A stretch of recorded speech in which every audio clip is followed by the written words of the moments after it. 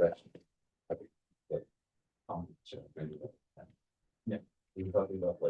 right, guys. Here we are. We've got a behind the scenes view of what's going on. What are you guys doing here on the 7th floor? Right now, we're creating a baseline of questions for our panel, social narratives, in order to make sure our participants know the way in order to, go about the whole thing, because it's their first time doing this, so we want them to be prepared. So what's your topic? What are you guys discussing today? They're doing a social narrative. I've honestly never done this. I'm a freshman, so I'm just looking at how they're brainstorming and taking like their advice, like what they're saying, and kind of adding it to my panel because I'm not on the same panel with them. I'm just checking the behind the scenes. That's cool. What's your name? What school do you go to? My name's Aksa, and I go to St. Mark's. Awesome. What about you guys over here? What school? What are y'all's names and where do you go to school? Yeah, I'm Axel, and I go to SEM at Columbia Magnet Center. I'm Ledo, and I go to Upper Summit. I'm Javier, and I go to the Colonial School. I'm Sebastian. I go to Allen. Allen High School? Yes, sir. Awesome. All right, guys. What grade are you guys in? We're on the 10th grade, and then you're a freshman. That's cool. All right, guys. Keep up the good work. All right, so we're going down here, down the hallway, see what else is going on down here.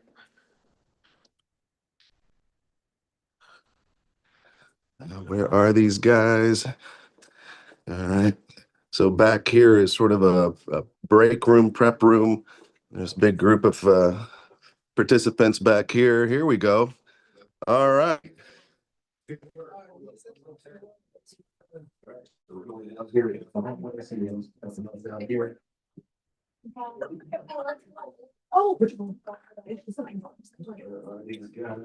All right, so who do we have here? Who are you guys? What are you guys doing? All right, so introduce yourselves. Who are you?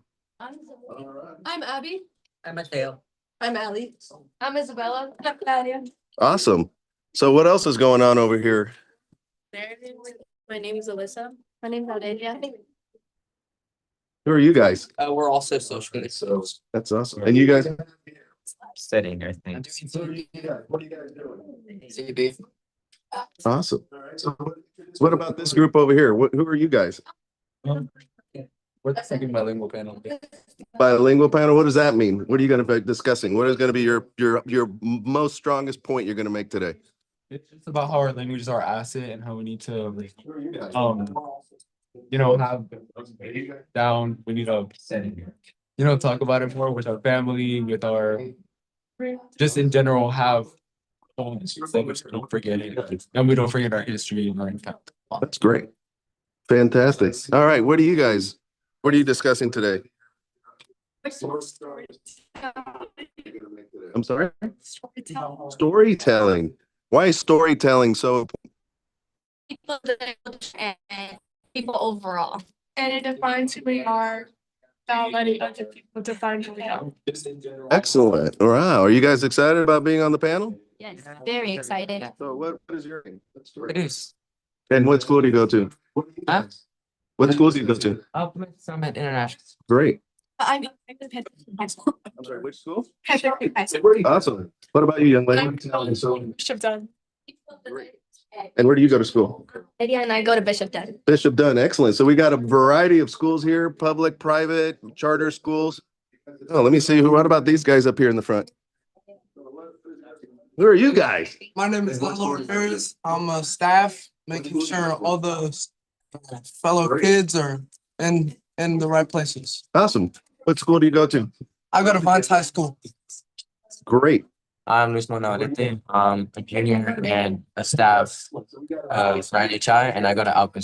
And like Lila said, I'm making sure they're all our participants are on task and really deliver good combos.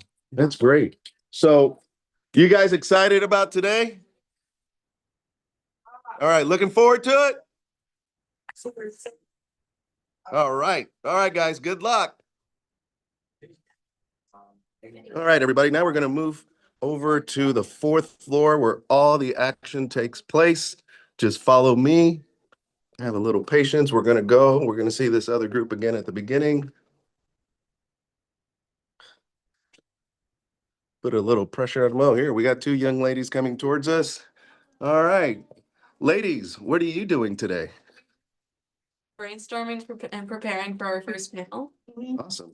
What's the topic of your panel? The fundamentals. Yeah, the fundamentals of NHI. These are the NHI fundamentals, and I assume you'll be talking about the importance of the fundamentals. And do you guys incorporate that in your region? Yes. You better say yes. Yes, of course. That's what the X is all about. All right. Do you guys mind introducing yourselves and telling us who you are and what school you go to? I'm Victoria. I go to Ursuline Academy. Awesome. I'm Alessa and I also go to Ursuline Academy. Great. All right. Good luck today in your panel. Thank you. All right. So we continue going down here. Here's these guys again, still working. All right. Let's see what happens on the fourth floor. I may temporarily lose you, but we will be back because I'm getting into the elevator. All right. Here we go.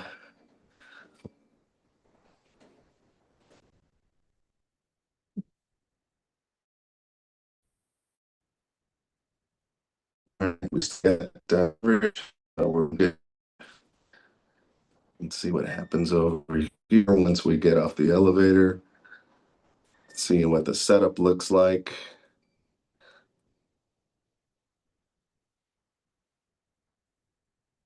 It's a slow elevator. All right, well, hopefully you could talk to folks that you know that will join us, listen to these kids, all the stuff that they have to discuss. And I'm sure you're going to be very impressed by them. There's different ways. So here we go. This is where actually everything takes place. These are the panels right here. We've got a green room right here. Let's see what's going on in the green room. Hey, so what happens in the green room?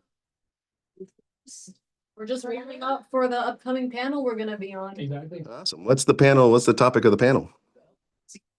LDZ. So that is an NHI program for sophomores and juniors, right? All right. Did all of you participate in an LDZ? Awesome. So if you were going to tell me what was the biggest takeaway that you got from your program, what would that be? I'll start with you. You've just gotta learn how to fail forward. That's like the best thing I can say. Awesome. Luna? You have to learn how to advocate for yourself and for what you want. That's awesome. For me, a big thing was connecting with others and networking. If you don't do that, then you can't be successful.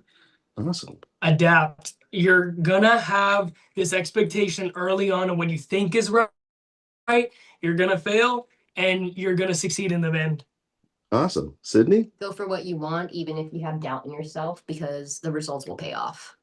What about you, Lorenzo? What did you take away from LDZ? One door closes, a more beautiful one opens. Very nice. And with us here, we actually have an LDZ educational director, Brianna Zavala. My takeaway is the learning never stops. Year after year, the learning never stops. Awesome. Thank you, guys. Good luck on your panel. We'll see you in a little bit. All right. So we're continuing here. And this is the live on air room. This is where they actually do the interviews and the panels get to discuss their topic.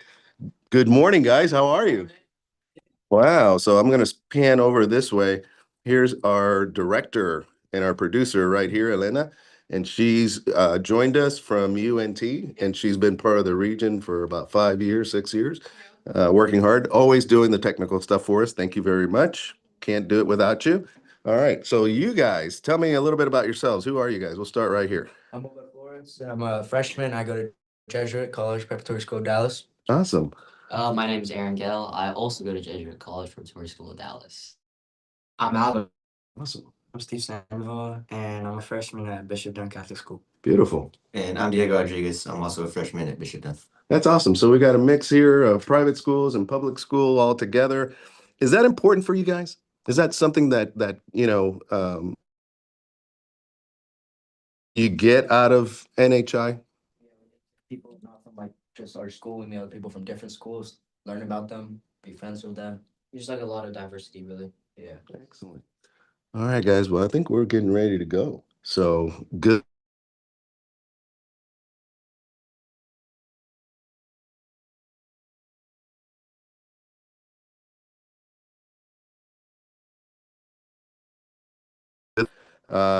Whether it's $20 or $100 or $200, all of this helps, and we're going to talk a little bit, and in a little bit, we're going to talk about where that money goes, because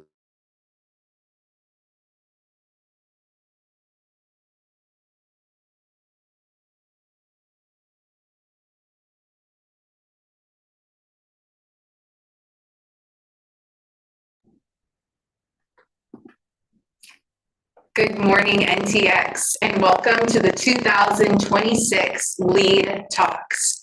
We're so excited to be kicking off. I know you saw a little bit behind the scenes with our executive project administrator, George Rodriguez. I'm an assistant project administrator. My name is Bella Rodriguez, and I'm so happy to be here with you guys this morning.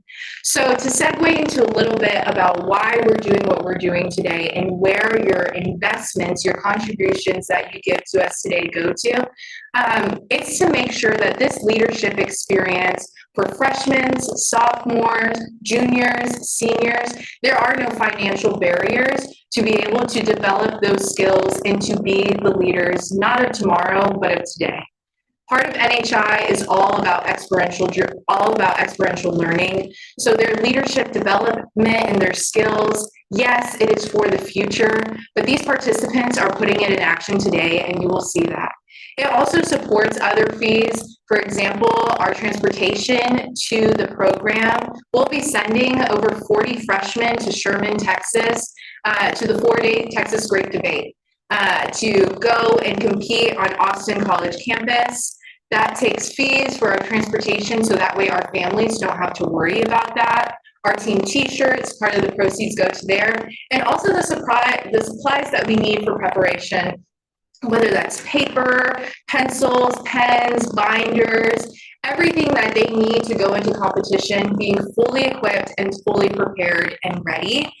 Because we show up as professionals here at NTX, we strive for excellence, and we are building and expanding this community. I mean, the DFW area is huge. And as you've seen, we have kids from all over, whether they attend charter schools, private schools, public schools, and we want every leader who is wanting to take the opportunity to be able to and to not have to worry about the costs. And that's what makes your investment so important today. I'm so excited to send it over to our very first panel, so that way you can meet our amazing participants and volunteers that make all the magic happen. Hello everybody, I'm Alex Rochelle. We are the cultural pride in the first panel of today. My name is Steve Sandoval. I am a freshman at Bishop Dunn Catholic School. My name is Aaron Gell and I go to Jesuit College Preparatory. My name is Diego Rodriguez. I go to Bishop Dunn High School. I'm a freshman. I'm Obed Flores. I'm a freshman also, and I go to Jesuit Prep School. Alright, so first thing we're gonna talk about, what does cultural pride mean to you? I'll take that. Having cultural pride, what it means to me is having deep amount of respect and dignity for my own culture, and having the confidence to show it out around the world, and not being afraid to express my culture to other people around me. Yep, to follow up on what Steve said, having like something to be proud of and how prideful, like the things to be prideful for is like the art and public showing of art, and like how people, like many artists and many like big time like CEOs have like an influence around the world, and they allow the opportunities for the Hispanic community to spread out. Yeah, our culture is very important to be prideful for our culture, and it really just shows the importance of how, like to keep the culture spreading. Yeah, so like cultural pride means to me, that's what they said, like not being afraid to show what our culture means. Like for example, like the halftime show of the Super Bowl happened, like Bad Bunny showed his culture and wasn't afraid to like talk about it, show it through like the Super Bowl scenarios that were going on. So that's what cultural pride means to me. Yeah, cultural pride means to me is just like being able to represent who you are and your culture all together, and just showing that it means a lot to you.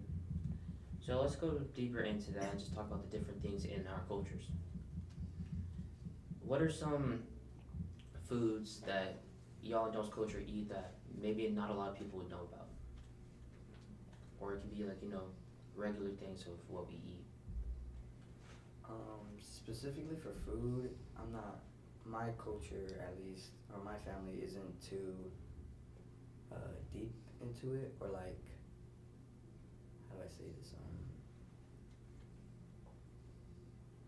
Like we don't specifically have our own thing. We kind of follow along the other traditions and what people or most Hispanics and Latinos do. So pretty much do everything. Pretty much just do everything what other people do. Same. Yeah, my family, we love to eat conchas. We eat them almost every weekend, and they're just they're delicious, and they remind me of my family back in Mexico. Something that my family does in Christmas, it's something called ponche. It's like sugar. It's like sugar cane, fruit, different fruits on there. And that's like really good. I eat it like during Christmas time, and it's like happening like it happens like a lot during like from Mexico. Came from my grandparents. Of course, it's not like came from my grandparents, but like it kept passed down through tradition. It's something like I really appreciate and love. Yeah, following up on all that, like my family, what they do the most, especially like my grandma, she'll make like these gorditas. They're very good. Like I've had them since I was born, walking. And they just kind of just stayed with me, you know, after school snack in the morning, bring them to school, lunch snack, I don't know, just like anything. It was just like really heartwarming, and, you know, it kind of just like let me like develop myself into like the culture, and like pass, like when I get older, I'll pass down the recipe from what my grandma gave to me. For me, I mean, just like, you know, the easy regular things, tamales, tacos, just things like that, especially homemade. I can never go wrong with that every time I eat it. And why is it important to y'all to understand the history of our people, where y'all came from, and to like understand our roots? What's the importance of understanding the history of our people, where they came from, and understanding our roots, like your background? I can answer this one. Like the history that we like, the importance of our history, especially the Hispanic community, is to learn like the roots, especially where we came from, but also how like we were a smaller community, and we were allowed to expand throughout and spread and give opportunities to those who weren't really that much, you know, put out there. Like we give each other like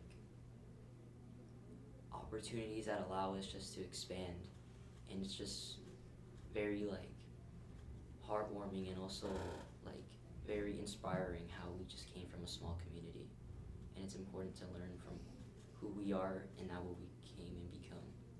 Yeah, like you said, probably like we gave the people an opportunity who probably weren't the most confident, or were afraid to speak up or try to have an opportunity. Yeah, it's very important, and our culture, it's great to present it as what it is and not what people think it is. And, you know, just, I guess to follow up on the next question for that, which be, what are those different peoples that like gave us the importance of, you know, still saying our history of people came a long way? I'll answer this. So someone that I look up to is Canelo Alvarez. He's one of the greatest Mexican boxers of all time right now. He inspires me because he not only represents his country, he doesn't only represent his country through boxing, also like without boxing, he just shows a lot of pride when he's boxing other people. And every time he wins, like Mexicans like watch boxing and watch him. Mexicans get proud of their own country, that they're really good at the sport they do. Yeah, I agree on that, and I would also say that Canelo is not afraid to show his community or his Mexican community out there. He's not afraid to show and have pride of what he's where he's come from, and I think he does a great job for the Mexican community on his boxing career, and being one of the greatest for his. There's a lot of other people that very impactful on not only the Latin culture, but mostly all kinds. One person being Frida Kahlo. She was a very famous painter, very inspiring to a lot of people, and she broke a lot of the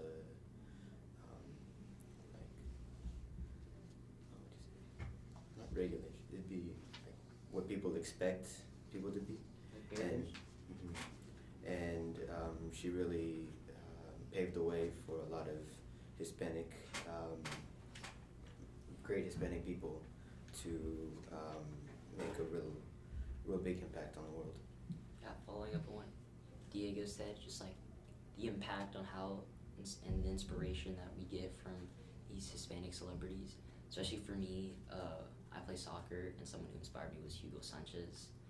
He's a very prominent soccer player. He's very good, and watching him have the ball at his feet, dribbling past defenders and scoring goals, just inspired me and made me wanted to play and be like him.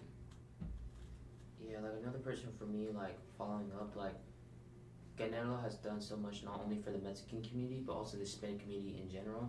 So as you know, he's on the verge of retiring, and another person coming up for our Hispanic community, someone like Ryan Garcia, who's been making his path, carving his way throughout the rankings, even with everything that people go through, and he's next up to be one of the greats. So yeah. Yeah, also kind of just like talking more about people drifting a little bit away from sports, but also just like the man who like founded or created like the bag of hot Cheetos. I know it sounds a bit silly, but he was just like a factory worker, and he came from such a small community, and he had ideas. He thought like a CEO, and he wanted to promote himself out there, and he took these really big ideas and applied it to himself, and there he created his own snack and like became super prominent in the Hispanic community and allowed like opportunities to be passed through generations. That's all. Yeah, I mean, like things like that, you just gotta be confident in what you do, have pride in yourself, and you can do things like that easily. Every now and then you're gonna get your chance, take your opportunity, things like that are gonna come. Another question is what does cultural pride look like at school or at home to y'all? Cultural pride to me at school, we don't really like show like Hispanic Heritage Month and all that, but like one time it was December 12th, the day of the La Virgencita de Guadalupe. When I came in the morning, I didn't realize they were gonna do like a big celebration for her. They had like mariachis there. They were like singing to the La Virgen de Guadalupe. Then after that, they had mass, and it was like a really beautiful thing. And it showed like I was proud of my culture and how the school also represented my culture. Yeah, following up on what Obed said, just like at my house, we have for Dias de los Muertos, they'll put up an ofrenda, and like it'll just like, I take a lot of like pride in that, and how like these generations of people build like these generations of people that are on the ofrenda like build my house. They like created and founded like my household, and they're the reason why I'm here today. Yeah, another thing is like how he said like my school doesn't exactly like celebrate like a lot of like traditions, big days like that. We do, but it's not like huge. But when it came to Day of the Dead, like we don't celebrate a lot, so I wasn't expecting a lot from it. But that day at my school ended up being one of the biggest days, I guess, of the year for my school, because it meant a lot. Like you said, we had mariachi, we had all these things set up, dancers, just big things like that. So I think it meant a lot to me that my school would show pride into things like that. So I think just that meant a lot to me. In what moments have you felt proud of your culture? Personal things, regular things, big things. I felt real proud of my culture when I was watching Formula One, and I saw the Mexican driver Checo Perez across the finish line. He went through a lot of struggles in that race and overall came out on top, and it was inspiring for me. Yeah, following up on what Diego said, just like someone who also inspired me was a man named Gabriel Iglesias. When I was very young, I remember I just watched him on TV and he made me laugh so hard, and it was so much fun just to watch him, but also just like the way he put himself out there. He wasn't afraid. He took pride. Was very inspiring to me. And later, as I got older, me and my mom went to a show, and it was just like very prideful just to see how far the Hispanic community has come and like what influence it can have on our community. Like one for me would be I was watching the Super Bowl, and of course a lot of people talk about Bad Bunny, a really big name in our community who represented us. But another person in that Super Bowl was Christian Gonzalez. He is a Colombian cornerback for the Patriots. He played off his hardest, and I mean to me he was easily one of probably the biggest people in that game. And even throughout the journey of how they got to the Super Bowl, he represented his country in every way. Even when they lost, he still had the flag, he still represented them, which showed a lot that, even how they went out or even how hard he tried and they didn't win, he still represented his culture and his country, showed like, where he came from, that anybody can just do it. So that made me really proud to see. Yeah, even though like everybody knows the World Cup is coming up, one guy I love to watch, or I loved watching, was Memo Ochoa. He was a great goalkeeper, and the way he really was the one that got me into soccer. Just watching him play and him with his teammates just showing great pride in the Mexican and doing great at every World Cup, trying his hardest, and yeah, that's one person that shows me. Following what Steve said, when I was watching the Gold Cup versus Mexico and the United States, the United States was winning 1-0, and then when it came to the last few minutes of the game, Mexico came up and scored one of the beautiful hat trick, and it showed pride because not only did they fight their hardest, they tried to go through overtime, and they won in penalties, and it showed that that Hispanics don't give up; they fight harder to get what they want. Yeah, so just different things like that show a lot of things in our culture, and they mean a lot. They mean a lot to the community. And I also want to say thank you to everyone who was watching. And we would love if y'all, invest in our community. There's a QR code on YouTube or on the Facebook link. And like I said, I'm Alex. I'm Aaron. I'm Obed. I'm Steve. And I'm Diego. And we are the Cultural Pride, and thank you for watching.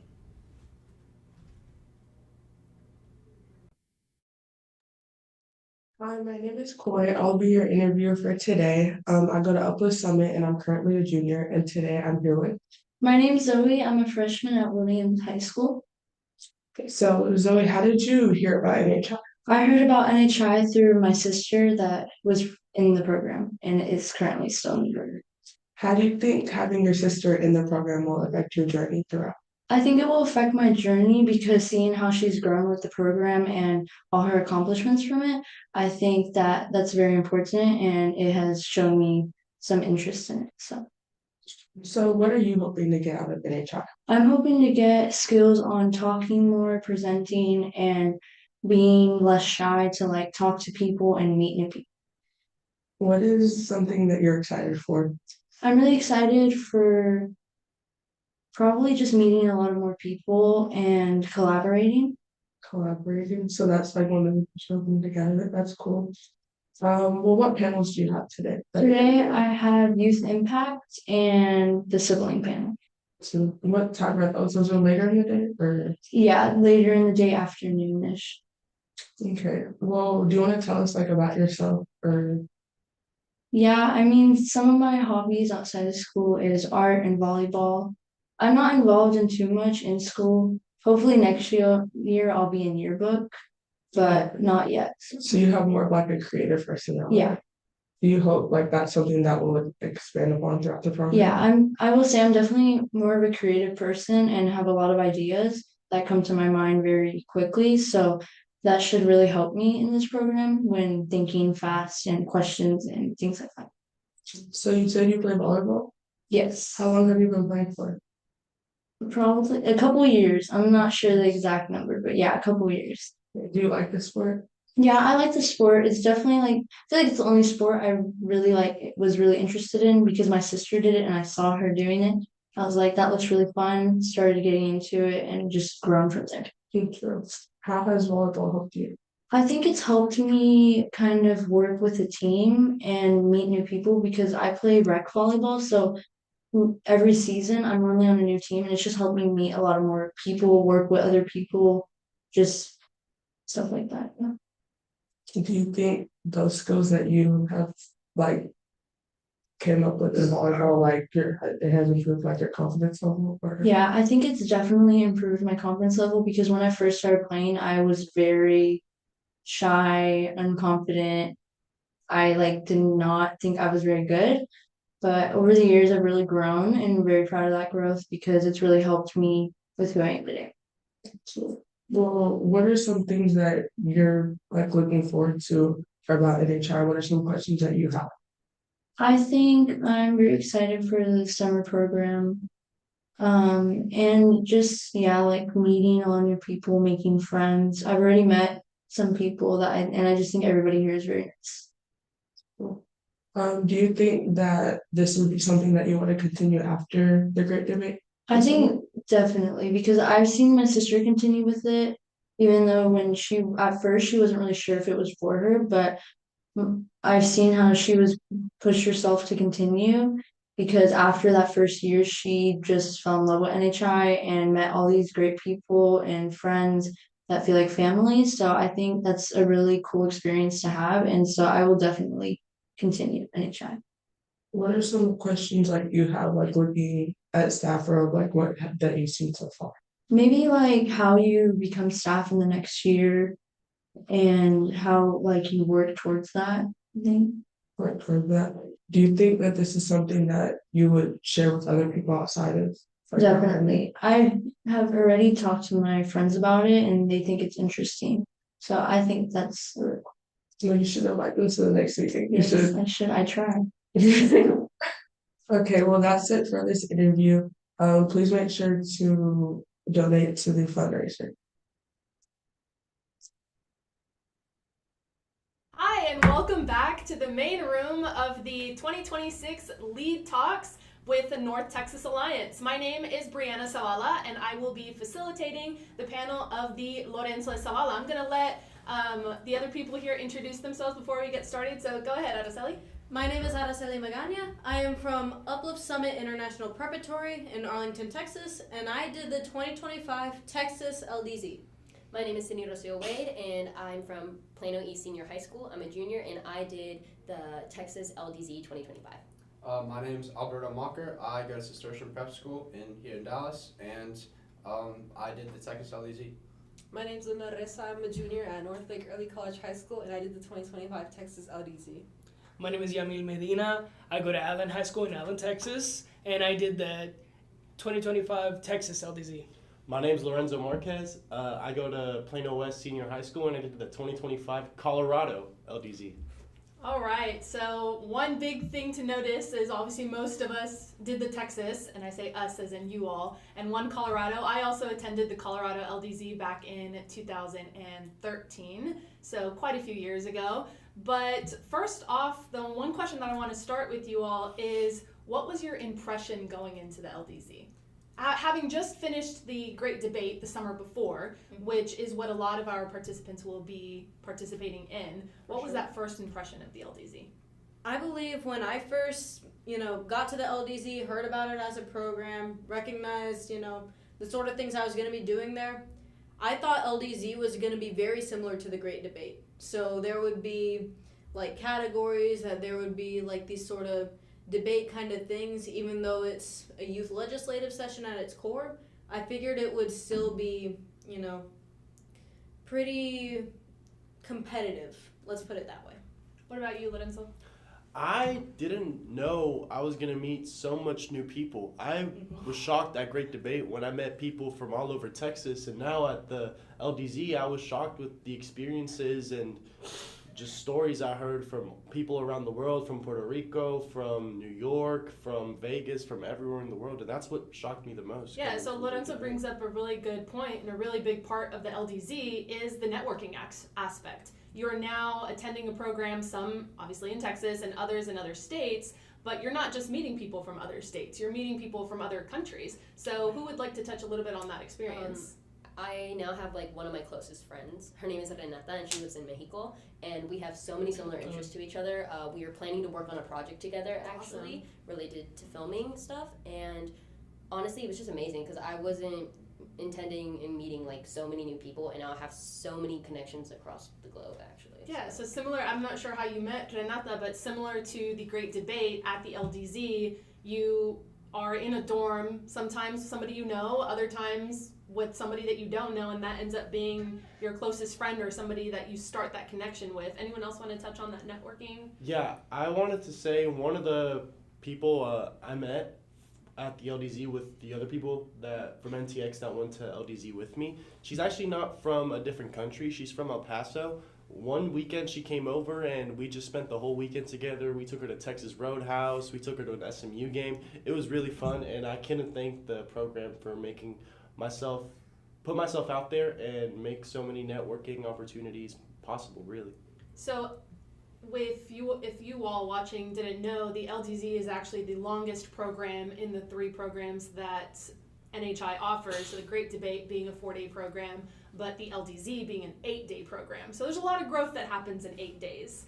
What is one thing that you all noticed about yourself changed within those 8 days? For me, the biggest thing was definitely like confidence. Going into the LDC, like the first day I was scared, like I'm sure like everybody was, but I only talked to friends that I knew coming from my region. I was a little closed off, but as you go on and the days progress, you meet so many new people. It's incredible, and really, for me, that was one of the most important things, making those connections. And if you aren't able to make those connections, it makes it hard to succeed because we're all a community, and the connections are incredibly important. I think for me, the fact that it's 8 days away from home, it was just a really new change staying with the roommate, and it's in San Antonio, and that's very far from a lot of us, like our homes, and meeting a lot of new people. It's just a new practice.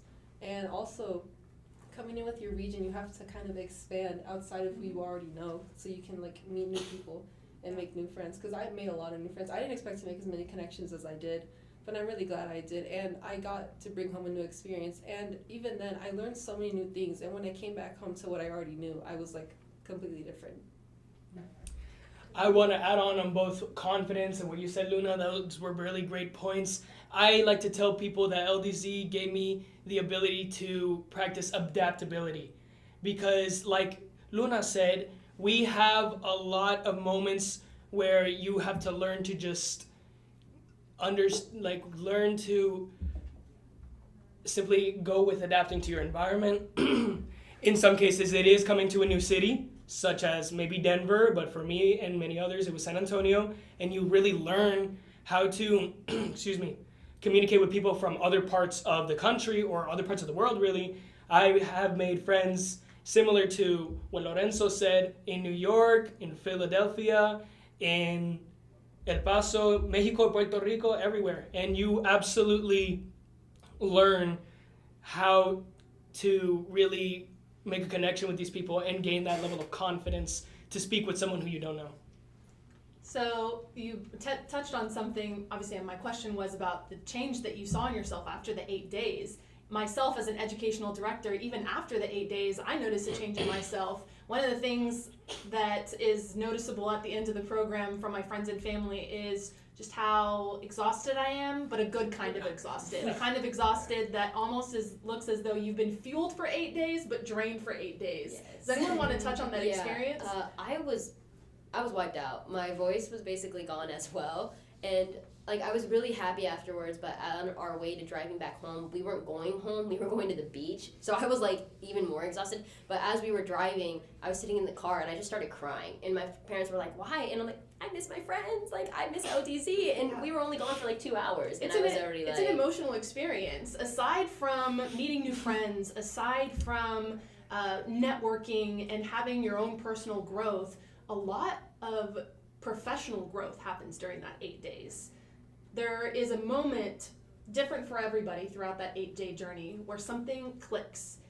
Does anyone want to share what their click moment was when they realized that throughout this journey, it was much more than meeting new friends? I can share. My click moment was it was kind of a big group discussion with all of the LDZ, and I hadn't talked in front of the LDZ yet. I had kind of been sitting there waiting, okay, I was like telling myself, okay, I'll do it eventually, and at this point, nobody had gone up to talk. It was a little bit silent, and I was like, okay, let me go and talk then. And I went up there, and like, my voice cracked, and I started crying within like 10 words, and I was like, oh, come on. But I ended up getting what I needed out, and I felt like what I had to say was really impactful.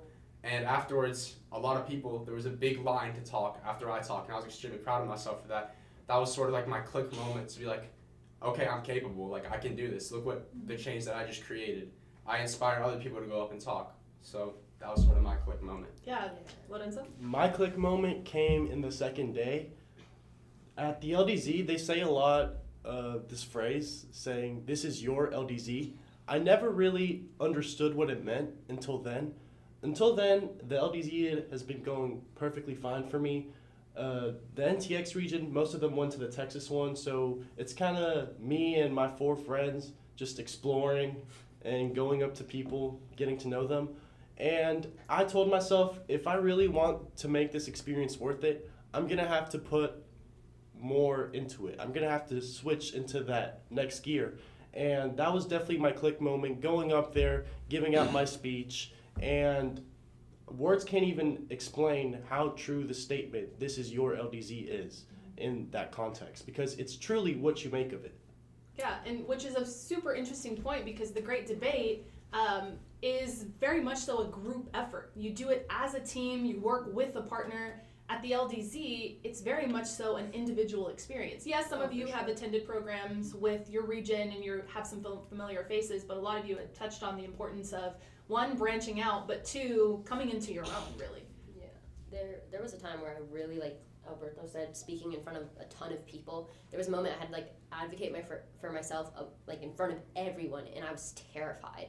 But I just knew I had to go out there and I had to give it my best, and that has honestly picked up more in my life now, that I'm going out there and I'm just going for what I want, and if I don't get it, I don't get it, but if I do, I just keep moving forward until I get the next thing, and then the next thing, and that is something that I took from LDZ overall. And along that journey, when you realize that it is you against the world, it's also important, and I would imagine that you all would agree to this, is you have a whole community behind you, championing you to go forward. Tell me a little bit about what building community was like for you at the LDZ, Araceli. It was definitely a process. I'll just put it that way, because so many of us already had our preconceptions for what the program was going to be like, or what kind of things we wanted to do with the program. So when it came time for us to, band together according to our ideals, it was a mess, but at the same time, it was a healthy mess in a sense that it meant that we had to be honest with ourselves on not only what we wanted, but what we wanted to do for other people, if that makes sense. Right. You mean? And something that I really feel that I had to do when we were creating a community, you said? Excuse me. It was in the second day when we had to form political parties. It was really defining the early community and getting supporters and getting people who agree with you. And for me, that was almost a click moment in itself, because that was at that point that I see 70 people around me as I spoke, listening. And to me, that felt like one of the strongest moments that I felt that community being built slowly. And I want to add on to that. There were a lot of people in that group area that were just sitting out that felt like they didn't have a voice to speak. So when I was there, I wanted to hear them out, and I would ask them to come join us. And then during our lunch period, we had this giant table. So lunch, breakfast, and dinner, we kept inviting more and more people to come eat with us, to come discuss, to come disperse like what we've been learning and what we've been talking about, to move together onto the next day. And by the end, we had over like 30 people at that table. Oh, yeah. Like people were It was pulling up huge. chairs. It was crazy. Once you start saying what you feel and believing what you're saying, people start listening. And Absolutely. again, for those watching, if you are not familiar with the LDZ, we've kind of touched a little bit on it, but to give some context to what we've been talking about, the LDZ, like I said, is an 8-day program, and during those 8 days, you are also part of a youth legislative session and creating a mock government. So depending on what program you go to, people run for office. They run for governor, lieutenant governor, speaker of the House. You are either in the House of Representatives or in the Senate. You're part of the Supreme Court, or you are an attorney. And so some of you assumed different titles during that process. Let's just go around the table and say what it was that you ended up being at your LDZ. So I was a senator during mine, which did involve being part of an electoral process and giving a speech to a huge body of people and everything. So I'm really proud of myself for getting my points across, not only just to, everyone that was there, but to enough people that I would be voted into the Senate. So, yeah, and I was also in charge of, I believe, 2 committees. So I was verifying and declining certain movements that people were trying to enact. I was part of the Supreme Court Justice, and that was also an electoral thing. We went up there, we gave our speech. We only had like the night before to write our speech and the morning of. We presented it. It was really scary, but I got in out of, I believe it was 9 I got in. Yeah. And basically after that, we were taken off immediately. We didn't get to see any of the other elections, and we just went to work, and we started preparing for our duty. Like Sydney, she kind of explained the role, but I was also a Supreme Court Justice. Like she said, went up, gave a speech. It was terrifying, like she said, but it was well paid off, so. Luna? Like Araceli, I was also on the Senate, and the kind of like pressure you're put up against when you give your speech, it's a one-on-one election. And I remember thinking when I went up there, like, there's no way I'm beating this guy. It's a 1v1. Like, I'm not getting through this. But when I won, I was very happy. And I got to collaborate with a lot of my senators on different bills that they were trying to pass. So, yeah, it was just a very, I guess, teamwork experience. I found myself in the House of Representatives. It was initially not a position that I wanted, but in a position that I learned to appreciate. As soon as you become a representative, you start off by creating different bills for, wow. You start off by going and starting the legislative process, passing bills to go onto the Senate. And for me, I wanted to be in the position of Luna and Araceli. I wanted to be a senator, but I found myself really appreciating where I was at and working with it, part of that adaptability that I was mentioning earlier. And I found myself to be the best debater in the House at the end of the program. I ran for governor, but I lost and I got second. But I was accepted into the governor's cabinet, which is basically the governor's close group of advisors. And while I was actually giving the governor my speech for governor, this is also a difference between the LDZ and the Great Debate. As the Great Debate, my category, it involved giving out a speech. So I was like, oh, I got this. But when I went up there, when I saw the 250 to 300 people there, I was like, oh, crap. Yeah. So that was also a really big shock between the Great Debate and the LDZ. And that's also why I knew I had to switch into a higher gear, or switch into that next gear, if I wanted to make it really my LDZ and shape the experience that I want to have out of this program. What did you all feel was the importance of this second program and participating in the continuity of the 3 programs? And how many of you all are planning on attending the 3rd program in the 3 programs offered by the National Hispanic Institute, which is the Collegiate World Series? I think we're all Yeah, looking at all of it. us are definitely looking at going. Yeah, for me, the biggest thing was that I really loved about LDZ. Unfortunately, I didn't go to Great Debate, but I really found myself networking, seeing other people with like so many unique interests, and not only ones that are similar to yours, but so diverse.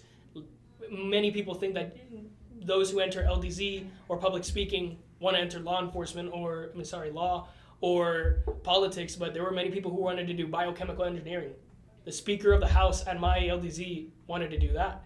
And to me, I feel like seeing these people with these connections and with these interests that you can connect with is great, and I want to continue that for CWS, meet new people.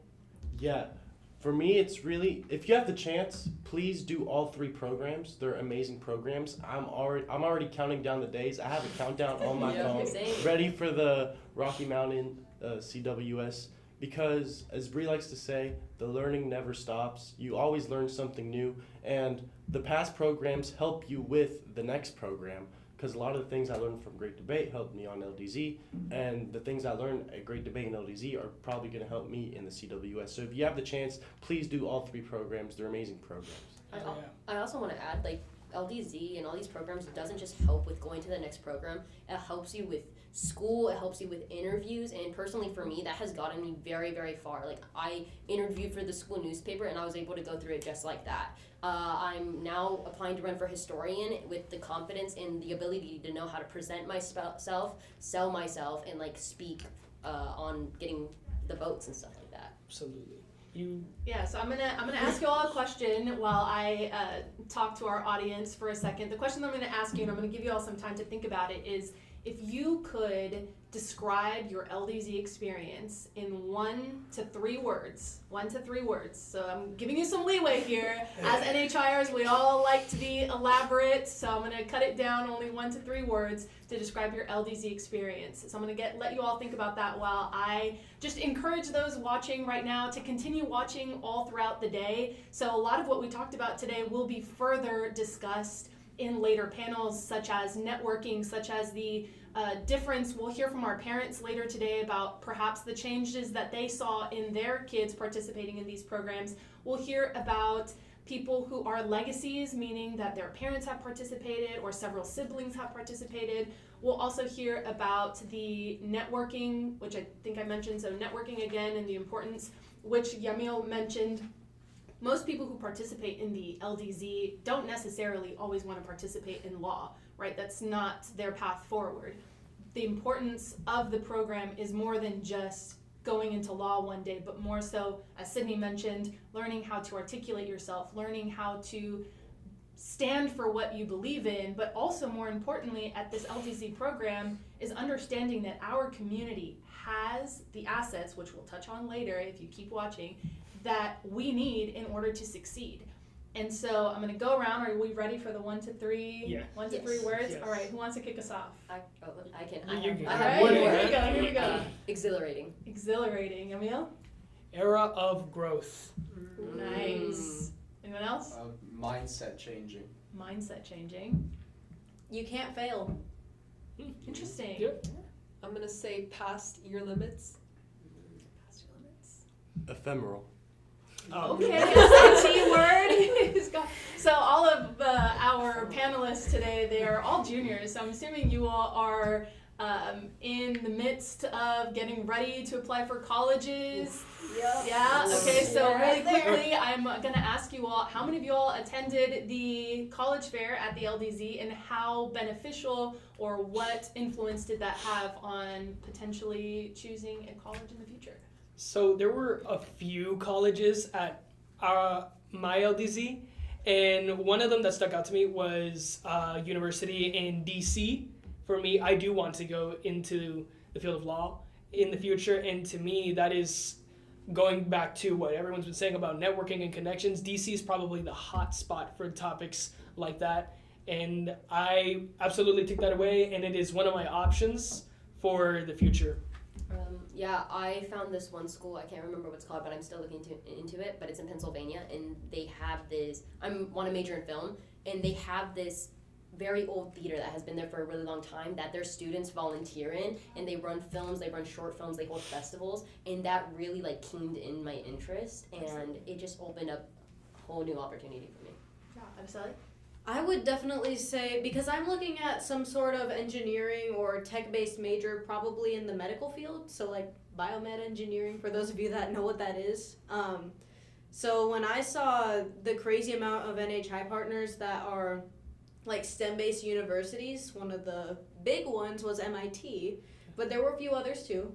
So when I saw just how many connections that not only RLDZ specifically had, but NHI as a whole, that helped me realize that, there's no real way to make a wrong decision here. I mean, these are all incredible schools that want us for a reason. Yeah. So I'm just looking forward to the application process at this point. Yeah, so NHI partners with several universities, and we talked about networking on a personal level, on a building of the friendships that people who live in different states, different countries, bonds that will last a lifetime. But in addition to that, there's the networking on the professional level. There's the networking on the universities, the ties, the history that NHI has with, for example, Colorado State University is a long-lasting relationship where a lot of the universities that you all visited at the college fair, they want people who have participated at NHI. And I'm sure if you were to ask some of your upperclassmen that have since graduated, have they ran into people at their universities who participated in Yes. NHI? Yes. Absolutely. They run into them in public. Yes, Like- yes, Yeah. absolutely. You would be surprised with how many people you'll come across in your day-to-day life. They say the world is small, but the world of NHI is even smaller. Yeah. So what is, looking forward to the future for the CWS, what is one thing that you all are hoping you get out of that experience? Oof. Well, for one, I'm excited to see my friend again because she lives in Mexico, so we never get to see each other and we barely get to call because of school. So getting to see her and also getting to connect with other people and, vote up my college rep and honestly just learn and improve and be more confident with how I already am. I'm one of those people that sort of doesn't exactly know what I want to do yet in college. And it's called the Collegiate World Series, so I'm kind of going there hoping maybe I can help me figure it out a little bit. Yeah. I can gauge all the options that I have and kind of get to know myself better in order to see what the path might be for me. Absolutely. Yeah, I agree with Alberto. I also don't really have it clear what I'm doing, but regardless of that, I can't wait for the CWS, and I'm not going to take it for granted because, especially since it's our last NHI program, we should try and make the most out of it. Absolutely. Sure. Absolutely. So the CWS would be the wrap up to your NHI experience as a participant, but that does not mean that your involvement with NHI ends there. The work of the Institute is, if you accept it for what it is life-changing and will be a part of your life forever. But we will also be wrapping up this panel here. Thank you so much to our panelists for talking about the LDZ. I hope those of you watching got a little bit of an insight as to what it is, and we look forward to our great debaters participating in the LDZ next summer, but we're also super excited for their experience this summer. So thank you again, and we will catch you later. Thank you, guys. Bye. Thank you. Hi, my name is Coy, and I'm back with another interview, and now I'm here with. Hello, my name is Alo Ramirez. I go to Bonds High School and I'm in 10th grade. So, Xylo, you're coming back to staff? Yes, yes. So you did the great debate last year. Yep. How was that experience for you? It was good. I got to meet a bunch of new people that I thought I would never meet. Thanks to NHI, I got to meet people, make connections, and compete in my event, XTEP. How was XTEP for you? XTEP was pretty good. As I would think of myself, I'm a pretty creative person. So they put me in the event, XTEP, so you could create your own opportunities and you get a question, and I was able to take opportunities from that. That's good. That's good. How was your great debate experience as like a whole? It was great actually. Got to compete. I went kind of far. I went to the top 14, I think it was.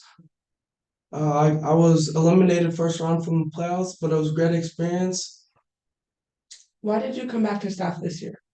Because I think everybody has a future and potential. So I think I would want to give my advice to the future NHIs. So what are you excited for about staffing?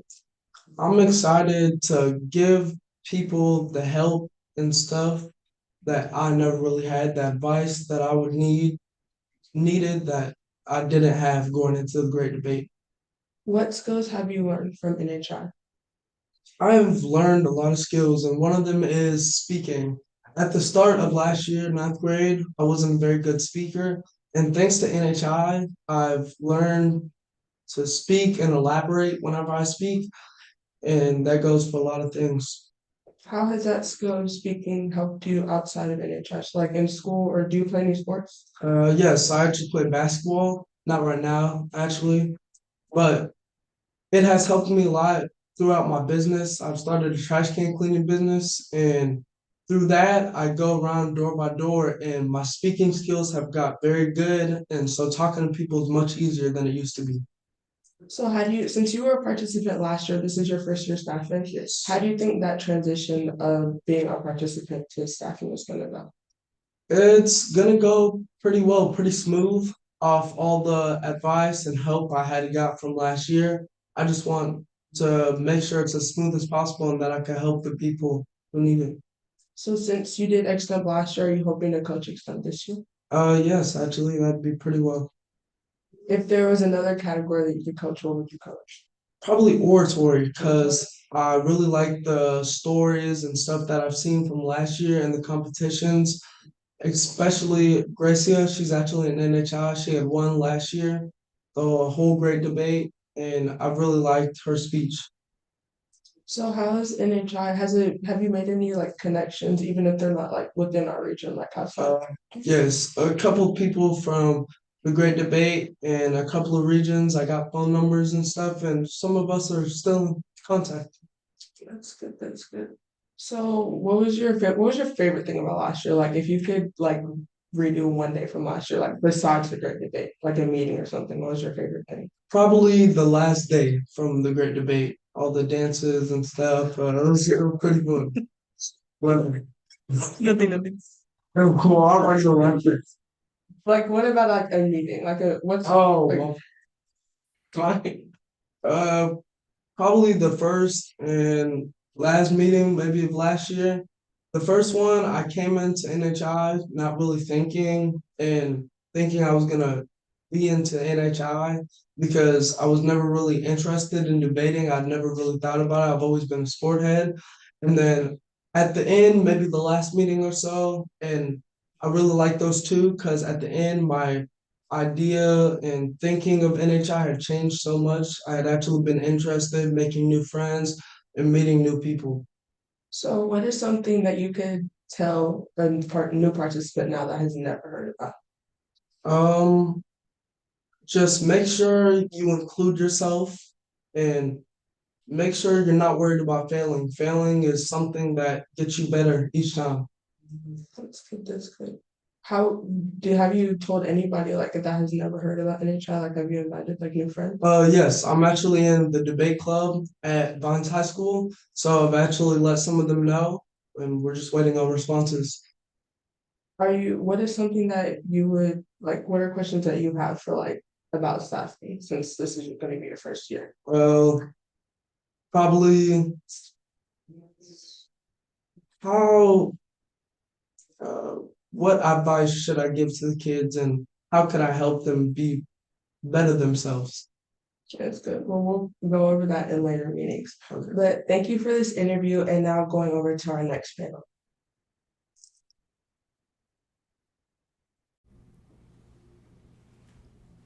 Hi, my name's Alberto Walker. I participated in the 2024 Great Debate, 2025 Texas LDZ, and this summer I'm going to be participating in the 2026 Rocky Mountain CWS in Colorado, and I go to Cistercian Prep School in Irving, Texas.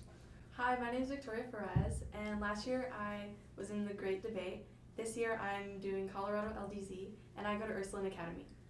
Hi, my name is Luna Reza. I also attended the 2024 Texas Great Debate, the 2025 Texas LDC, and I'm attending the 2026 Rocky Mountain CWS.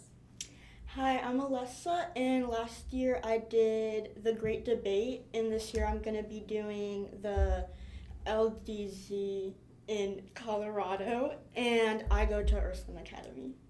So for our panel, we have a panel about fundamentals, and I just wanted to give a brief overview about what exactly fundamentals are. So the way I like to think about it is F stands for fundamentals and foundational, because these fundamentals are truly the foundation of what NHI is and how we use it in our everyday lives. So another way that I like to think about it is that these fundamentals were made after as a cause of NHI. So basically what that means is it was NHI, and then we saw all the values in there, and we decided to create these fundamentals and to write them down, because we think it's really important just to realize all of our assets. So for the first fundamental, I'm going to give it over to Alessa. So the first fundamental is act with integrity, and integrity is a big aspect to leadership, which NHI really instills leadership skills into our young Latinos. And integrity is all about being honest and loyal to your values and those around you. And to be honest to your values is to stick with them and not to stray away from your values by taking another leader's example or taking someone else's example, but doing your own thing by your own values. And by being honest with others is by being honest about what you can do, what your goal is, and what your initiative is. And to really act with integrity is to really represent your community well and be ethical and commit to your cause. Yeah, and along with that, I just wanted to go ahead and say fundamental number 8, which is appreciate and acknowledge. And I think you really touched on that subject about how NHI is not only beneficial to us, but to everyone around us, because at the end of the day, we're all a community. So really, we should be putting our benefits to the table, realizing what we have, and it's important to see this in our fundamentals especially. So appreciating and acknowledging. This one really stuck out to me, especially with what Alessa said, that we're all a team, and instead of looking at everyone's accomplishments as an individualistic thing, we can look at it and realize that, whoa, this is our team. Everyone can bring something to the table, and everyone can participate, and I think that's really important. I want to add on to what Victoria said about the 8th fundamental about appreciating and acknowledging. I think along with accomplishments, you can also acknowledge people's different assets that they bring, because that's one thing that really builds community. Different assets that people have, their strengths, so for example, their knowledge, the language they speak, their skill sets. That's also things that we can appreciate and be able to utilize when going into different things. So for example, someone who's good at someone who's coached a category or participated in a category before here at NHI, when you go into coaching, you have to be able to recognize okay, what am I good at that I can be able to teach the new participants coming in to help them be able to do as best as they can at the great debate. To add on to that, she said bringing your assets in is very important. I like to think of fundamental number 7, behave like a stakeholder. You're only going to get out what you put in. So if you just sit back, everybody has assets. So if you just sit back and say, all right, I'm just going to let everybody else do it and don't put what you have into it, then you're not going to get anything out. NHI, we're very much about also tying it to fundamental number 20, reciprocating support. If we put our assets, if I put my assets in, it's going to be matched by somebody else. We have a strong community. Everybody's different. Everybody has their own assets that they bring to the table. And together they're so much stronger than just by yourself. So if we do that, then we're just going to be a stronger community. I'd like to bring that over to the 18th fundamental, practice blameless problem solving. You're talking about how we all have assets that we can bring to the table. With practicing blameless problem solving, we can really, utilize those assets in focusing on a solution rather than trying to find the problem or trying to blame the problem or pin that problem onto someone else or a community.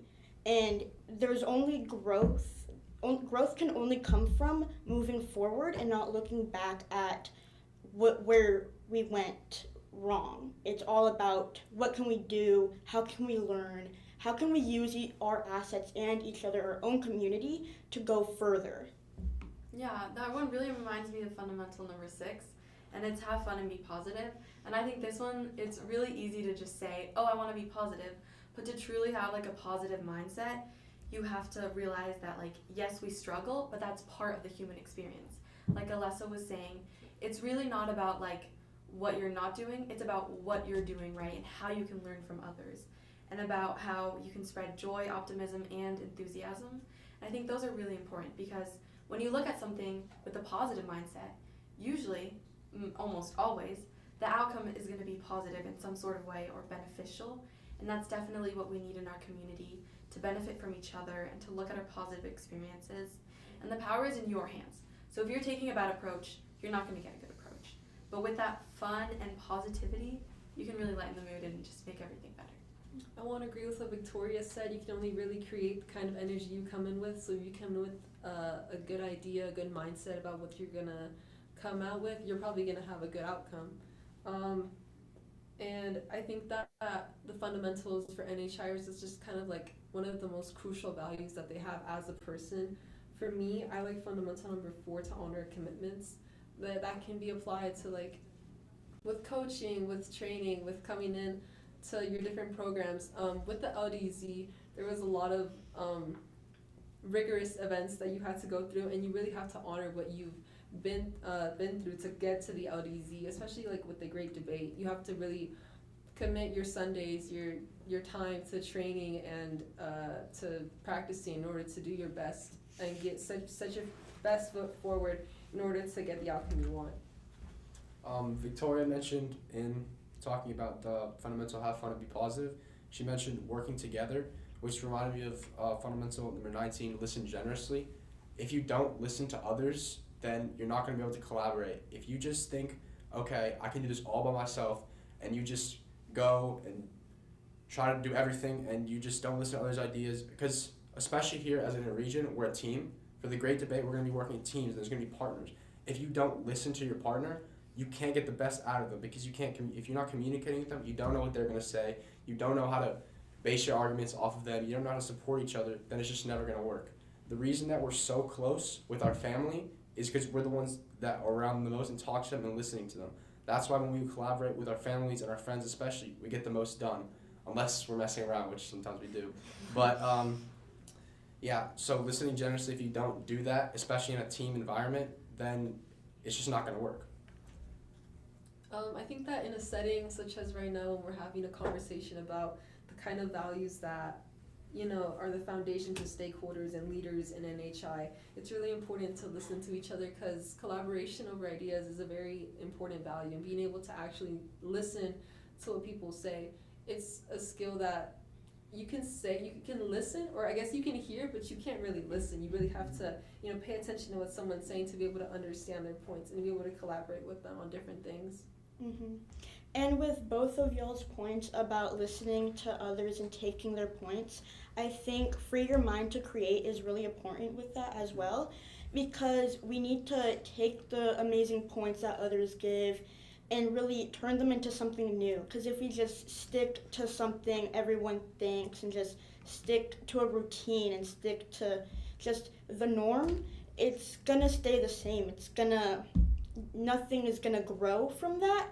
Like, all the greats in our world, they made change, they made growth in our world by thinking how no one else thought. So we really need to free our minds to create and really unbridle our minds to its full potential.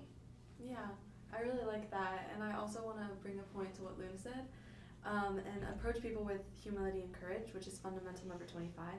And you know, there's 25, so they say save the best for last. But I really like this one because it's about confidence and respect are really key to success. And I think especially in these settings where you have to speak a lot, the best thing to have is confidence.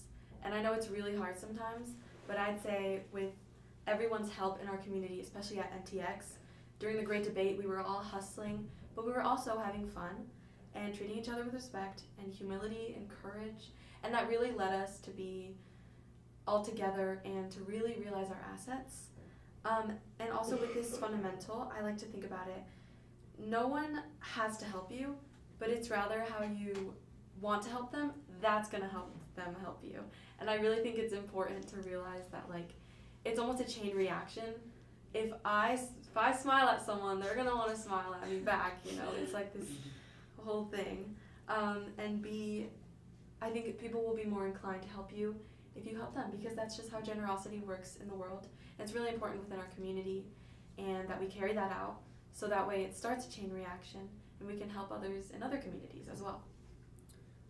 You mentioned talking about everybody else and helping each other.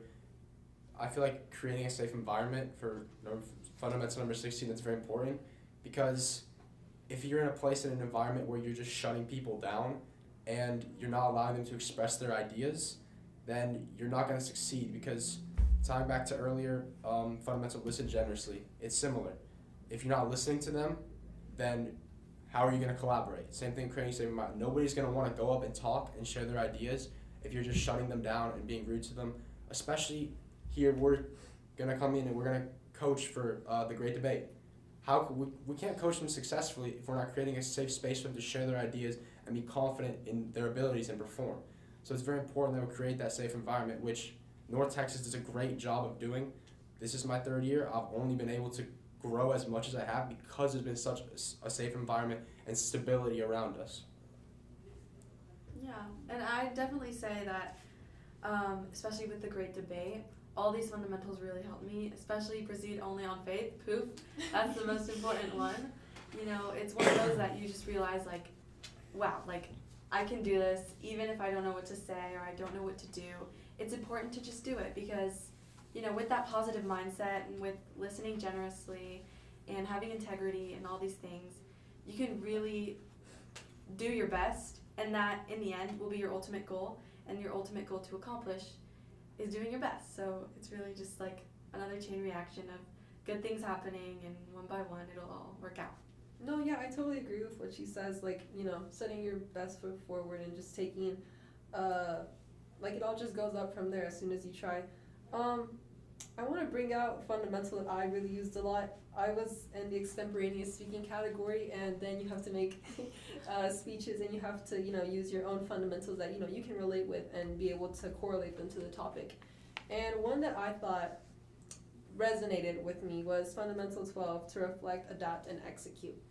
Especially like in the extemporaneous category, you have to be very quick-minded on your feet. You have to be able to take initiative, to be able to think logically about what you're going to answer.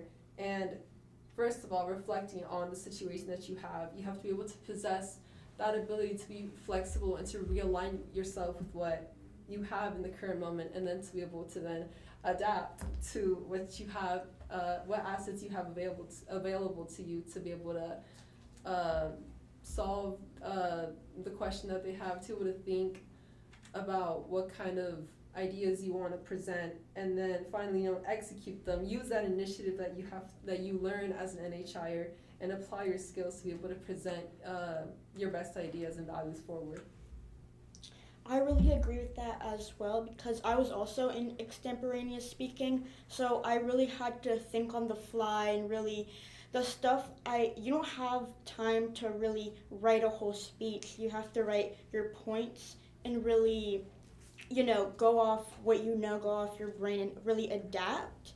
And coming from that, you really just learn how to think and really adapt in situations of high pressure. Yeah, I was in oratory, and I'd say that we were kind of the opposite. We didn't have to think on the spot. We already made like our speech and everything. And I think that that's really important for the preparation, specifically to NTX's favorite fundamental number 17. If it's meant to be, it's up to me. And I think this one's about like how our learning experiences, they can be shaped by other people, but at the same time, sometimes we just have to go with it and be the first ones to do something, and then other people will want to do that. Mm-hmm. I really think if it's meant to be, it's up to me is really important to us, because a lot of people really stick in the bystander mindset, or someone else will do this, someone else will come and make the change I want to see. But you really have to be the change you want to see in the world and really be that growth. So you have to be the one to put your foot forward and really make that action happen. Like I was saying earlier, this one also reminds me, like, you only get out what you put in. If it's meant to be, it's up to me. You have to put your front foot forward. You have to dive in. If you never take the chance and it's okay to fail. Sometimes you're gonna be okay. You're gonna put your foot forward, and it's not gonna turn out how you want, but that's okay because you only learn from making mistakes. And if you're afraid to make mistakes, you're just gonna sit there in the shadows, and you're never gonna change as a person. You're never gonna grow. So that's kind of what that fundamental means to me. I think that fundamentals could be applied even outside of NHI because, again, it's just kind of the foundation that builds for you as a person. Personally, I think that if it's meant to be, it's up to me. It's growing success. And so, for example, in a school setting, being successful and wanting to have good grades in academics, I mean, it's really up to me, right? It's my grades. How am I supposed to expect someone else to carry my academics and my standing in education? How would y'all apply that fundamental in y'all's lives outside of NHI? For me, I play a lot of soccer competitively, and the only way you can really get an edge over your competitors is practicing outside of practice. If you just do what everybody else does and go to practice, you're going to grow at the same rate as everybody else, and you're not going to reach your goal of being the best. So I've had to learn that you have to put the practice in outside and take the initiative to do that. There's going to be days you don't want to do that. You're going to want to sit there lazy and tired, but it's the same thing for NHI or anything else that you do in your life. If you just sit back and you think, okay, it's fine, everybody else we're doing the same thing, so at least I won't be the worst, I'm doing the minimum, then you're not going to grow. You're just going to stay stagnant with everybody else, and you're not going to be the best version of yourself. Yeah, I'd also come at it from an academic perspective. And, if I see something that's extra credit, a lot of people are like, I'm not doing that. But the way that you can get that extra credit is by putting in the hard work and ending up doing it, because in the end, you're going to be really thankful that you did it rather than regret that you never tried to do it. I also think this works for outside of academics. You really in life itself, when you're an adult, there's different things that you have to do yourself and really do it yourself. Like basically, like in the world, you see lots of things that you wish wouldn't happen, and it's up to you to raise awareness, up to you to use your voice to help those who can't use their own voice for themselves. Yeah. Well, I think we've had a very productive talk about fundamentals, but again, coming into NHI, it's a commitment, and with commitment comes investing your time. So, what would y'all say y'all have invested into NHI from the start? I know you guys have only done it for 2 years, but even then, that's enough time to be able to leverage your assets and to grow as a person. Alberto, since you've been here. I mean, obviously, my time for one. As high school students, we got a lot going on. We got sports, school, other extracurriculars. But investing our time is the only way you can get anything out of it. If you just skip every meeting, then what's it for? But just like we invest our time, you should invest your money in us. I know that's a little forward, but I promise that what we're doing here, it helps kids grow. If you had put me if you compare my first ever lead panel my freshman year to the one now, there would be a big difference, let me tell you. So invest, because I promise you it's worth it. You're going to see the change in these kids. They're going to be better people. They're going to grow. So I promise you, please invest. It's worth it. Yeah, and it's just beneficial to all of us, and I think that that's the best that we can do. Thank you guys for Thank you. Thank you. Bye. Bye.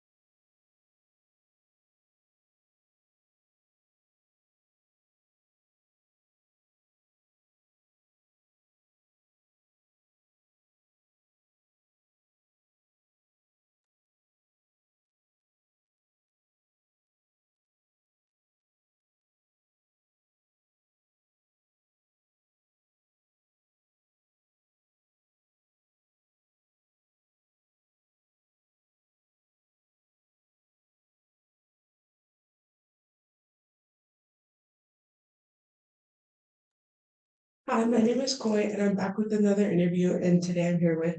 Hi, I'm Alyssa. I'm a sophomore at Ursuline Academy. So, Alyssa, you did the Great Debate last year? Yes, I did. What category were you in? I was in extemporaneous speaking, where basically we had 30 minutes to write a 4 to 5 minute speech, depending on the prompt they give us.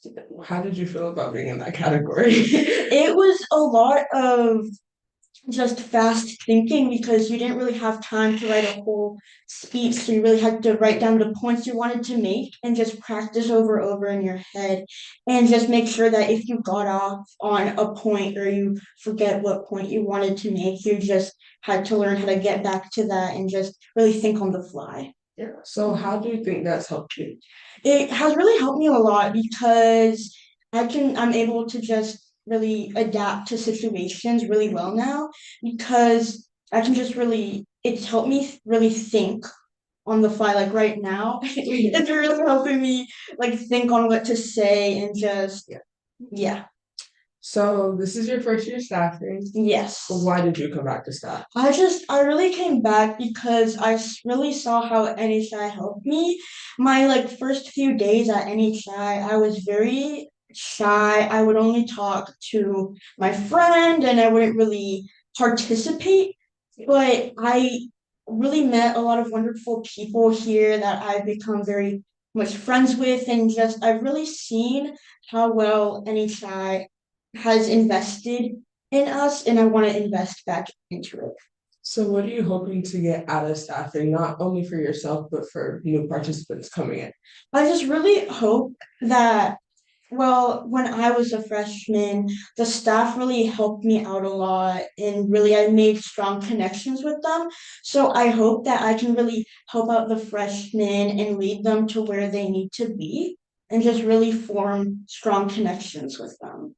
What is something a staff member helped you with that you hope to help new participants coming in? Well, Sydney, she was my extemporaneous coach, and at first I did not get extemporaneous speaking at all, and she never gave up, and she just kept on really helping us out, and she always had faith that we could do well, and just putting in that faith in us really, and putting in that time for us really helped a lot.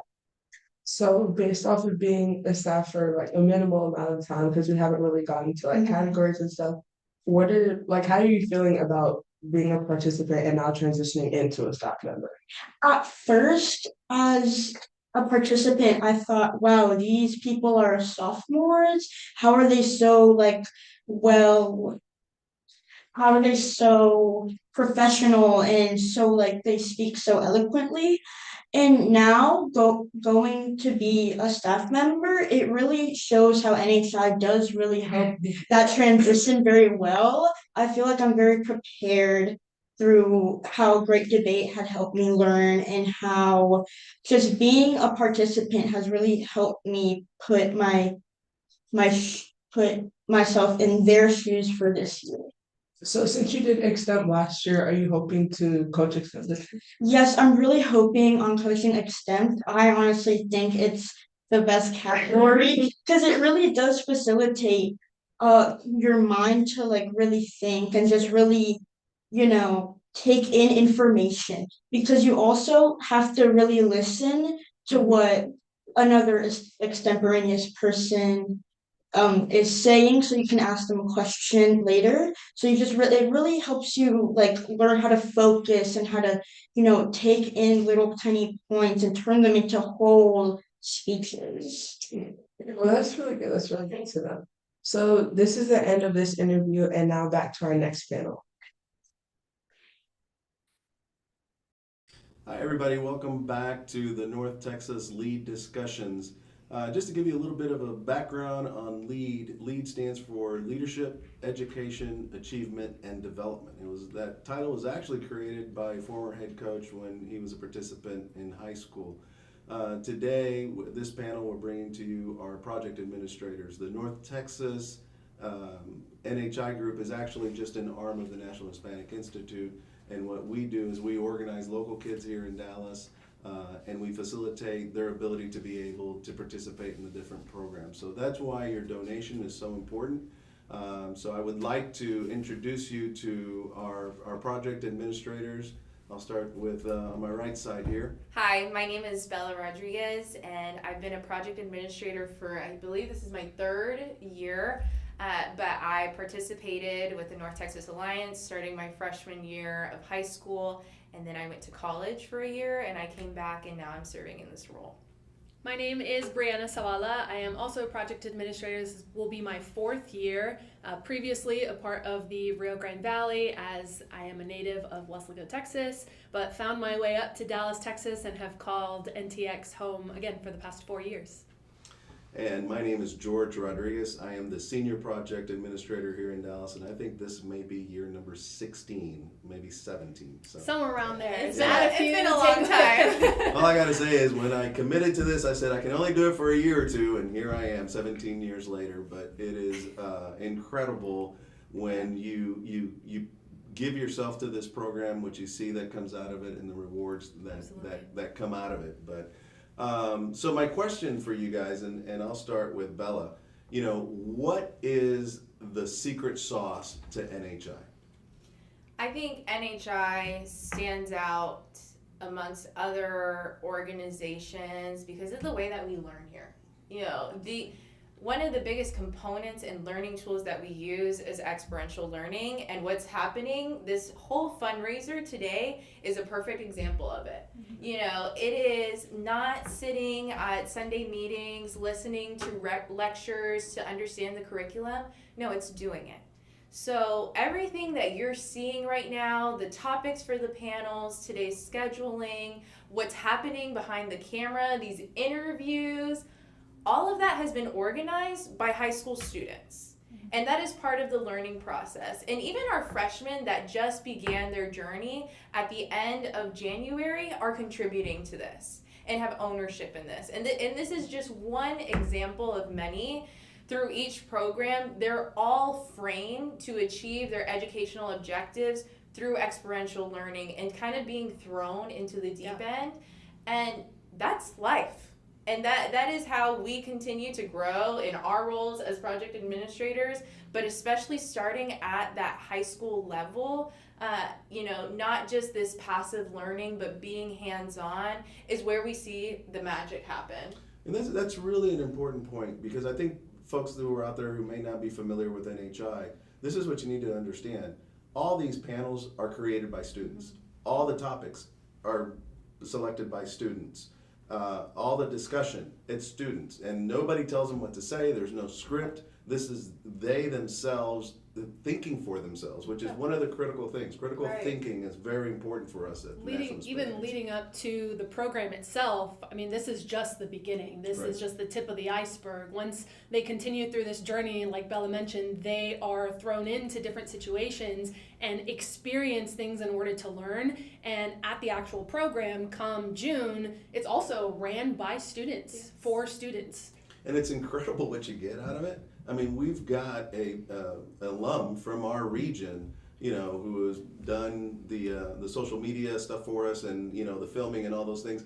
He's a filmmaker right now, and looking to potentially be, an Oscar nominee for his short film. So, Merced still comes around, still contributes, and it's still, great to see him and for the kids to learn from him and to see what can be accomplished. I mean, it all translates. And I think there's also to be said, to be a 15, 16-year-old, 17-year-old saying that, hey, when my freshman year and all through high school, I was part of putting on a fundraiser for my team and asking people to invest in us.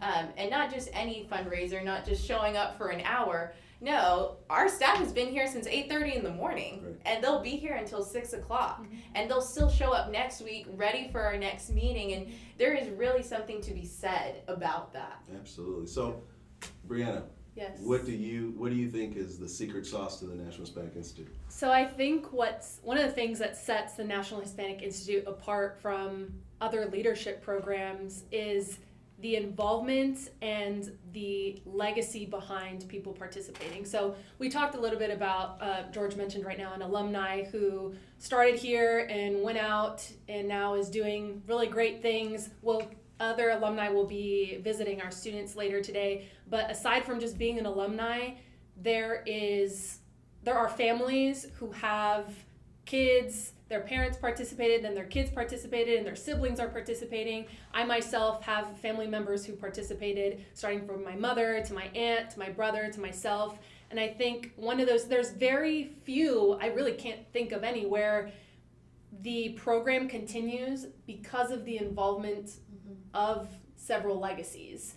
And I think that is definitely one of the reasons why NHI is set apart from others. Well, I think it's a testament to the impact that it has on people's lives. You know, if you go back and you're like, I've got to have my brother, or I got to have my sister, you know, or I've got to have my kids. You know, both of our kids have participated through the program. Both my wife and I participated in the program.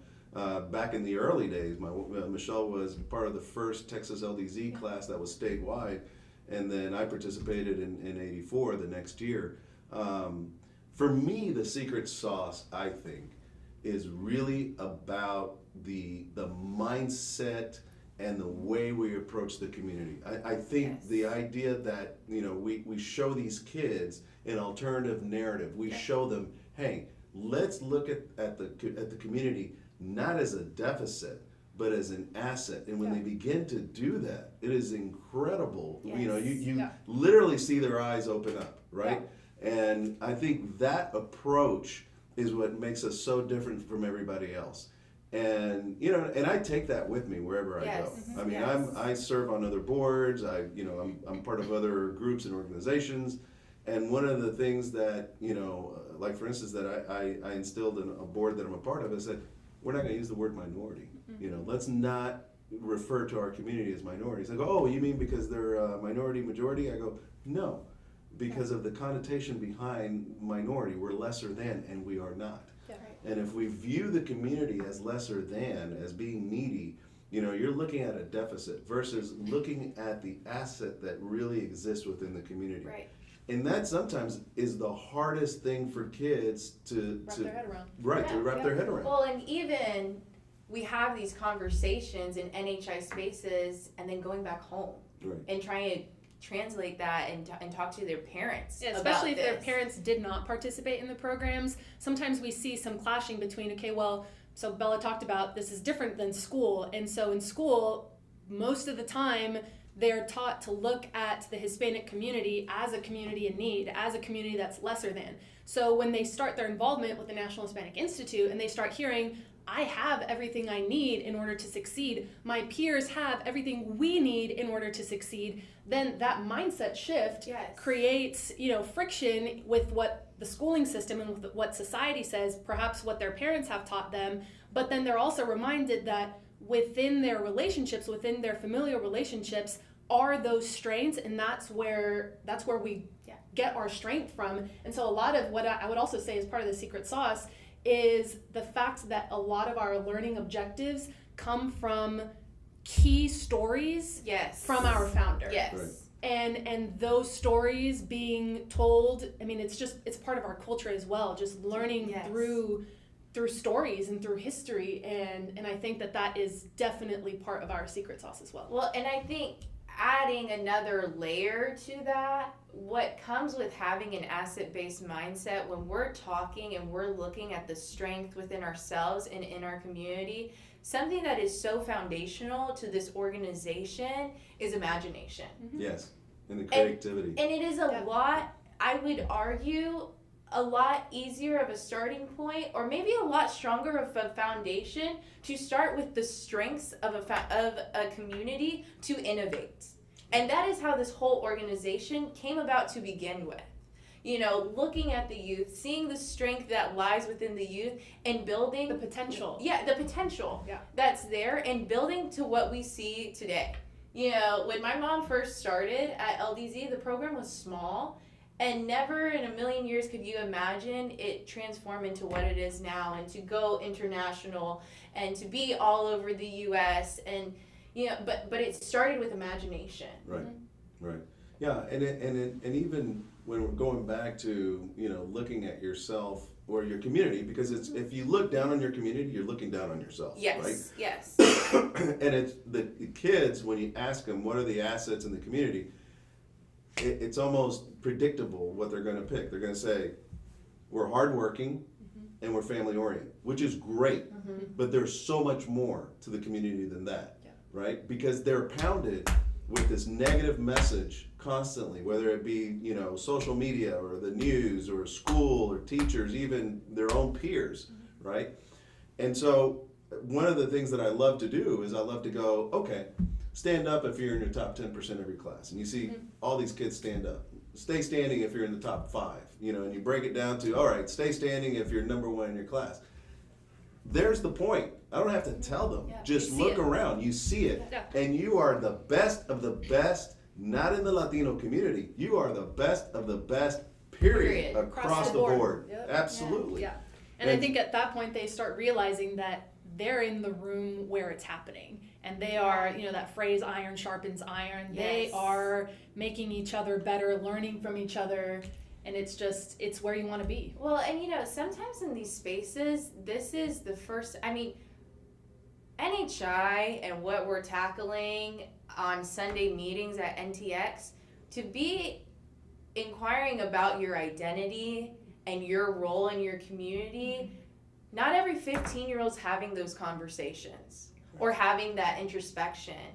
But to be in a space, and this is one of my favorite things about NHI, for many students, maybe this is their first time that they actually see themselves as a part of their community. You know, you were saying, you know, when you look down on your community, you're looking down at yourself. But the other aspect of it is I'm in a space where I realize I am not separated from this community. This is me.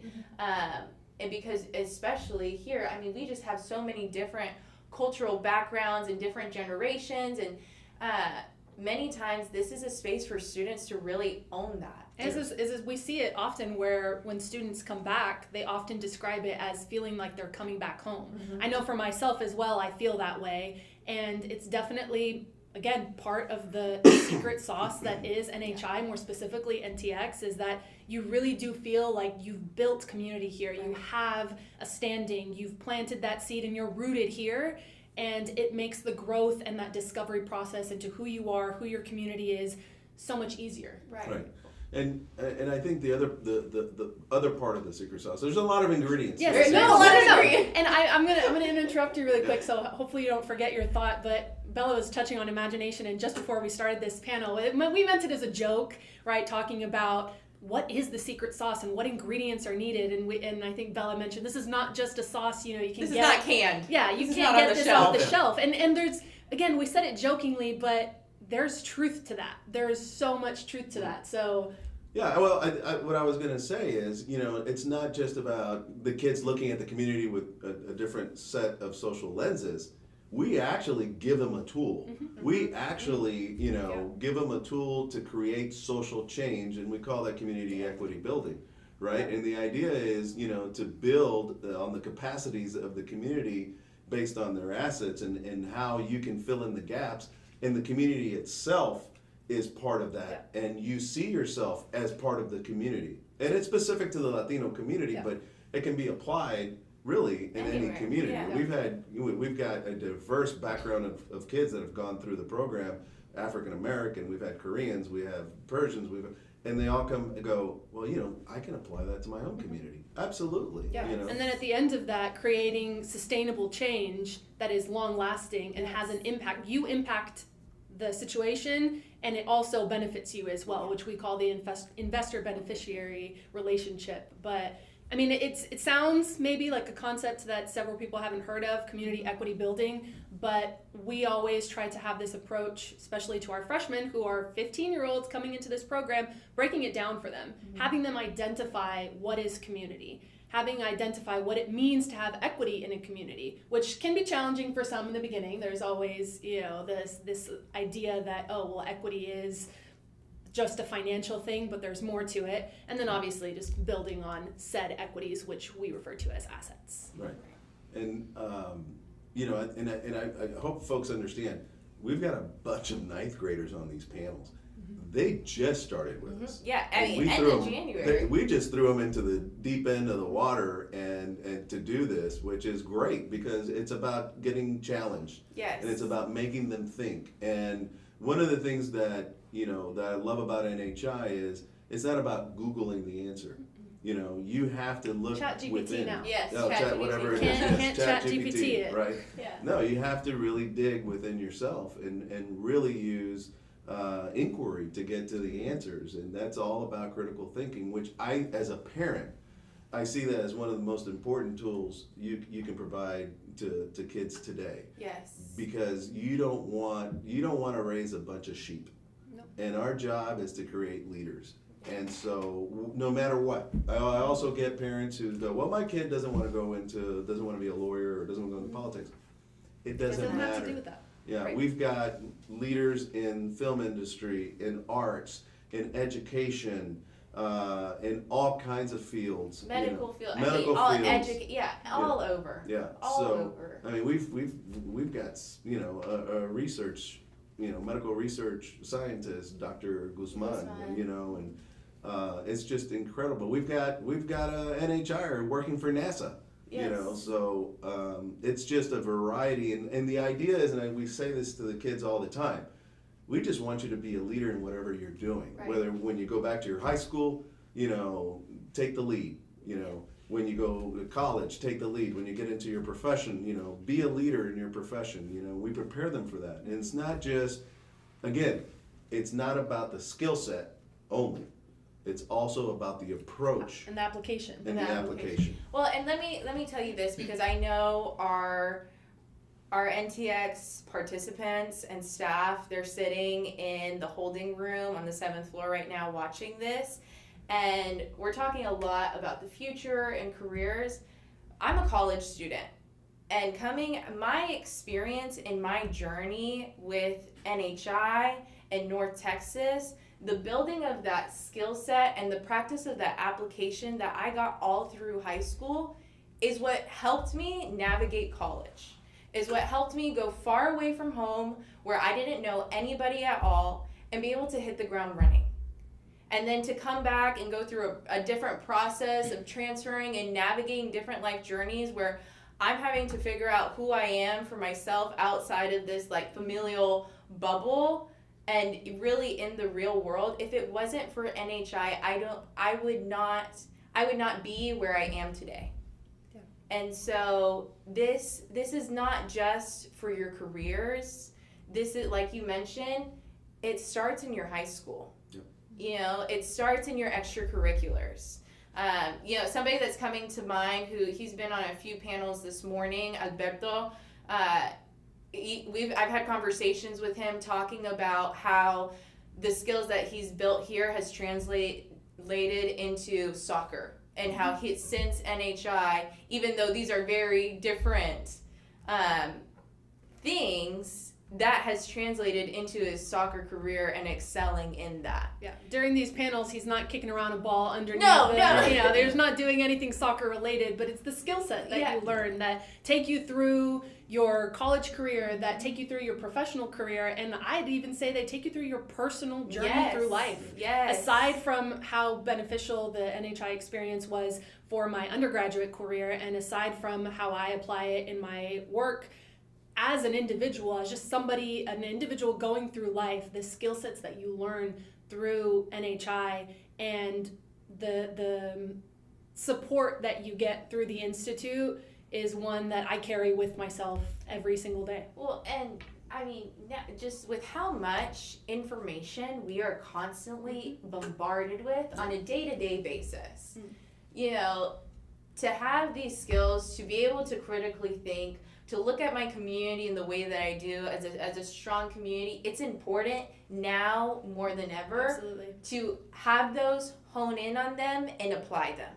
Yeah. And really having a strong sense of identity in who you are and who my community is, and how do I want to move that forward. Yeah, especially because we talked about in a previous panel how we come across NHIers, alumni all the time. All over, yeah. I think what's super important is that as an NHIer, you go out into the world and you embody what it means to be an NHIer, to live as somebody who sees our community as an asset, not as a deficit.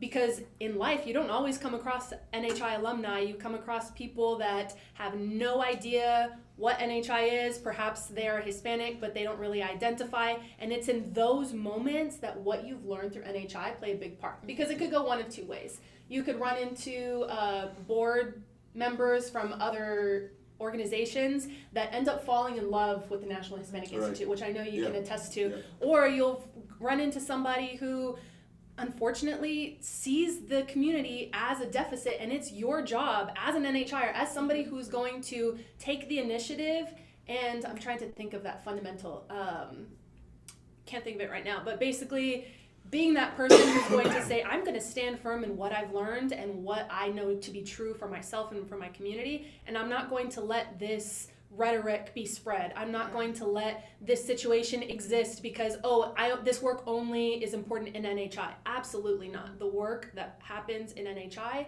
is applicable to all of life. But I'm curious as to the relationship with people who end up loving NHI. Could you talk a little bit about that? Oh yeah. I mean, there's and you see that change in there, and it's so simple, right? When you think about it, well, let's stop looking at the community as a deficit and look at it as an asset. And it's just like something clicks. It takes time. Yes. It's tough, right? Yeah. But once it clicks, then they really understand what that means, and then the approach is different. Right. You know, I've been exposed to some organizations. I went to an award ceremony one time and a celebration of the organization, and I was just shocked. They wouldn't even have the people that from the community that they serve actually express themselves. Wow. You could tell that it was scripted, you know. And I think it's funny because I just went to a recruitment meeting at a high school with a parent and their child, and the parent was so nervous and kept wanting to, you know, tell the child what to say, the student, right? And I'm like, let her go. She's fine. Let her go. And of course, she did a great job, and the parent's in shock. And I'm like, it was, she's got it. Let it play out. Let it play out. You know, she was like, are you going to speak first? No, she's going to speak first. You know, but you know, the other thing that I think is important as a PA panel for folks to understand out there is the importance of your investment in North Texas. We are not compensated. We are volunteers, and that's, you know, and that's a testament to how much we believe in the work of the National Hispanic Institute and the mission of this organization, and the vision of our founders. So if you support what you've seen so far, if you're impressed by these kids and these panels, it is important that you go to the National Hispanic Institute, all one word, .org, and you go to the donation button. You can fill out the form. Even if you're just donating $20, that goes a long way for us, or $200 or $5. If you want to give us $2,500, you are more than welcome to do that. But you know, the important thing is make sure that you put on there. It'll have a section on there asking what is this fund intended for. Make sure you put NTX or put North Texas. And there's a lot that expenses in a region like ours, because you know, this year it looks like we're going to have about 40 freshmen that have entered the program. We also support our sophomores and our juniors and our seniors in being able to continue their journey, their leadership journey, through the National Hispanic Institute. So what I'm saying is, we help these kids be able to afford to participate in the programs. In addition to that, we have to pay for transportation for the Great Debate. We sometimes have to buy pens, paper, notebooks, binders, those type of things. Food, for our food. shirt, yes, fueling our team. Our teams. Yes. You know, yeah, I mean, it's incredible the cost of things today when Yes. you look at the cost of t-shirts compared to what it used to be, the cost of a bus. Yes. We actually used to have our transportation donated to us for years, and then all of a sudden we started having to pay for the bus, and it started out at $1,200. Now it's over $2,000 just to go from Dallas to Sherman, Texas, a 45 minutes. 50 minute drive, right? So it's those things that your money goes to when you contribute. It does not go to anybody's salary. It does not go to other things that, you know, you wouldn't want it to go to. It goes directly to the benefit of the students, and it goes directly to help with their development and their journey through the National Hispanic Institute. And it is an investment, and it's a direct investment into our community and the alumni base, and even the current participants are all the reason and testimony to why we know this works. Mm-hmm. Because our alumni, we have thousands of alumni that are out there and making progress for our community every single day. And so we know when you are investing into these 15, 16, 17-year-olds, you are going to have, a direct benefit from developing these participants. And it is an investment in the future. And that's another critical point about, the lenses, the social lenses that you look at the community through, because we don't want your charity. Mm-hmm. Please don't look at it as charity. Look at it as an investment in these kids. We are a nonprofit organization. There are some tax benefits to your contribution, but I want you to look at this as investing in the Latino community and investing in these kids who participate in these programs and investing in the future of our community. So if you are able to, we would love for you to be able to donate. Like I said, $20, $50, $100, $200, whatever you're able to contribute is greatly appreciated. I think we're putting something up showing you where you can go to contribute, but again, it's nationalhispanicinstitute.org, O-R-G. That's the website for NHI. Look for the donation page on the homepage. Click on there and just make sure that you designate your contribution to NTX or North Texas. Either one is fine. And if you want to give to a particular student, put NTX and the student's name, and that way we will make sure that contribution goes directly to that student's tuition. Yes. And if you, for whatever reason, cannot donate financially, which again, like George mentioned, whether it be 5, 10, 15, 2,500 or somewhere in between, we also would love for you to spread our information to any other freshman, sophomore, junior to participate in the National Hispanic Institute. As a growing organization, especially in North Texas, we are always welcome of people to join the NHI NTX family. And so with that, I think. Yeah. And there is a nomination button as well on the same page. So if you know of somebody who's a freshman or a sophomore or a junior who you'd like to have them participate in our program, you can nominate them, just put their information on there and we'll reach out to them. Yes. Thank you guys. Thank you. Thank you guys so much. Yeah.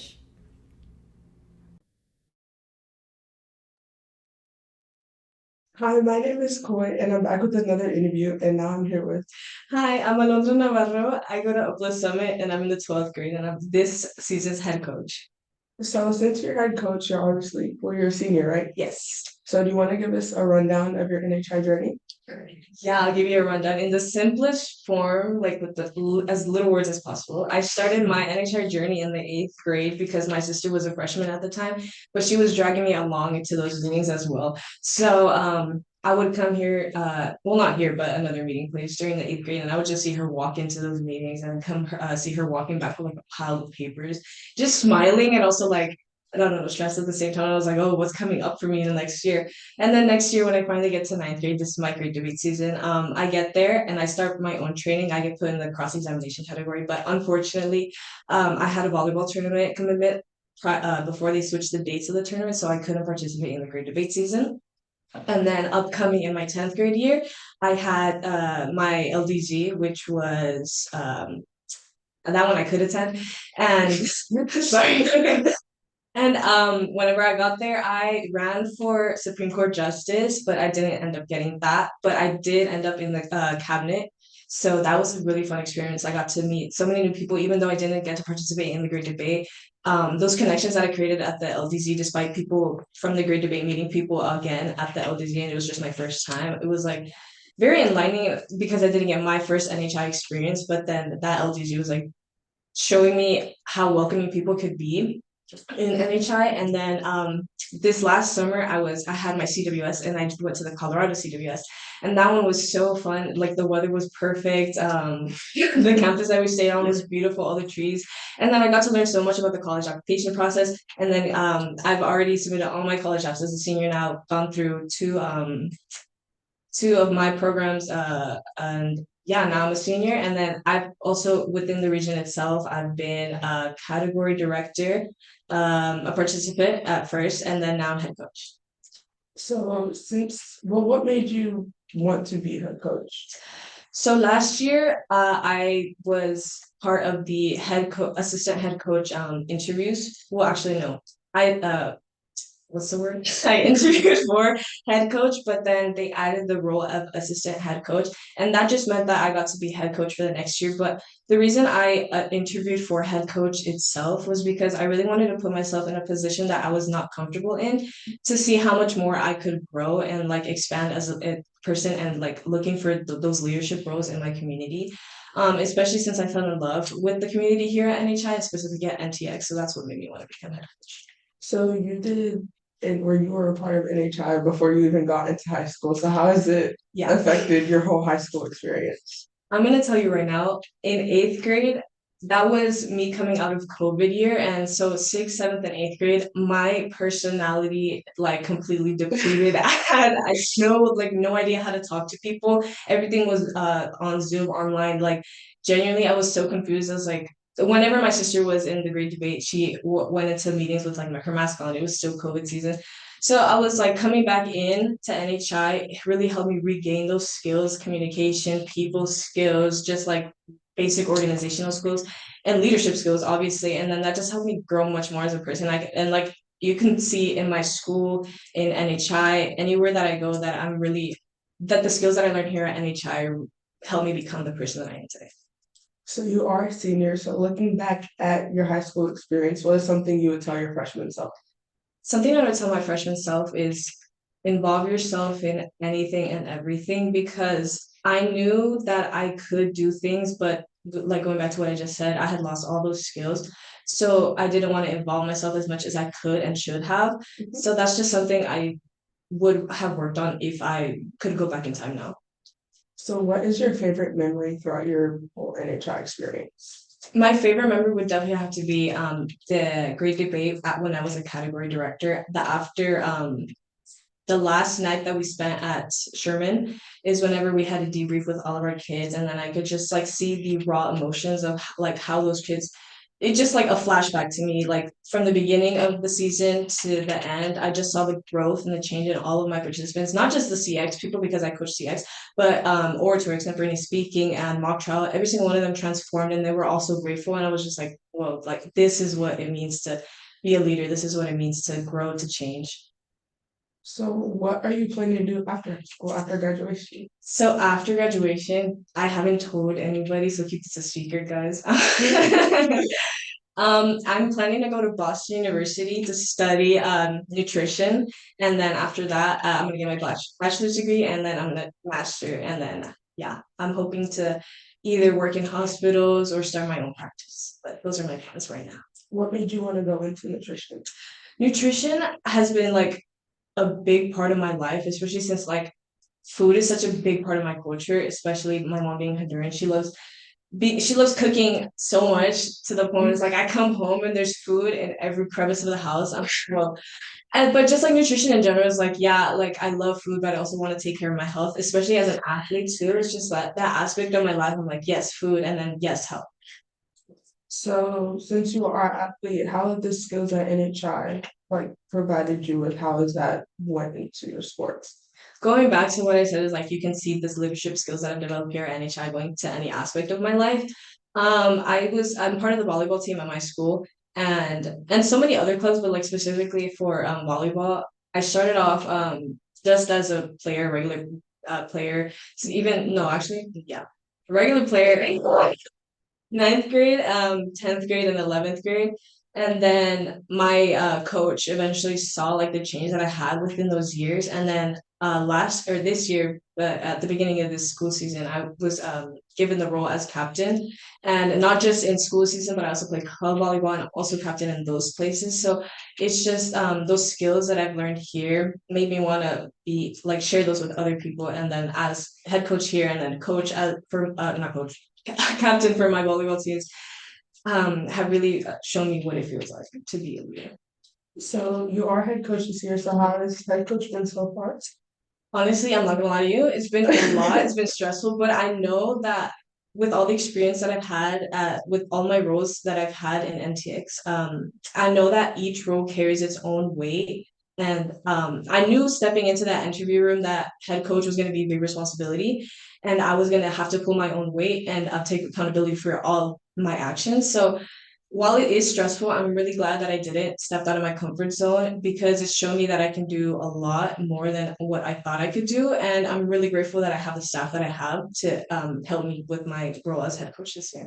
Oh, well, looking, oh my God, I'm sorry. Into you being assistant head coach to head coach, what is something that you wanted to provide for the region or wanted to add to the region? To add to the region, I would say I don't know if this is gonna sound bad, but like not in a bad sense, but like fun in a way because I feel like we're so oriented with like figuring out how we're gonna do a competition that we sometimes forget that this is when we're dealing with freshmen here and that sometimes they don't want to be mock trial, sometimes they don't want to be attorneys, sometimes they don't want to be a leader, sometimes they just want to be freshman kids, and then that they deserve that chance to learn how to be a leader, but also have fun at the same time. So that's something I really wanted to what's the word? implement implement in my role as a head coach and head coach. So you did, or you were going to do CX. If you could like go back to your, was it your freshman year? My freshman year. Yeah, your freshman year. Would you still want to do CX, or would you want to like go to any other category? I think CX is definitely a fun category, but knowing like other categories having to deal with training them, I would say that I would definitely stray away from mock trial at every cost possible. But oratory and extemporary speaking sound fun. To like they all have their own joy, and I feel like speaking out of the figuring out what speech to give in 30 minutes sounds like a challenge that I would like to take on. See how well I could do in that. And oratory is just like the emotion, the raw emotion that you get from those speeches is something that I like really enjoy. But CX is definitely like my home, so it's like, can I really choose? So, what is something that you love about the Latino community? Something I love that literally, oh my God, that's such a tough question. Or like, what is something that like stands out to you that makes it like unique? I think just the amount of diversity. I know that sounds weird, but like that we have because you can go up to any Latino not knowing that they're Latino and you're like, whoa, you're just like me, but a little different. And it's just like the food, yes, we have like the same culture-ish. I don't know if that makes sense, but it's like it's so diverse in any aspect of the culture that you have, food, clothing, music, anything like that. It's just, and I know that's true for any other ethnicity, but like specifically in the Latino community, it's just like you see those vibrant colors in anything that you go into, and it's just like, whoa, like that's the Latino community that I. So what's your favorite food and why? Oh my gosh, I'm Honduran. And I love baleadas, guys. If you don't know what a baleada is, it's a flour tortilla, like the basic baleadas sencillas or flour tortilla with beans and queso fresco, queso duro, whichever one you like. But it's so good. It's so simple, but it's like one of the best foods they're out there. And then you can even add things. You can add salchicha, you can add avocado, you can add eggs. It's so yummy. I want one right now. I can't wait. So you wanted to go into nutrition. Do you have like any like prior experience or like meal planning, meal preparing? Yeah, I did. Since I'm in the IB course at my school, we had something in 10th grade called project-based research, and for my project, I did a meal plan for 3 weeks. I'm pretty sure it was, and that was like one of the experiences that made me like positive that I wanted to go into nutrition because I was like, whoa, this is like really cool. I want to do this. it's and then my teacher loved it as well. So I was just like, this is kind of fire. So I definitely want to study this in college.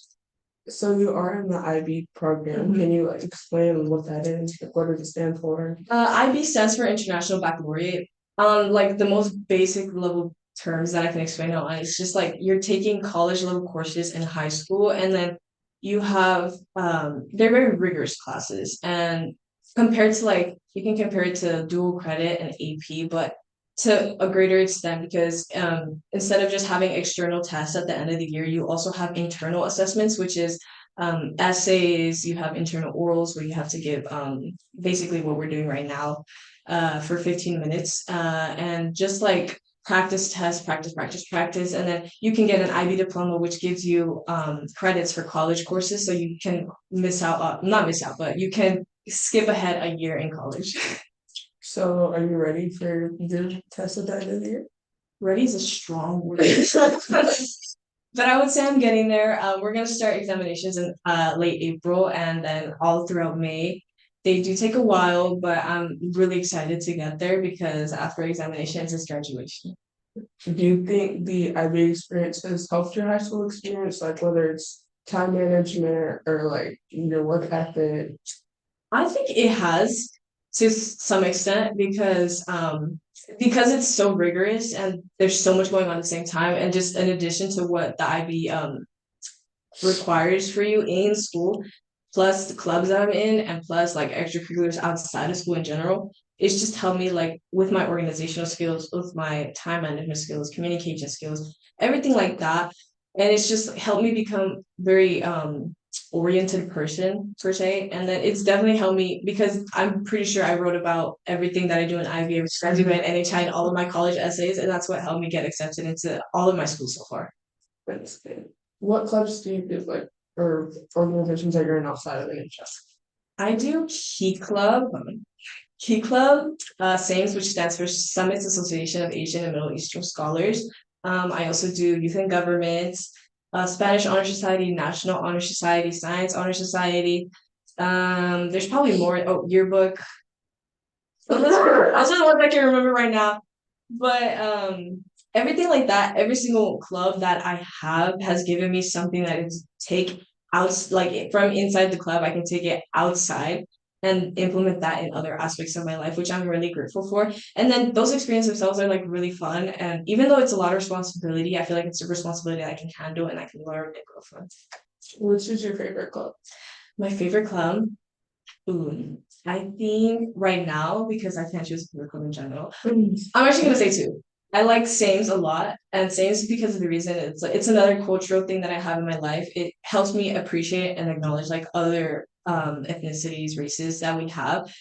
So apart from NHI, National Hispanic Institute, we have the Asian and Middle Eastern Club at my school. And just recently we did a movie night, which was our fundraiser for the club. And at the end of the year, in May, we're gonna do our showcase, which showcases the Asian and Middle Eastern ethnicities and their culture, which is a really fun part that I like to just really because I've been in the club for all my 4 years of high school, and I've seen those colors show in other places of my life too, like what I was talking about, the vibrant and the Latino community, and then also youth and government because it resembles NHI in a way.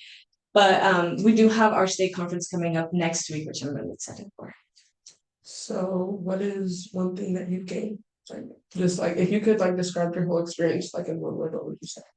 My whole NHI experience? Yes, your whole NHI experience, like 8th grade to now. Impeccable. Impeccable. Okay. Well, that's it for this interview, and now to our next channel.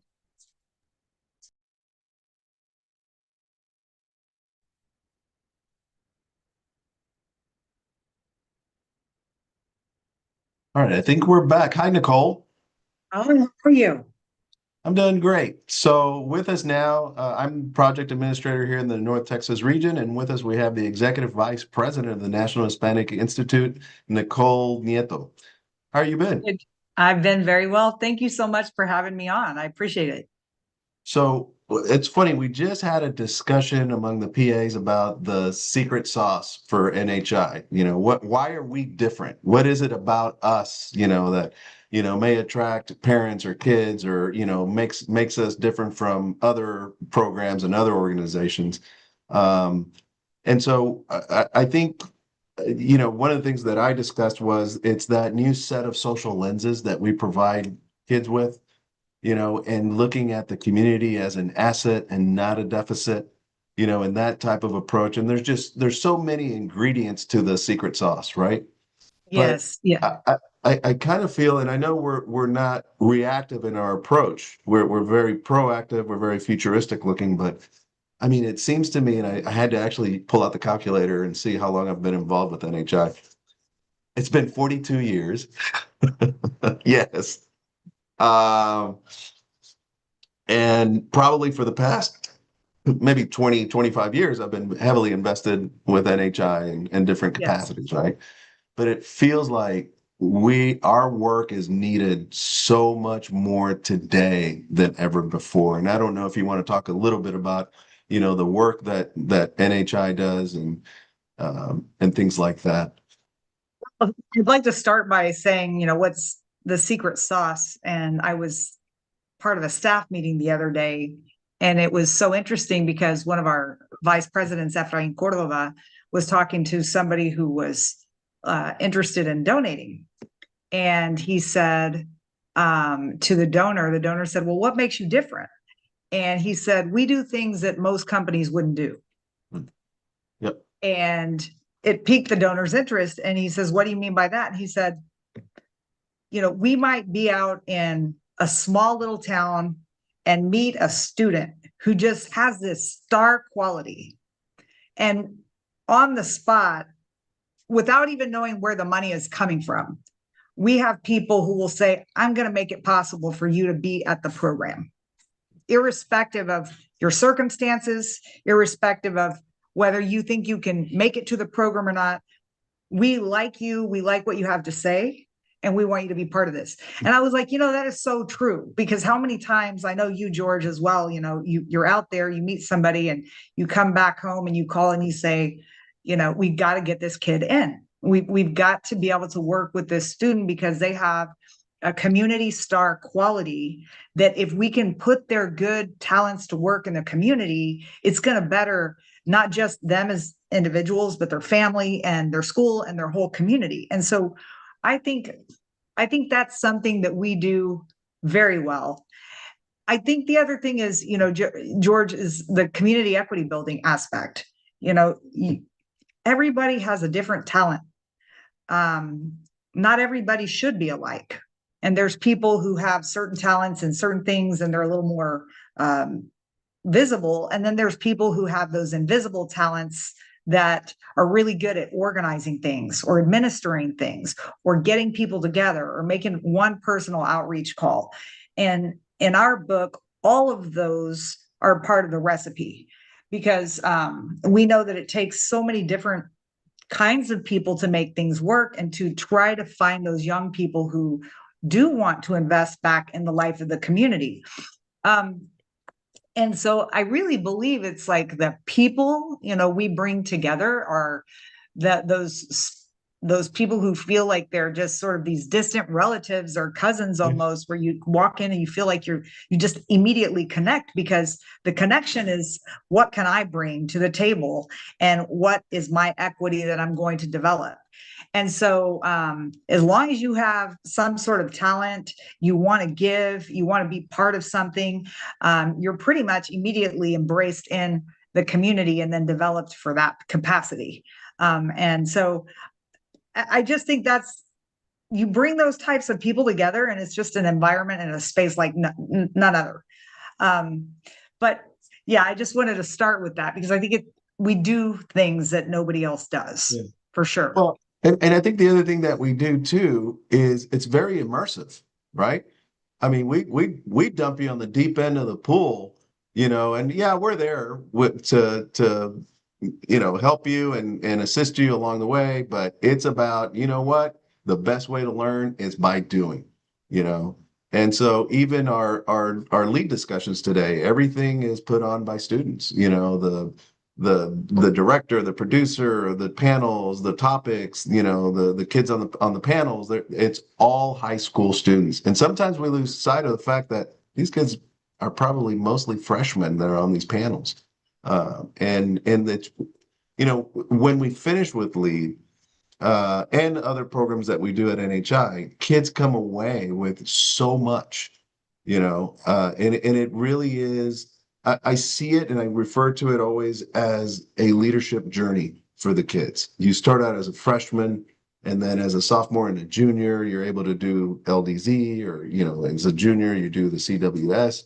And you don't necessarily have to do one to do the other, but it just everything builds, on itself, right? Well, I was very proud of my daughter. Mackenzie's been through all the programs, and she just went to visit some college campuses. She's a senior, and it was interesting because she went to a school in Florida to go visit, and she was on a campus tour with other students who had been admitted or accepted into the different programs, and she made the most of every minute. And this came from NHI training. The other students would just sort of check out of the tour midway through, wouldn't even say thank you or goodbye to the tour guide. They would just leave. The tour guides would say, are there any questions? No questions coming from any of the students walking around. The tour finished and people were just kind of like walked off. They didn't say thank you. And she was shocked that, like, this is a hard school to get into. And so I do think that some of this is normal now in society to kind of be less communicative, maybe. But I do think that our programs have a strong socialization component where you're not just on your phone, you're not just on your computer. You're like saying hello, you're having to shake hands, you're having to strike up a conversation, show interest in what people are doing. So anyway, she noticed all of that. And then she said, well, I've got 20 minutes left with this tour guide. What can I do? And this made me so happy because she took her CWS training and she went back to the office with the tour guide and sat down and had a one-on-one, met the admission officer, and she remembered, if nothing else, will they remember my name? Yeah. And that one thing made such an impact. So I'm really proud of her applying her skills like that. And, I just can't say enough about this communal space that is built and this feeling of, your defenses go down and you feel like you're going to be embraced and encouraged and not criticized at NHI, which is part of our fundamentals, our culture. So as long as we can keep creating those environments for kids, I think they're going to flourish in the world. Yeah. It's funny. I think it was a couple of weeks ago. I had one of the freshmen walk up to me and go, "Sir, how should I address you? Should I address you as Mr. Rodriguez or Mr. George?" And I go, "No, I'm just George." And we had an entire discussion as to why I'm just George and how important it is for us that we see ourselves all as equal, whether, you're almost 60 years old or you're a freshman in high school. We've got something to learn from each other. And I think that's something that's part of our secret sauce as well, is that, we don't see ourselves as superior or as teachers. It's not this didactic teaching, it's this, let's learn together. Let me hear what you have to say. I think it's intergenerational. We appreciate our oldest members and our youngest members, and we want our oldest members to talk to our youngest members because there's real value in the wisdom of somebody who's been through life and who only wants the best for the younger people and what can they pass down. And there's also relevance to what the young person's experiencing today, because maybe the older people are like sitting on a board or whatever, and they have to listen, like, what is happening in your lives and how do we form policy that can be appropriate for what's happening to you? How can we make our programs better so that you're feeling like you're engaging more with the community and the organization? So it's very intergenerational. We like parents involved. We like everybody who's an alum down, to the new member. We want everybody involved in what's going on. Yeah, it's funny. So a few years back, we had a family and they had triplets. So we had three kids in the program at the same time. right? And the dad, who's a friend of mine, he's a family friend. He goes, George, what are you teaching these kids? I go, why? What's going on? He goes, well, I was telling where we're going on vacation, and now they want a voice and where we're going on vacation. What is that? I was like, Henry, that's part of the process. We value what they say. Just listen. uh, but that's what we want to produce. We want kids who are critical thinkers and who will stand up and not be afraid to speak up and express themselves, right? And that's what it's all about. And it doesn't matter what kind of career they go into. That's important. And it doesn't matter whether they're in high school or they're applying for college or already in college. That is so important in today's world. I wanted to compliment your daughter Bella because not long ago, I have a student who is from a family not far from where I live, and she went to the Great Debate, and she wanted me to write a letter of recommendation. And I said, well, where are you applying? She said, Texas State, UT, and St. Edwards. And I said, okay, tell me more. And she goes, well, and in her view, she was like, college is to go, to hurry up, to get through it, and to get the degree. All I want to do is go to school, come home, go to school, come home. I don't want to cost any extra money or problems for my parents. And she just sort of had this like, I got to get it done as fast as possible. And I listened to her and it concerned me because these are 4 years that are very formative, not just as an individual, like your academic development and your career development, but your social network. Right. And if you think that you're going to make it in life with nobody opening a door for you, that you never met anybody, that all you did was study and got good grades on your report card, I would say that's kind of nowadays it's a little bit scary to think that some people think that that's possible.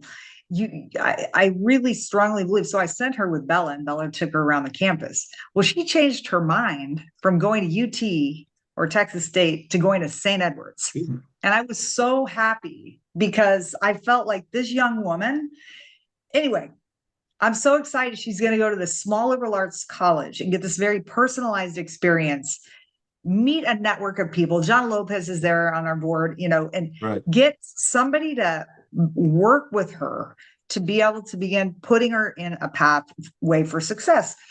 But then a little further down the line, she wrote me a couple of days ago and she says, I have to do a big story for my school and I want to do it on NHI. When can I come over? And her whole tone and her letter to me and everything, it was already more like pride. I saw her mother. Her mother was just beaming, like so proud that her daughter was going to go to St. Edwards. And they were like, we'll make a little bit more of a sacrifice to send her there.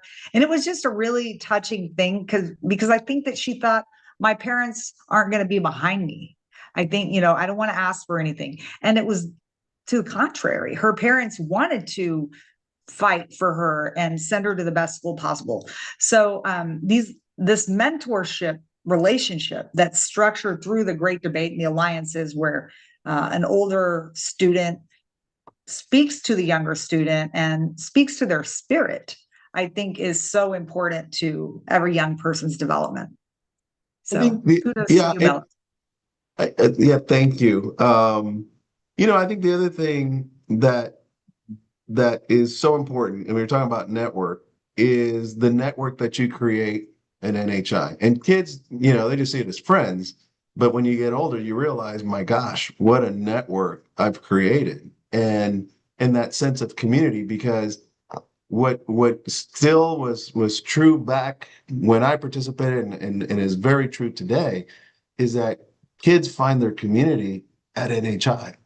And their community is not defined by a school, it's not defined by a neighborhood, it's defined by this group of people with this, common belief and this approach and view on life. So their friends, even though let's say they may be from Dallas, Texas, their community may be a kid from Mexico or from Panama, right? Or from some other state. And it's a beautiful thing because where they find family connection is at NHI. Yeah, I definitely feel that. I don't think kids until later will understand. I call it the speed of doing business. The speed at which you can get something done is usually who's in your cell phone. Right. Like, I have a question, I need it answered. Oh, I know 5 professionals who are immigration attorneys, or I know this person I can ask, or I know this person. And the fact that you can call them, text them, reach out to them, and there's no formality, like, let me introduce myself. That's all done. You just go straight for it and you can get things done very quickly. And I don't think any of us realized that as kids. I mean, we were all kids together hanging out, but then suddenly, okay, this person graduated from this institution. They continued on. Now they're professional. Now they're not only are they professionals, but they're leaders in their field. Right. You just can't help. If you're already a leader, you'll still be a leader. It doesn't matter if you move companies, if you're in a local church, you'll probably just rise to the top every time. And so this to me is where value has come in that maybe people didn't know, like, what they were getting involved in. They just thought they were going to go to a debate camp or something at first. Yeah. But then later, when you keep going and you keep networking out, to say, I am NHI, it's an immediate door opening to the next person. That's right. That's right. And it's funny because Michelle and I, when we go out or we travel and we come across somebody, we can identify an NHI. It's like, that's an NHI. And usually we're right.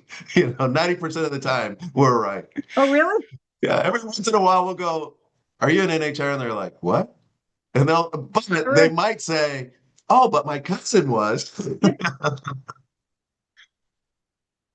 That is so. I don't know what it is. It is. It's like you kind of know it's a vibe, right? Like you must be. That's very cool. I love that. Yeah, it's even gotten to the point where we might watch a movie or we might go to an event or something. And go, that is not very NHI, or that is not within our philosophy. Well, and it's interesting because I have talked to some individual, and you spoke earlier about our kind of ideology, about the future and about how we get things done. And we talk about community equity building and about how if we're going to go do something, we don't want it just to be an event. Right. That the things that we invest in are to build the organization and to create sustainability that can be there for the next generation. And so we think carefully about even a venture that we do, because that's time, effort, people are having to do things. And then if you do it and it just doesn't go anywhere, then you can get experience, but it may not have built the organization. And so the CEB design forces us to inquire in our own, like, is this worth it? Does this have a rationale behind it? Should we even do this before we invest time, effort, and energy into a project? And that's one of the things I think that has helped us grow. Sometimes it's interesting because we call it like that. We're sort of a enterprising nonprofit. Mm-hmm. What does that mean? That means that we have to create services that somebody out there wants to buy because they're so good. Right. And that the service is so good that you can't even get it anywhere else.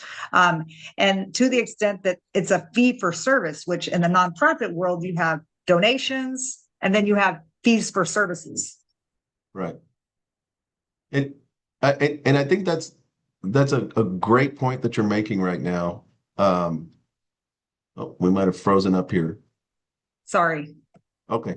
So I think that's a great point that you're making right now, especially in today's environment, because so many nonprofits have had to shut their doors down because they rely on outside resources, government funding, and we don't. We're not government funded. We're not, we don't have to adhere to government rules or policies because we're dependent on investment from our own alums, volunteers, and programming that we do. And I don't think people actually realize that when they look at NHI. Yeah, we don't really receive federal funds or state funds other than some school districts do buy blocks of spots for their students, like Fort Worth ISD. Love that. Mathis ISD. There's different ISDs that buy these blocks because they feel that sending a student to an NHI program will eventually come back into their school cultures and improve their overall school culture. But most students raise their own dollars to attend. And we make it possible through long-term payment plans. But of course, George, as you guys are currently doing, and we all do, try to raise funds. And so we have a little bit more of a last dollar fund. So the student applied, they got accepted, and they're making every effort to make these payments. But if they start needing some assistance, then we can plug that last dollar. And so for us, having those dollars available, and especially when we see that star quality in a student and not thinking, oh, we're going to lose them, we're not going to be able to have them because there's a limit on their ability to afford the program, we're able to plug it in and bring in that student. So I was so pleased yesterday, I was in this week in Las Vegas, Nevada. One of our alumni found a student, just salt of the earth, young man. And he comes and he was struggling. I mean, she said he doesn't have parents, but he does really well in school. And he has to work all the time. So I don't know what his situation was, but because I had funds from Las Vegas Sands, I could look the student in the eye and say, you're coming, but I want you to volunteer and I want you to help get the other kids enrolled. Can I count on you to volunteer? And so we don't really do things where most students don't want to get a free handout. Most students want to be able to afford to pay the program. And most families, there's a lot of pride around that, I think. And so what we're doing is working together with them. Payment plans, options, matches, and there's a lot of pride in the students feeling like I earned this. Yeah. It's and you can ask any coach, I'm sure, for you coach a basketball or team, there's the kid who shows up, they have all brand new shoes, brand new clothing, but they don't want to be there. Their parent made them, right? And then the kid who comes with the scruffiest, whatever, like can barely afford the tennis shoes, but wants to play. You want to work with the student who wants to play, right? So I think that as long as we continue to find people who want to play the game of community leadership and give them opportunities to succeed, we're going to have great community leaders in the future. Yeah, I mean, I was amazed. I found out last year, the young lady who's actually behind the camera right now, after her freshman year, she got a weekend job and she paid for herself full tuition to every NHI program after her freshman year. And there were more kids that did that I wasn't aware of, that's what they were doing on the weekends. So they would not just work on the weekends, but they would also still participate on Sundays in our meetings, all so that they could participate with NHI, which says a lot about our programs. Now, George, you're an employer. Yeah. I at NHI am an employer. Who would you rather hire? Of course. Yeah. I'm trying to think here. I did this calculation the other day. I think we've got 12 employees, including me and Michelle. So we've got 2 NHIers, 2 parent NHIers, another NHIer. I think half of the staff, at least 6 members out of the 12 employees have some tie to NHI. Amazing. No, I mean, that's the same way. And there is a work ethic that just, you can't buy that. It had to come from the person, and their demonstration of effort to do whatever it takes to be part of the program is huge. And so I think that there's a lot of value there that maybe it's understated, but it's interesting because when we host the programs, they want to be maxed out with work. They want to be fully used for all their talents at the program, to the extent that they get offended if they're underutilized. I mean, it's almost like you have to have a lot of stuff to give them to do, because they want to have to pull an all-nighter. I mean, it's crazy. But this is the culture that's built where they want to give all of it and leave nothing behind. So I think that I think it's love part of I that. love to see that. Yeah, it's part of that immersive experience that they have, because, when you throw them into the deep end of the pool, they got to figure out how to get it done. So then once they've gone through the program, they understand I can't rely on somebody else. I got to figure this out, And that's been our North Texas motto, if it's meant to be, it's up to me, which is one of our fundamentals. And so that's why we have that on our t-shirts, and that's one of the things we emphasize. Again, like this whole production, this is all students. I just had to show up. I get to do one panel, or two panels, and I'm done. And there's just to get it all organized. I find that one of the things that we're trying to work on addressing in our community is community organizational endeavor. Yeah. Right. And so if you see Little League baseball or something, or Little League soccer, there's a lot of work those parents put into, organizing a team, creating your rules, recruiting a team, finding a location to practice, having all the practices, having all the games. I mean, anybody who's in these organized sports. So in the community that we're serving, how do we popularize the intellectual development of children, right? And make it lots of fun and everything. And by asking them even to do this project, right? They had to plan, orchestrate, secure resources, location, create an agenda, invite guest speakers. Those are skills that have a lot of application to other NHI programs and to community development work. So if you're trying to build people in the community who have those capacities, you can't just throw somebody in there with a title and say, well, you're the president of X corporate or, X organization now, do it. Okay, great. What kind of experience did you grow up with to where you can at that point deliver? And so our goal is exposure, immersion, making sure students have lots of opportunities to organize and grow their local chapters and communities so that they're reliable and experienced people at a very young age. And so it's an accelerator to get students ready to lead at a very, very early age. And even now we see much of our organization is run by probably 18 to 24-year-olds, like the most active members. So we're very proud of that, for sure. Well, thank you very much, Nicole. It's been a great conversation. Thank you for taking the time to join us today here at our LEAD discussions. Thank you. I appreciate it. And you guys are doing a marvelous work up there in North Texas. And, we'd love to have another opportunity come on in the future. So thank you for having me. Yeah, absolutely. Thank you. Take care. Bye-bye. Okay, bye-bye. Hi, good afternoon, everyone. Thank you so much for joining us. My name is Michelle Saenz Rodriguez. I wear many hats in this organization. I am the chairwoman of the board of the National Hispanic Institute in Maxwell, Texas. I have participated, I'm an alumni. I was in the very first class for Texas LDZ in 1983.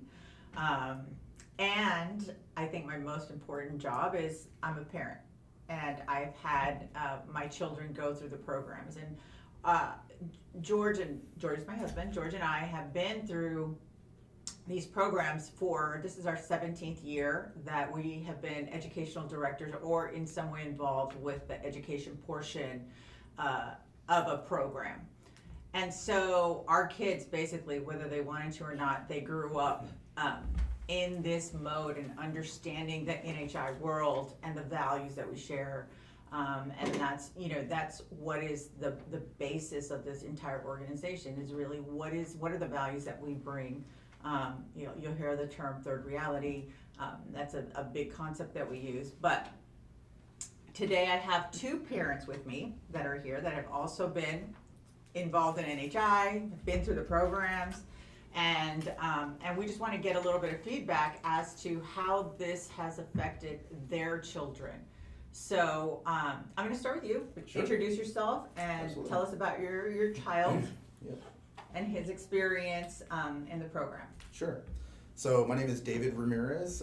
My son's name is Xylo Ramirez. He is a sophomore now. Last year was his first year. He participated in the Great Debate. This environment, this culture, this program in general has really been fantastic, and you'll probably hear that a lot throughout the day. But take it from a parent, it's miraculous the things that you see in your child going through this organization, and with the people that he meets and the things that he learns, and the courage and confidence that he will gain, or that your child would gain going through this process. He was very not. He's a very social kid, but he's not by any means a yapper is the word that everyone likes to say. He can make friends, but he's not super loud and vocal and all that. And coming into this, he really was hesitant to participate at all, but we had heard about it from a friend of the family, and we're like, hey, let's just give it a shot. Let's see what happens. And all the way up until the Great Debate, he was unsure of himself, and he went on and performed marvelously. He got in the top 16 of his category for extemporaneous speaking, and he, I think, wowed himself, which is most important, more than anyone else. And from that, I mean, if you ask him today, he'll still talk about the confidence and everything that he gained from what he did during the Great Debate. He is very entrepreneurially focused. He's created a couple of businesses. He has one right now that he's trying to push pretty hard to clean like trash cans and whatnot, do things. And if you ask him right now, the reason he's able to go door to door and talk to people and promote himself and promote what he does and speak in a very articulative way, is that a word? I don't know. Better than me apparently, right? Is from the confidence and the development that he got through this process. So I can't thank you all enough for having us join your family here and work with Xylo, and he is super excited to do the LDZ this year. So yeah. All right. Well, let's move over to Mindy. Hi. Give us your experience. Yes. You have a lot of experience I here. know. I'm Mindy Magana. I participated in all three programs when I was in high school. I won't give the years.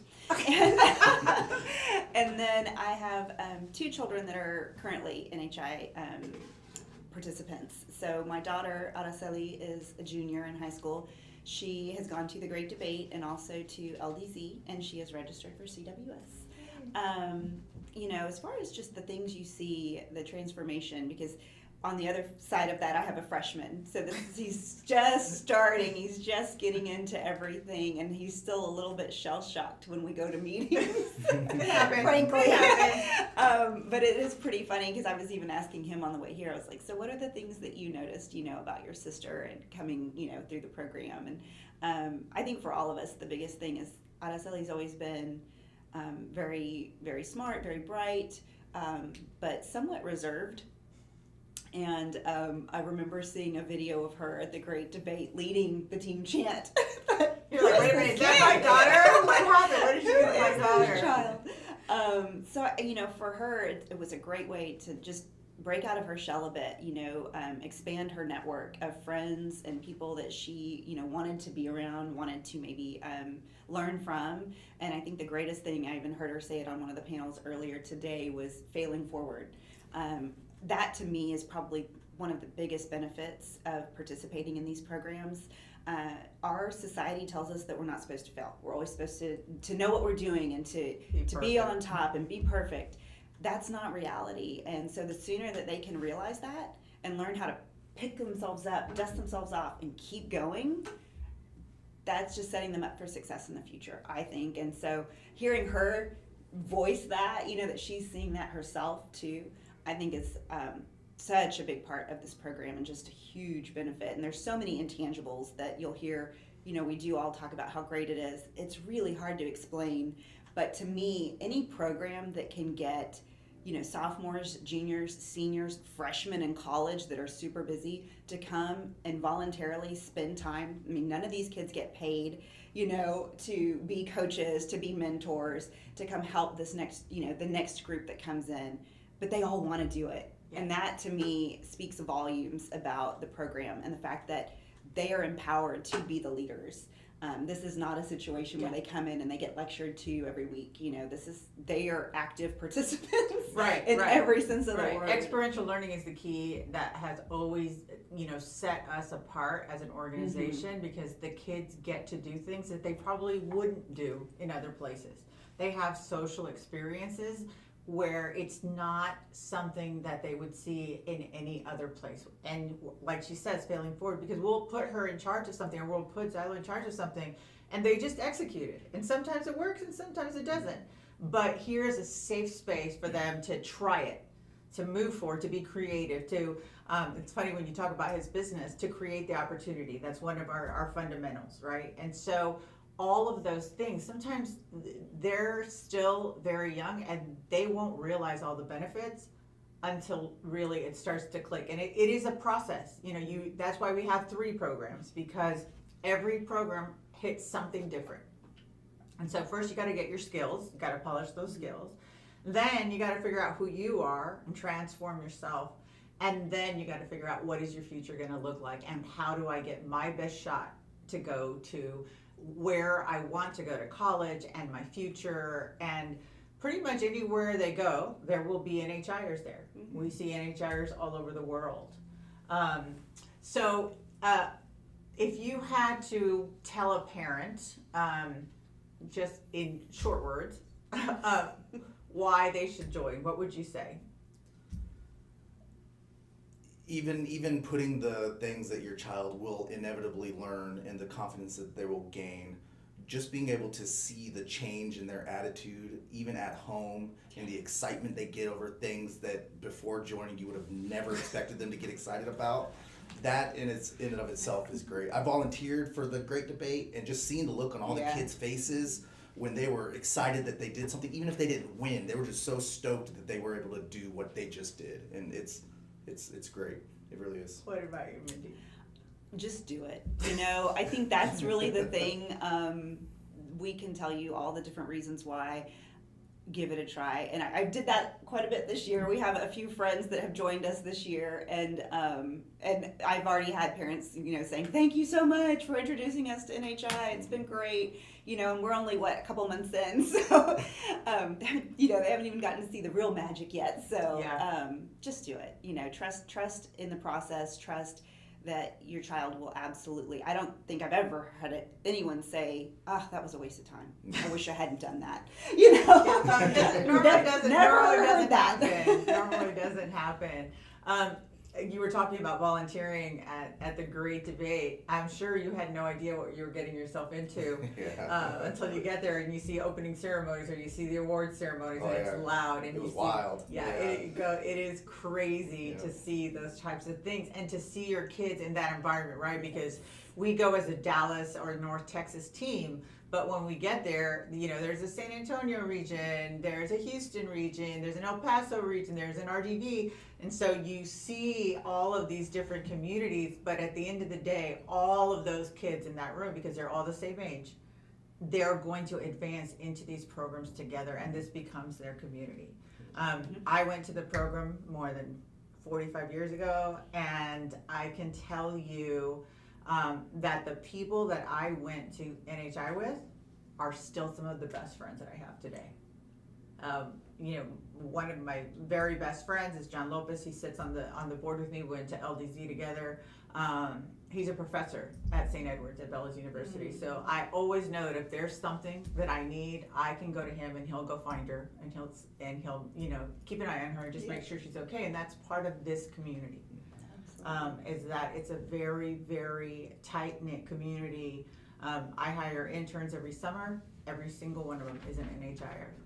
I know kids need money when they're in college, and I know the caliber of a kid that I'm getting. They can handle stress. They can handle things that are extremely complicated, and I can trust that they'll get it done no matter what. So, I can also say that as my own kids have grown up through this, I have seen transformation in them every single time. So every time your kid goes to a program, whether that be as a staff member or as a participant, you will see a different set of values that come back and that will stick with people. Yes, very good point. Because Araceli staffed for a great debate last year, and it's incredible. I mean, she was definitely more tired than even as a participant when she came home. It was like, yeah. But just hearing the conversations that they have and the things that they have to work through and the problem-solving skills that come from it, it's incredible. Yeah, even as we were preparing for this, and all of these topics were decided by the students. Mm-hmm. They decided what we're going to talk about today, what it's going to be like. We've been doing this, I think this is our 6th year or 5th year, I'm not sure, of doing LEAD. And this is an opportunity for every one of them to get their first shot at speaking together publicly, into the online universe so that people can see us and see them participate. And this is just a touch because most of these students have only been here for a few weeks. Mm-hmm. We're just now getting started, but I think it'll be a huge difference because now they know, okay, I've gotten through the first hoop, I can make it through public speaking and talking before a camera and in a group and be able to contribute to the conversation. So that's really the point of this. And we really need donations because we self-fund everything. All the kids, and that's part of the process, right? We want them to understand what it means like to have skin in the game. Yep. So if you're out there and if you see our QR code, please donate. We promise every single dollar of that goes to the students. Yes. Because all of us are volunteers.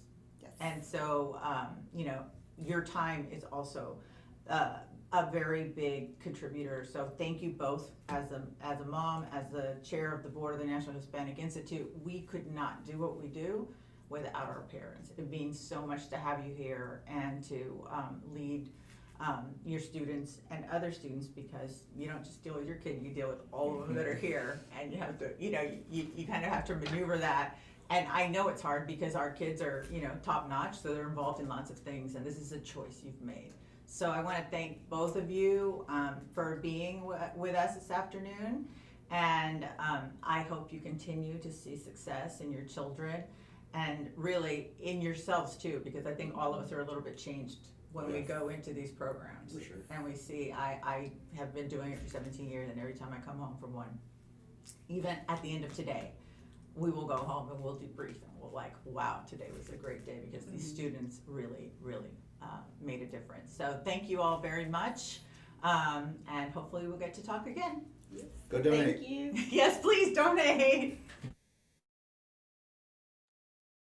My name is Coy, and I'm back with another interview. And today I am Diego Magana. I'm from 9th grade and I go to Uplift Summit International Preparatory. So Diego, how did you hear about NHI? Well, my sister and mother were both former great debaters, so they both did that, and then they just decided that it'd be a good thing for me to do as well. So how do you think having your mom do it and then having your sister do it, how do you think it's going to affect your journey? Well, it's gonna make it a little easier because they've already experienced it, so they already know what it's like. So if I need to know anything, it's gonna be a lot easier to get that information, especially since it's from people I'm close to and I share a house with at this point. So based off what they've told you about their experiences, what are you most excited for? Well, overall, I feel like what I'm most excited for would probably be just getting to travel. Well, I guess because I know like for a great debate, like you get to kind of go out and like see a bunch of stuff. So that seems like a cool thing for me. So how are you feeling about NHI so far? Like the meetings we've had, like how are you feeling? Well, I'm gonna be honest, I'm a little nervous. It's kind of like just still trying to get used to it, like trying to see where I fit in, I guess. That's understandable. That's how I felt my first year. That's understandable, but it'll get easier along the way. So, have they told you about any categories? Like, have you heard of the categories that are out Yeah, there? I have heard of the categories. I think there's mock trial, oratory, extemporaneous speaking, and it was cross-examination, right? Yeah. So, out of the four, which one are like, do you hope you get into? Part of me's thinking, I'm not entirely sure, like yet. I haven't made up my mind, but I'm thinking something like along the lines of oratory or extemporaneous, like something like that. So, since it is like your first year being in NHI, what are you hoping to get out of it? Like by the end of your freshman year, like what do you hope? I guess I'm hoping like by the end of this like year, I'm gonna. I'm just hoping that because I mean I can do stuff like I can do stuff in front of people. Like I'm not like just completely withdrawn, but maybe just like boosting a little bit more of my confidence since I know I'm gonna need to start interacting more and more as I keep getting older. So yeah. So with the skills that you hope to gain, when you gain those skills, how will you like take them outside of NHI? So like, are you in any sports you join? Yeah, I run track for my school. So how do you think like that'll like reflect in track or help you? I guess just a visible more like confidence with it. We don't speak a whole bunch like to each other in track, but just being able to actually like look confident when people are looking, like instead of just nervous and all that. So what panels are you on? Have you been on any panels today so far? I have not yet been on any panels, but I'm going to be on the sibling panel later today. Oh, with your sister? Yeah. Are you excited for it? Yeah. I feel like it's gonna be a good chance to kind of talk about some of the stuff we're talking about now and a little bit more. So you said you go to Uplift Summit. That is an IB school. Do you like the IB program? Are you? I like the program and what it can offer me because I just like the idea of knowing I can do almost whatever I want with my future as long as I put in the work, and the IB thing's definitely going to help a lot with that. So you are a freshman, yes. Yes, I am a freshman. So high school is different than middle school. So how was your transition from like middle school to high school? How are you like feeling it now? It wasn't too bad since middle school's prepped us a lot for high school. I guess a lot of it's just getting used to the work and what's expected of me. Like, cause back in middle school, it was not too bad. Like, I mean, it was just like getting through the whole thing, like making sure you get everything done on time. Some of the teachers were a little more lenient, but now it's like you gotta be a lot more precise with what you get done, when you get it done, and they're not gonna be a lot less graceful with you on that. Yeah. So what's your favorite class so far? What's your favorite class? Like subject wise or just like social or We can do both subject and social. I guess just overall for the social, well, I'm liking my history class because it's a class that I get to work with my friends a lot, and it's good to be able to just kind of have a class where I can socialize.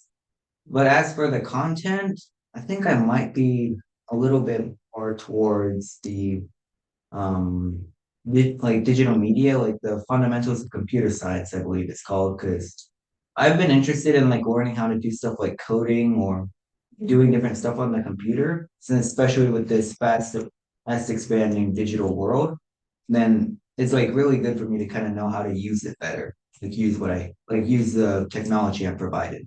Do you think that's something that you're gonna want to like continue to pursue, like going to later in life?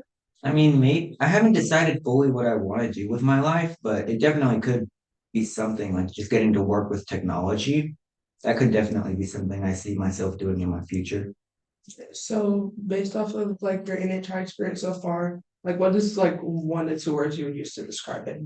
One or two words to describe it, I'd say probably like I don't really know, honestly. I mean, I've never been good at describing things. I'm sorry, but No, you're fine. I guess I'd have to say like I guess just like social, I guess, because you have to like it's definitely not the thing where you can just like kind of stay to yourself. It's more like you can like you have to interact with other people whether you want to or not. So yeah, I'd say that that'd probably be like one word I'd use to describe it. Like just yeah. Well, that's it for this. That's it for this interview. Now on to our next panel. Hello, my name is Sebastian. I go to Allen High School. They were kind of like the social narrative panel, but first, let's introduce everyone. Starting here.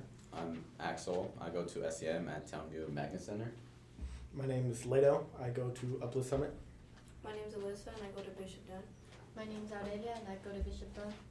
My name is Elijah Rose and I go to Young Moon's Leadership Academy. My name is Adrian and I go to Cistercian. Today we're going to talk about social narratives in the Latino community. So pretty much social narratives are ways people define us, but we don't see them as limitations. We see them as assets or strengths in our community. Okay, so like Sebastian said, social narratives are ways people define us, but do y'all have another way to describe a social narrative? Like exactly what a social narrative is? I do. Well, in a sense, social narrative is shared community heritage and pride, and refers to the persuasive stories, stereotypes, and social labels that are put onto the Latino community. They're not always bad. They can be good, but overall, they're like a sense of the way we act and how our lives overall are viewed. Can anyone explain these good social narratives? I think a good way to explain our social narratives is us, a community, sticking together and helping each other go, and keeping each other and protecting each other and expanding that community by inviting others to help us with that, and expressing our culture by holidays or parties or cookouts. Cultural pride, yeah, what you said is really important. I use cultural pride when I do get-togethers, when I'm with friends. You mentioned that you do cookouts, and you do cookouts with other cultures, and that kind of is an example of cultural pride. How do you stand up as a culture with those cookouts? Like, do you make special foods or something, or? The foods we make is like fajitas, or we make rice, beans, we have guacamole or tortillas, and we usually invite other people that are new or that are not aware of our culture, or somewhere that we meet that we enjoy and we like them to experience how our culture is, and we invite them so that they can know how we celebrate things or spend time with family, enjoy holidays, or even just spending time with each other, like family that is not close, inviting them over to get close again, to reunite as a community, to stay strong, and we invite people with pride in our community and heritage. So for Christmas, my family has a tradition, or on my dad's side, where we stay up till midnight and then open gifts, and then we go to breakfast at the same place. And it's really good because we don't really see our family that much because they live in Miami. So we get to connect with each other. And it's also the parents of my grandma used to do the exact same thing with her family. So now it's tradition because it's passed down from generation to generation. A personal example for me would be my quinceañera, how everybody came together and worked as a tight-knit group, and they worked as a community and a family. Everybody comes together and works with each other. I think it really shows our community and our family. Yeah, I mean, all these are great examples. Personally, me, same as Alyssa, cookouts are kind of the main way I express my cultural pride. But one thing with cultural pride is, well, not one thing, but a lot of people, when they express cultural pride, they express leadership. Leadership is another really good positive social narrative that kind of flips negative social narratives. Personally, for me, leadership is right now for you guys. I'm currently leading you guys this conversation. Some big examples include Cesar Chavez. He advocated for equal pay. Those are just science examples of leaderships in our culture. It kind of ties in with cultural pride because you kind of like for Cesar Chavez, he's a Latino. He expresses that he's a Latino and he wants equal pay for every Latino. So, I know I read that you do cheer for your school. Yeah. Do you wanna? You wanna you use leadership, right? So.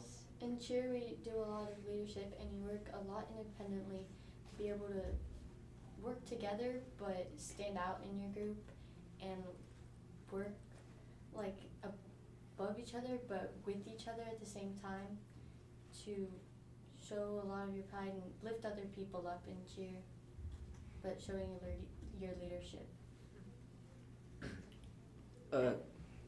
So like I play soccer and like I play in the center midfield, and it's very important to communicate there and like make sure that everybody's on the same page. And if somebody makes a mistake, you could like help them fix it, communicate. And it's very important in communicating here is that like you talk to them like to unify, like to bring the team together to make sure that we do everything better and not to divide the team.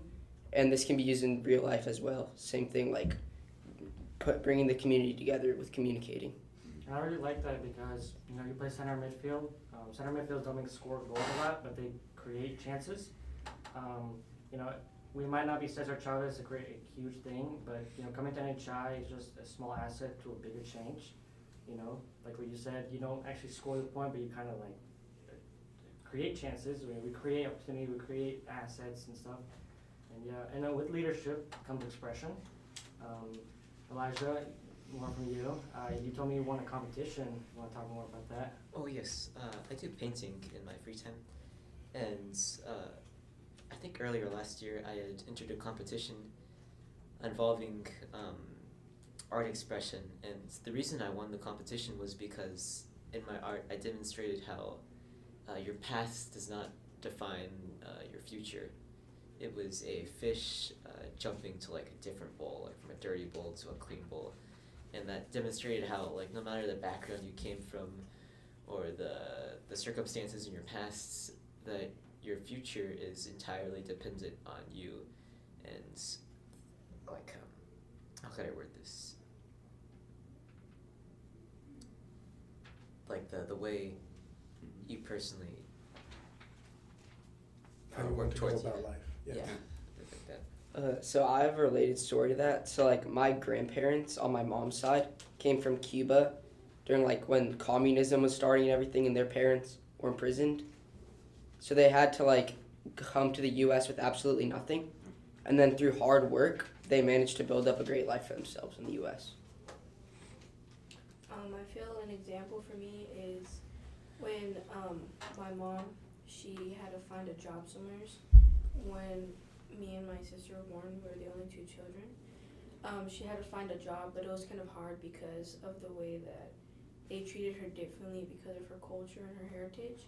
So it kind of eliminated a lot of choices that prevented her from finding a job.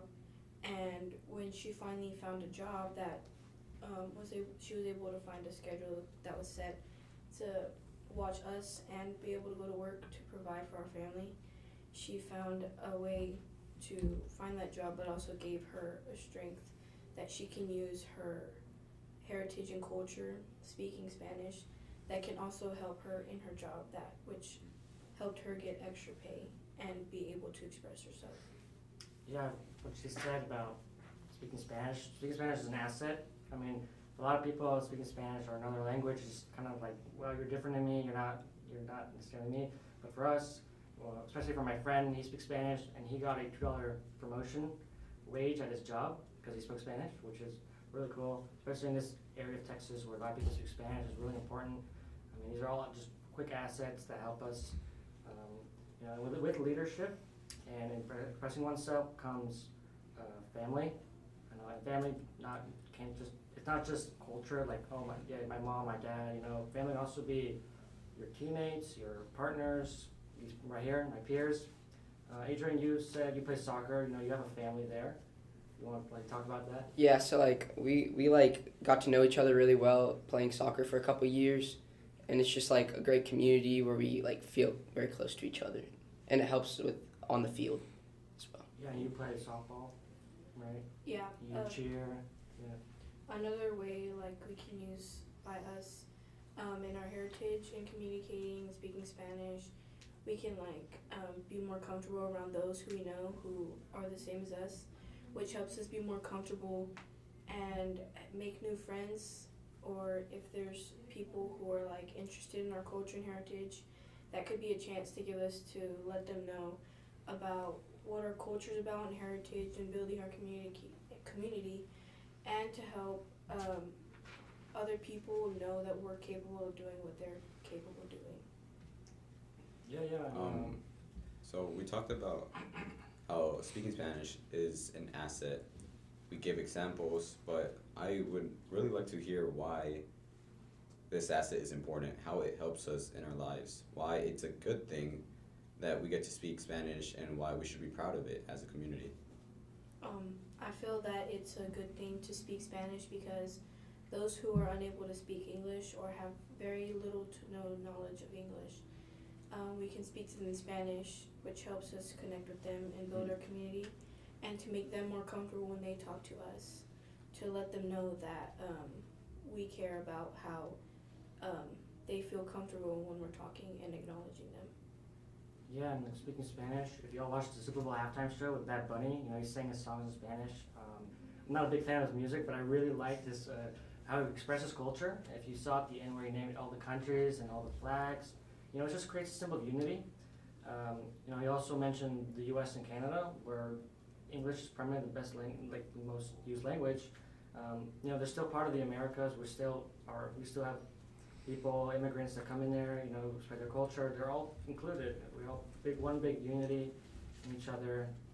And Spanish is a great way to express that.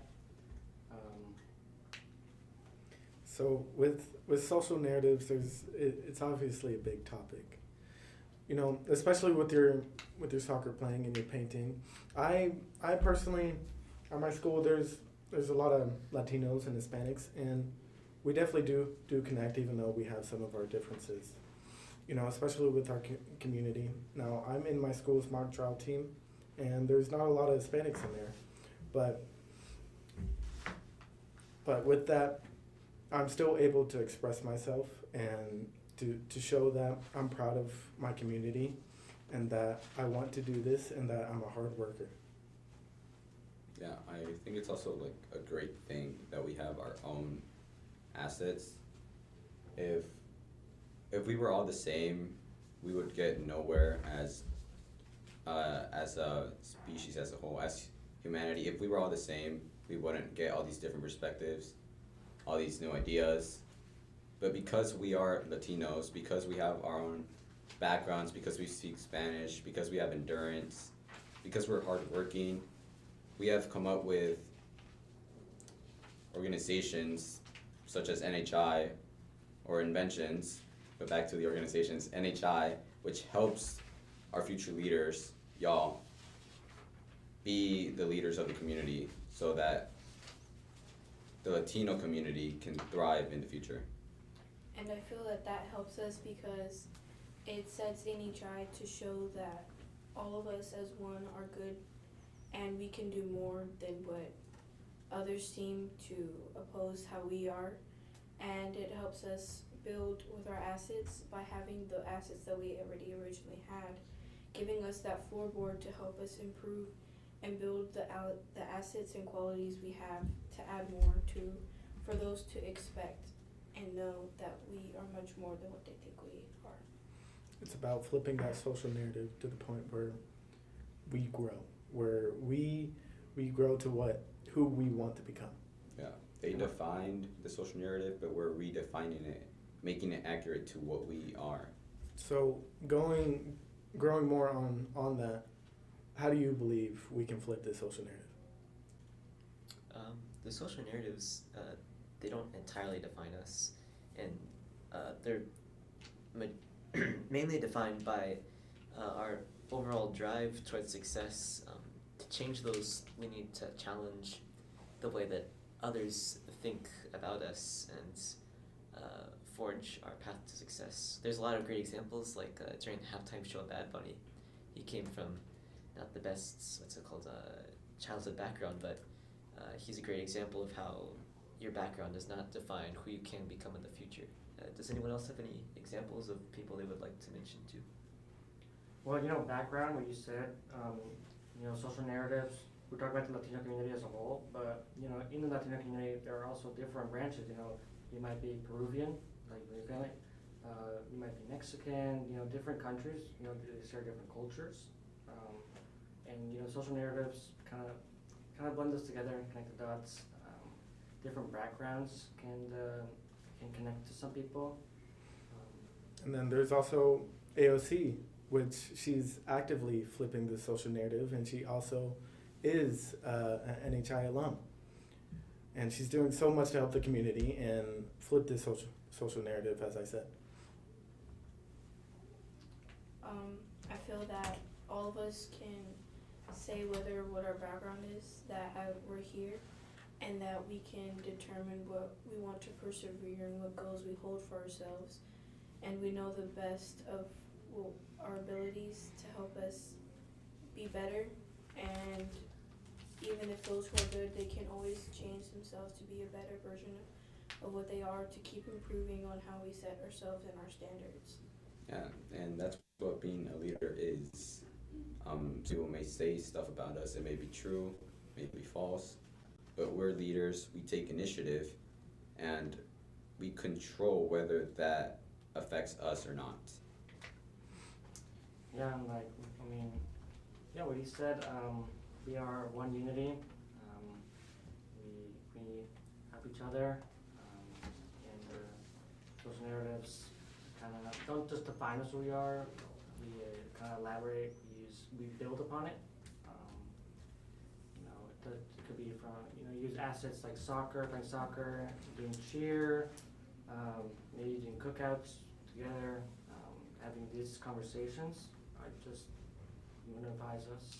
So with these leadership skills, you're able to actually help us flip this social narrative with NHI. So if you invest in us, you invest our future leaders, you allow us to flip this social narrative and help everyone inside this community. Bye. Thank you. Thank you. Thank you. Hi, my name is Coy, and I'm back with another interview. And today I have Helena Smith from University of North Texas. So, Helena, you are in college, so you have completed all the programs that you're eligible to. So, do you want to give us a rundown of your NHI journey? Yeah, so I started with North Texas my freshman year. That was 2022. I was in the extemporaneous category, made it to the Sweet 16 for our great debate. From there, I started my Texas LDC, and in that, I was a justice. It was amazing. It was super fun, very stressful. From there, I did Colorado CWS, and that was super fun. I did MVP there as well, and great experiences all around. So you are in college. So how has your college experience been so far? This is your freshman or sophomore? I'm in my freshman year, and I'm in my second semester. I made President's List first semester. Very exciting, very fun. Not unique in any way. And I'm involved in a couple of clubs. I actually am a marketing recruit for my honors college programming committee. That's really fun. I really love that. I get to work one-on-one with the dean. We're funded by the university. We host programs. One thing that NHI taught me within that is how to create the community. With NHI, because you're part of the process with every step of the way, because you're part of the process in staffing, you're part of the process in recruiting, you have to learn how to build your own community. Your community is out there. We know it's out there, but you have to put in the foundation. You have to make sure that people are welcome, that we're hearing all the voices. That helped me so much with marketing and planning we plan events to make honor students feel more welcome. So that's really helped. I'm in Women in Coding. And from there, I also do college ambassador. So I represent UNT at a variety of events. I've actually represented them on Mountain View campus here recently. And it's really great. That also comes with my recruitment skills from NHI. Scholarships come with that. Look into that very much. NHI helped me a lot. So how was your staffing experience with NHI? Staffing has been fun. Hoping to have staffing again this year. So I started staffing straight into my sophomore year. I was an HQ assistant for the 2023 Great Debate.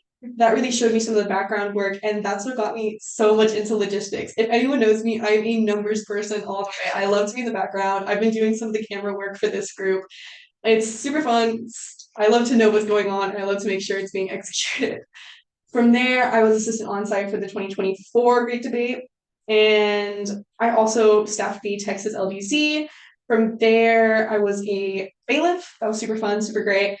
And yeah, I really want to staff the Colorado CWS this year as well, so I can really get that CWS experience as well. Did you coach any categories within North Texas? Yes. So I was a category coach in my sophomore year for extemporaneous speaking. My junior year, I was a category mentor, also for extemporaneous speaking. It's so amazing watching my group grow. All of extemp, I consider them my babies. I love them so much. It's so amazing to see, like, Sydney has made some great process. Everyone's made some great process, and I think it's just great to see, like, live.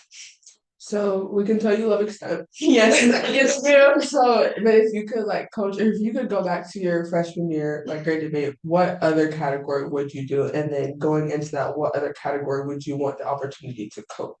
Yeah. I have a big space in my heart for speaking on the spot. So cross X would have been fun. I also really love to argue. I like being right. And I will do anything to prove that. So cross X would have been amazing. I do wish I had done oratory as well, work on my Spanish. If I had the opportunity now, I think I would love to take the challenge of coaching law.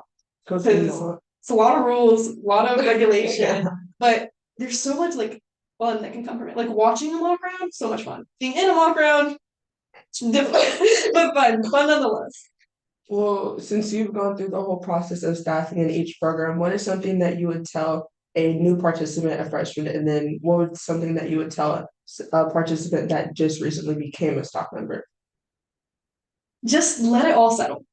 Like every experience is intentional, every failure is intentional, and it's each unique to your own experience, but also life isn't very unique. Like everyone's going through the same struggle, everyone's going through the same feelings of failure. And you have to just roll with the punches and really let that be a part of your journey. Don't let your first failure drop you off. There are so many people who stop at the Great Debate because they didn't be as great as they wanted to be. They weren't the superstar they thought they would be. But that's not where your growth is coming from. Your growth is getting back up. Your growth is walking yourself to the 2024 Texas Lords of Isabella program and running for a position even after you didn't make first place like you wanted to. That's where your growth is. So how would you describe your NHI experience in 1 to 2 words? 1 to 2 words. I say busy. Busy. Because busy in the best way possible. I love it. Just so crazy. Well, that's it for this interview, and now to our next panel. Hello everyone, hi North Texas and hi NHI. Welcome to the storytelling panel. My name is Grecia Tarin and I am here with... I'm Val, I attend Bishop Dunn, I'm a freshman and I'm a cheerleader. Hi, I'm Leonida, I go to Upla Summit, I'm a freshman and I love playing volleyball. Hi, I'm Eva, I'm a freshman, I go to Panther Creek High School and I don't know, I like reading. Hi, I'm Sam, I'm a freshman at JJ Pierce and I'm on the tennis team. Hi, I'm Caduce. I go to Uplift Summit International. I'm on the robotics. And I'm Camila, and I go to Bishop Dunn, and I play soccer on the team. We are so excited to be having the opportunity to speak to you all, and today we're just going to be talking about the importance of storytelling. So as members of NHI, we know how important it is to tell our own stories. However, let's hear a little bit more from our new and upcoming participants. Why do you believe it is important to be able to tell your own story? I think it just tells a lot about a person. It also defines who you are, and you give your opinion, and sometimes you don't even have to be biased. It's just telling who you are as a person, and you get to know people and build connections with those people, and you build relationships off of those connections. Yeah, you build relationships off relating to people, and stories, them telling you stories back, relating to them is just one of the best ways to do that. It's very important to to communicate yourself, because no one else can tell your story as well as you can, because it's yours. I believe it's a good asset because you actually get to speak up on something. You don't hold yourself back from saying something you don't want to be. I think it's important to get your story out there so people know who you are, and they're able to understand like your point of view and your opinions on life in general better. And to add on what Eva said, it like your own story like defines who you are, and you shouldn't let other people define who you are. As high schoolers, we're gonna go through rumors and about us that isn't true. I also just want to add to Caduce, it like defines who you are, or it's only like your story. Like no one else can tell you what to do with your life. It's your opinion, and you know what's true. That's also piggybacking off of Camilla's statement.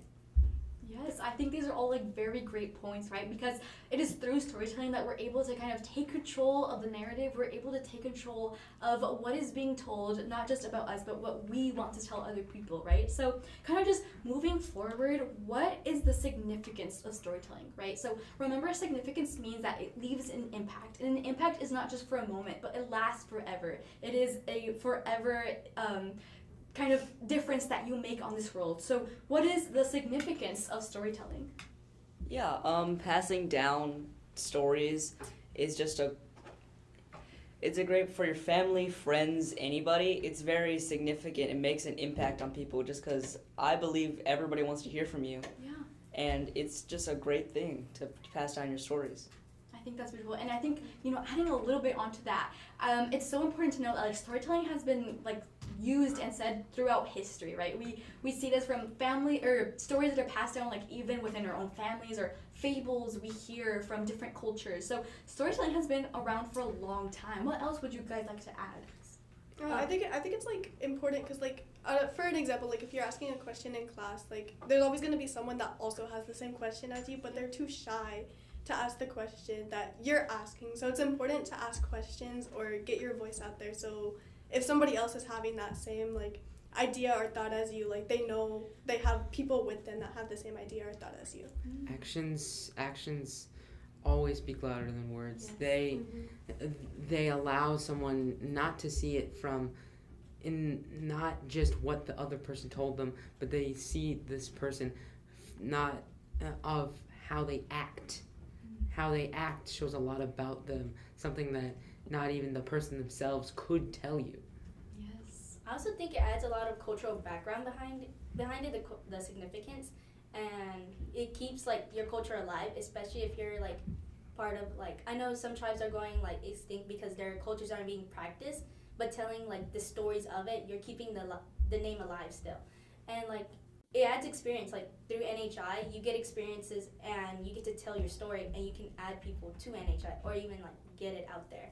Yes. It's like a lesson, to be honest.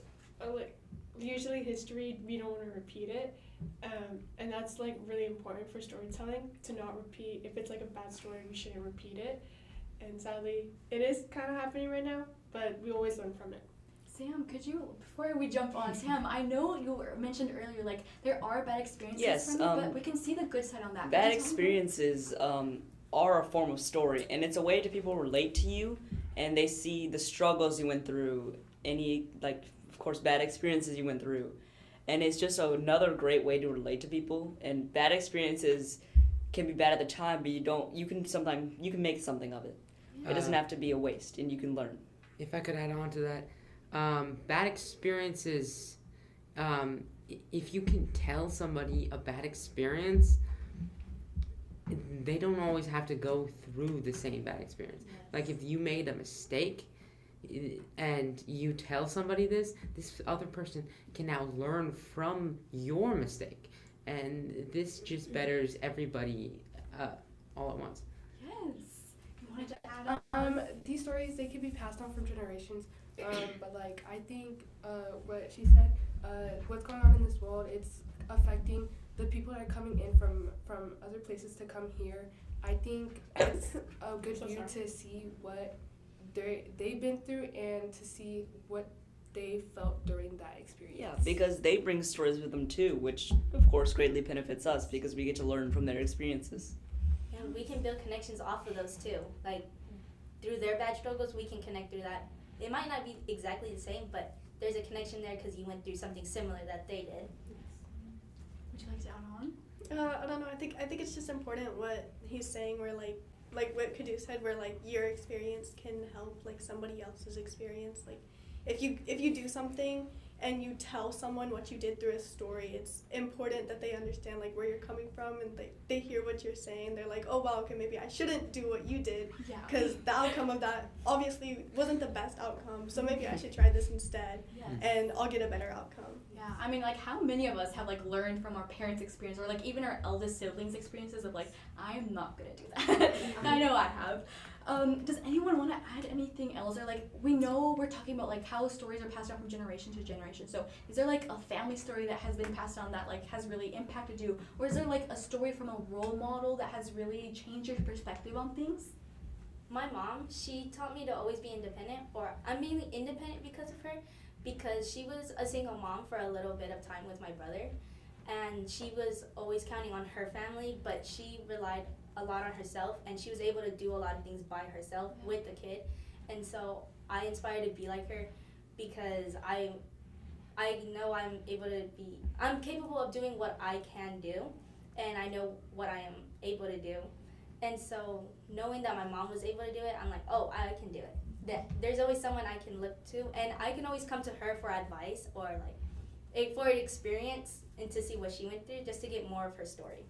Yeah, going back on parents, both my parents came from very different upbringings. From my mom, who lives in rural Louisiana, to my dad, who didn't grow up in the greatest place. They both overcame challenges to bring me this life, and that story has always inspired me. Yes, I agree with Sam. Both of my parents are immigrants. They came from Piedras Negras, Coahuila, and they impacted me by showing who I really am and how I'm able to speak up for myself. And mostly my dad, because he's taught me always how to stand up for myself. Like, Camila? Yeah, sorry. She also said, in our own time, she said that her dad taught her how to always speak up instead of act like physical, and I also agree with that. I think adding on to what you said, where like you mentioned how her dad was like how he shaped her, I think that's really important, because I feel like my parents also kind of shaped like who I am. Like the reason why I am the way I am like right now is because of the lessons that my parents have taught me growing up, and just like how to act, how to speak, how to talk, like just in general, like being a good person. Most of the things that I've learned about being a good person, about being an important, confident person, I've learned from my parents, which I'm really grateful that they've taught me and my siblings that. Yeah. My parents also helped me a lot. My dad, for example, he taught me that no matter who you are, you're always worth it. No matter who you are, you're always unique and you're always worth it. And my mom taught me not to put yourself out there, to show that uniqueness, because that uniqueness is valuable. Yes, so valuable. I think right now we're all like doing our own storytelling, like mini-wise, and we're all connecting. So this is like a really good example of what storytelling is. Like right now I'm connecting with y'all with like our like parents. Like my parents, they're also immigrants. They came a long time ago, and they like are a big impact in my life. Like as you said, my dad, he taught me to always defend myself by using my words and not actions. My mother taught me to never give up and always be proud of who you are. And if you see a good opportunity, always take it. And that's why I'm here at NHI, because teachers, they saw that I could do it and I can be here. And knowing that really like makes me happy. And I'm so glad I'm here at NHI, because I'm good to be here and making new friends and having connections and being relatable with all of y'all. We are happy to have you here. So, does anyone want to add anything before we move on? I want to add, my dad also taught me like the connection part. He came from nothing, and he lived in a household with 7, and it was just his mom, and they had to move all the way back to back here to Texas, and he started from nothing, and now he built a big business that he wants me to be a part of because he sees a lot of potential in me becoming the new owner of it or head of it. And so he's always telling me, build connections even if you don't like the person. They can always set you higher. Or there's always something you can connect with them. They'll help you out in the future. Or maybe sometimes you'll even grow to like them, to see why their story is so different from yours. I think, going back to what she said where she was like, oh, my dad kind of came from nothing. I really feel for her because my dad also really came from nothing. He had 6 siblings. It was just his parents, and they had to work a lot, and his mom was busy a lot of the time, so he had to do basically everything by himself.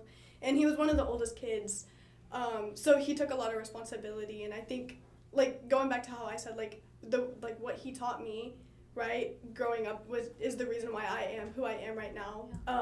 The reason why he is who he is today is because, well, his parents didn't really teach him. He learned all of this stuff by himself. He learned all of these life lessons because he had to make so many connections. Even though he didn't like the people, he still had to make so many connections with people and get to know them just to get ahead in life. Yes, and I relate to all of y'all, like my mom as well. As I was telling you guys earlier, like she grew up in a humble home in Mexico, but she eventually became the first lawyer of her family, right? And then she came to this country, started from nothing, but she has, as a single mother, she has raised me and my sister, and I'm always going to be so grateful for her for that. And now I want to similarly follow her footsteps. I also want to be a lawyer. I also want to make a change in this world. But Sam, you wanted to say something? I'd actually like to go back to what she said for to relate to people even though you don't agree with. I think that's actually extra important rather than relating to people with you agree with, because people you agree with you already have common ground on. And I think it's definitely most important to relate to the people that you don't agree with to just find common ground, to just have a positive outlook on them and understand why they don't agree with you. And then you can see why they see that. You can see through their eyes. Yeah, because everybody has different opinions because of their experiences. So if you can understand where they're coming from, that's the most important thing you can do. Yeah, I think that's a really good point you bring up right now. Especially, I think during these times, it is so important for us to be able to hear each other and really be there and just take a moment to listen, right? I think storytelling is important, but what's more important is to hear the stories. So yes, and talking about hearing about stories, since this is a storytelling panel, I think it would only make sense for each of us to be able to tell our own stories, who we are, the challenges we faced, but what we learned from that. Because I want everyone who's watching to know we are in a table where there's so many people that have such valuable things to add on. All of these people, all of these young kids are leaders, and they are going to become a person that will become an asset for our community. So who would like to start and share a little bit about their own story? I'll go first. Oh, I'm sorry. But I'm very independent, but because my mom and her story, I felt like I needed to be by myself. And I also started learning faster than others. And I was always the oldest in my grade because of my birthday. But I always felt that I had to do everything myself because I always was taught no one's going to be there to hold your hand all the time. So always do it yourself. And don't rely on other people too much. Yeah, we'll just go in a circle. When I was younger, when I was in elementary, I was also talked down, and from that I learned always to stand up for myself and express how I feel to others and build connections with people that I don't really like. And I don't know, whenever I was younger, how I mentioned my mom, I didn't know my mom very well. And she ended up passing away recently, and then after that my life has just been really hectic.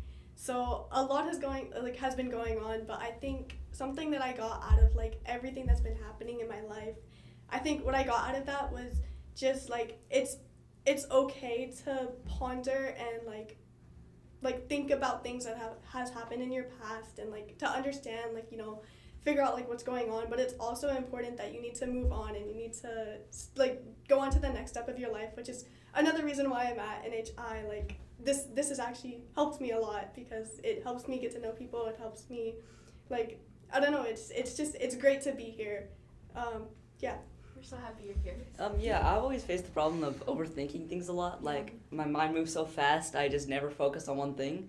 But my family, my little brother, honestly, all of them have helped me just overcome that and really thrive in school from where I was before, and that's my reason for loving my family so much. They've always helped me. They've never done me wrong in any way. So. That's so beautiful. Chris? Well, growing up, like I got, I'm kind of a mixed kid, so I wasn't really sure, like what do I say? Like, am I this? Am I that? You know? And I realized from that challenge that that you that y- sometimes you need to make a place to belong. You need to work hard, and you need to show the world what you can do. You can't just rely on other things to define you. Yeah, that's so beautiful.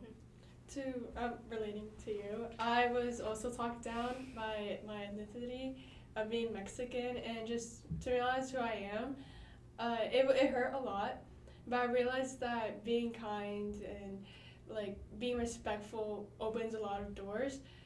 This bully that I was getting bullied by, she was really mean, and yet she ran for president, and I realized that actions do speak louder than words, as Kadu said. So I ran against her, and I won the presidential role.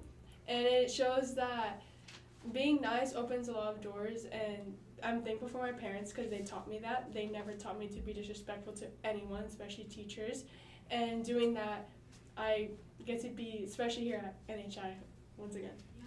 So we see in each and every one of these stories, right? They're all so different and all so unique, but at the same time, we're able to relate with so many of them, right? Like I've also been through difficult times. I've been bullied before, but I've also had parents who came from nothing and were able to make everything on their own. But I think it is so beautiful how we're all able to like share our stories to kind of just come together.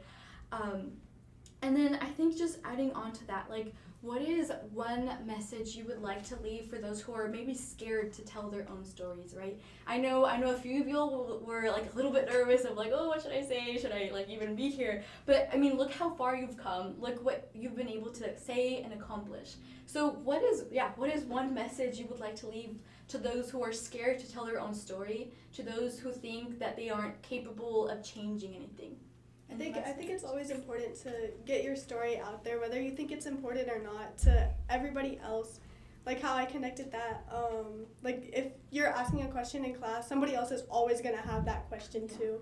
It's important to get your story out there because you never know who's feeling the exact same way that you're feeling, and knowing that someone else is out there getting their story out there that's exactly like yours or how you're feeling. It's important that they're like, oh wow, like that person stands with me, like look at where they are now, I could be like them. Yes. So it's just important to understand that. I'd like to build on that. I think getting your story out is a big thing.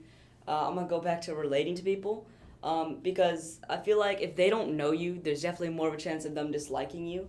And I feel like everybody here, if you know them, there's no reason to dislike anyone here, or mainly anyone in general, honestly. So being able to spread your story around and get people to like you, relate to you, see you more as a person, I think that's very important to do.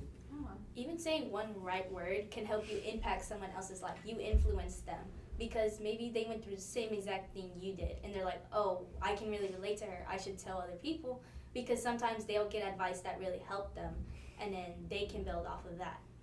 To add on, sometimes if it doesn't really help other people, it'll help you. So it doesn't matter if I'm like changing your life, you would be changing your own. And a message I would say is always be proud of who you are and say it with confidence. I say sometimes I thought I was like, since I was getting bullied because I'm Mexican, now I say it proudly because you should always be proud of who you are. And that if you're mixed, you should always be proud of it because I find it very beautiful. If you're more than one, like if you're Italian and Arabic, I find that very beautiful. And saying that who you are with confidence really shows how strong you are. It's you're not like that. It doesn't. You're not the only one. If you don't feel like you should tell your story, you're not the only one. But being able to say it out loud, it's one of the most valuable things It's not. People do care about these stories. People care who you are, and it's very important that you tell people who you are, so that they don't try to define you before you even get the chance. I want to add on Kadu's. Always be proud of who you are and make sure that you always actions does speak up with, yeah, sorry. But it's important to to show who you really are instead of keeping yourself in a bubble. You always want to be known and make sure you're out in a group that you are comfortable with. Yes, and I think I am so proud of all of you, of the words you have said, because I think it is so important to realize that we as the young generation are the intersection of our parents' sacrifices, our grandparents' sacrifices, of different cultures and identities. We are the intersection. We are standing right between so many worlds, which is why it's so important for us to be able to tell our own stories, because they're so unique. And I think especially during these times, right now, the Hispanic and Latino community has to stick stronger together. And I think one of the ways in which we can do that is by storytelling, right? Hearing from our parents or grandparents statements and stories is so important and valuable for us to be able to move forward. So I think it has been a beautiful, beautiful conversation. Any final remarks? No, I think you said it all. Okay, well, thank you all so much for coming. Please invest in your community, invest in these future storytellers. We're so happy for you guys to have the opportunity to listen to all these young, beautiful, independent leaders. Thank you.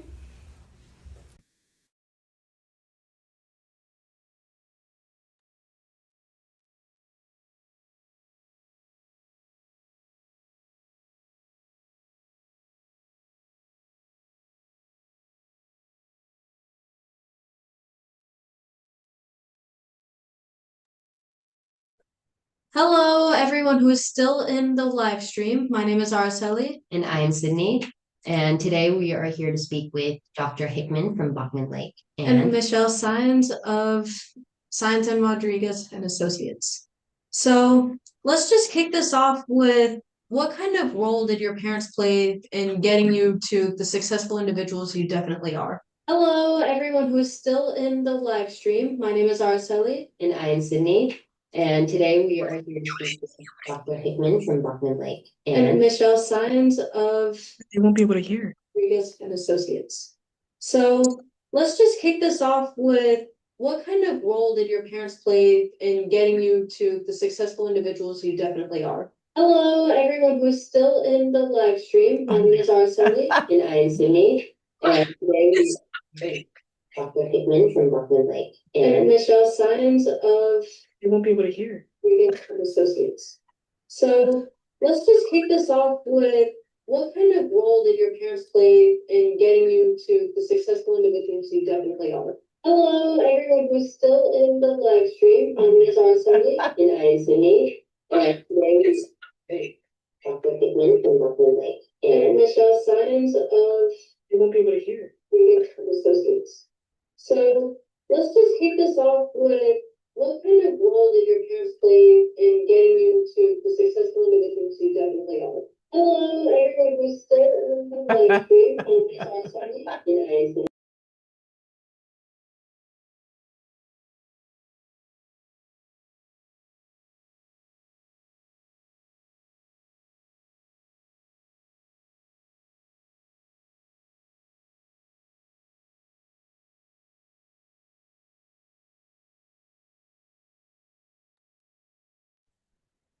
Can you hear me?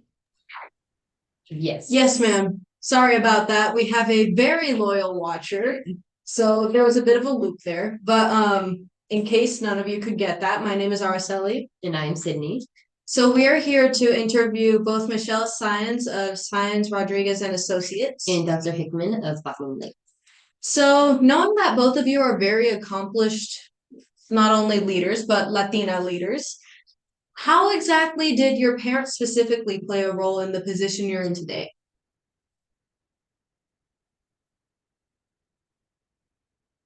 I'll let you go first, Olga. Okay. Well, hi everyone. As mentioned, I'm Dr. Olga Martinez Hickman, and I think for me, my parents were there. My parents were married for 63 years. My dad just passed away, so I saw unity and I saw the hard work that they embodied. My parents did not go to college. My mom went to the third grade, my dad went to the eighth grade. So I didn't have an example of this is what you want to aspire to, but I did have an example of hard work. And I was just asked this the other day, and I think of allyship. My dad was our ally. He was my mom's ally. He never stopped her from wanting to do whatever she wanted to do. And for her, it wasn't necessarily professional all the time. But she didn't have to work and she chose to work. And then, like, that was her money, right? Like, she did whatever she wanted to do. And she taught me that there was always a place that I could get at to further. So from my dad, I saw an ally. And I say this all the time from Michelle and George, like they are my allies. They create space for me to be who I am. It's really tough to be a Latina in the nonprofit setting.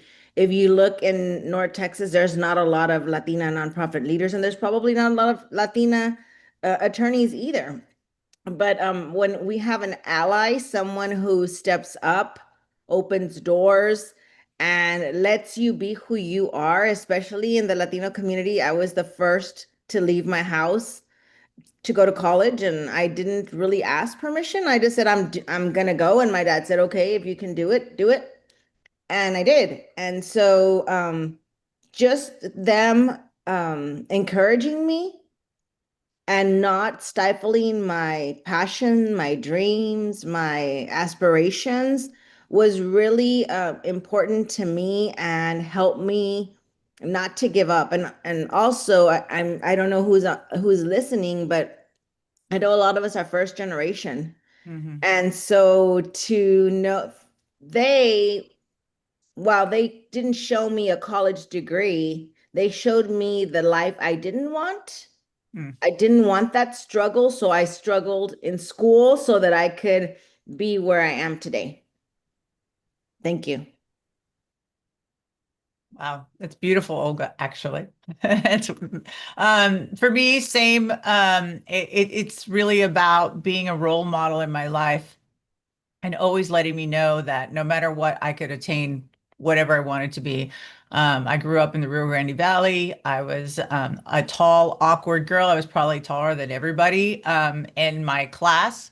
Um, and my parents always were just very proud of me and said, "You are who you are and own it," and um, I've come to realize later in life now, being tall was actually an asset for me, helped me through my business career when I walk into a courtroom. Um, so I think my parents were there as support. My parents were there as role models. My dad did go to college. He got his doctorate in bilingual education. He was one of the first 5 Latinos to graduate from now it's Texas A&M, but it used to be Texas A&I in Kingsville. And my mom just supported all of our educational goals. Mine, my brothers, my sisters, my father's. He used to drive back and forth from the Valley to Kingsville every single week to go to school. And my mom made sure everything at the home front was as normal. We were taking my sister to twirling lessons. I was going to gymnastics.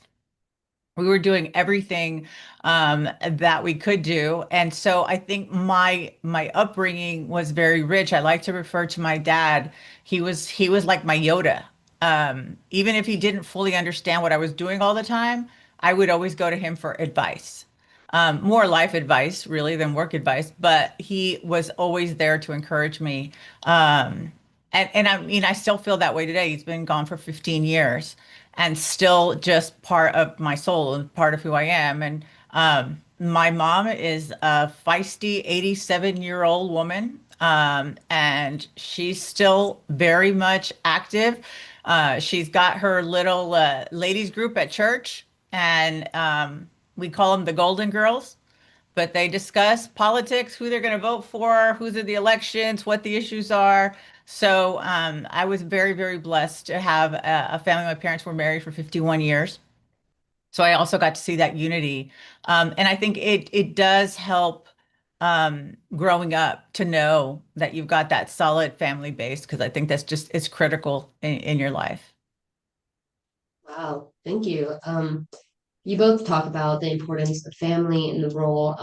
This question is specifically for Dr. Hickman. You mentioned how unity and allyship, it was something very important to you and that you were taught. How do you incorporate the community's voice in what you're doing today in your career? That is one of my core values. So I spent a lot of time. I'm also from the Rio Grande Valley, so yay us. And my parents also, even though they didn't go to school, the one thing they taught us is to vote. And they voted till the very last election, a mail-in election, and that's part of community voice, right? You cannot change something if you do not become a part of it. So for me, one of my core values is voice. When I was growing up, my mom enrolled me in school, and because she didn't know the US school system, she circled that I spoke Spanish at home and that's the language that she wanted me to learn at school. But I knew English because I had older brothers and sisters. So my Spanish was looked at as a deficit. And for a long time, I was embarrassed. I was ashamed. I like did not want anything to do with Spanish because they quickly immersed me and they thought that they had succeeded and taught me, but I already knew English because I had brothers and sisters and my parents speak English too. So um when I was working on my PhD and looking at like critical race theory and all of Latino race theory, really looking at how we've been silenced, I started to look a little bit deeper and wondering like, why is it that you want the voice of Latinas especially in the room? And it was because my voice was silenced.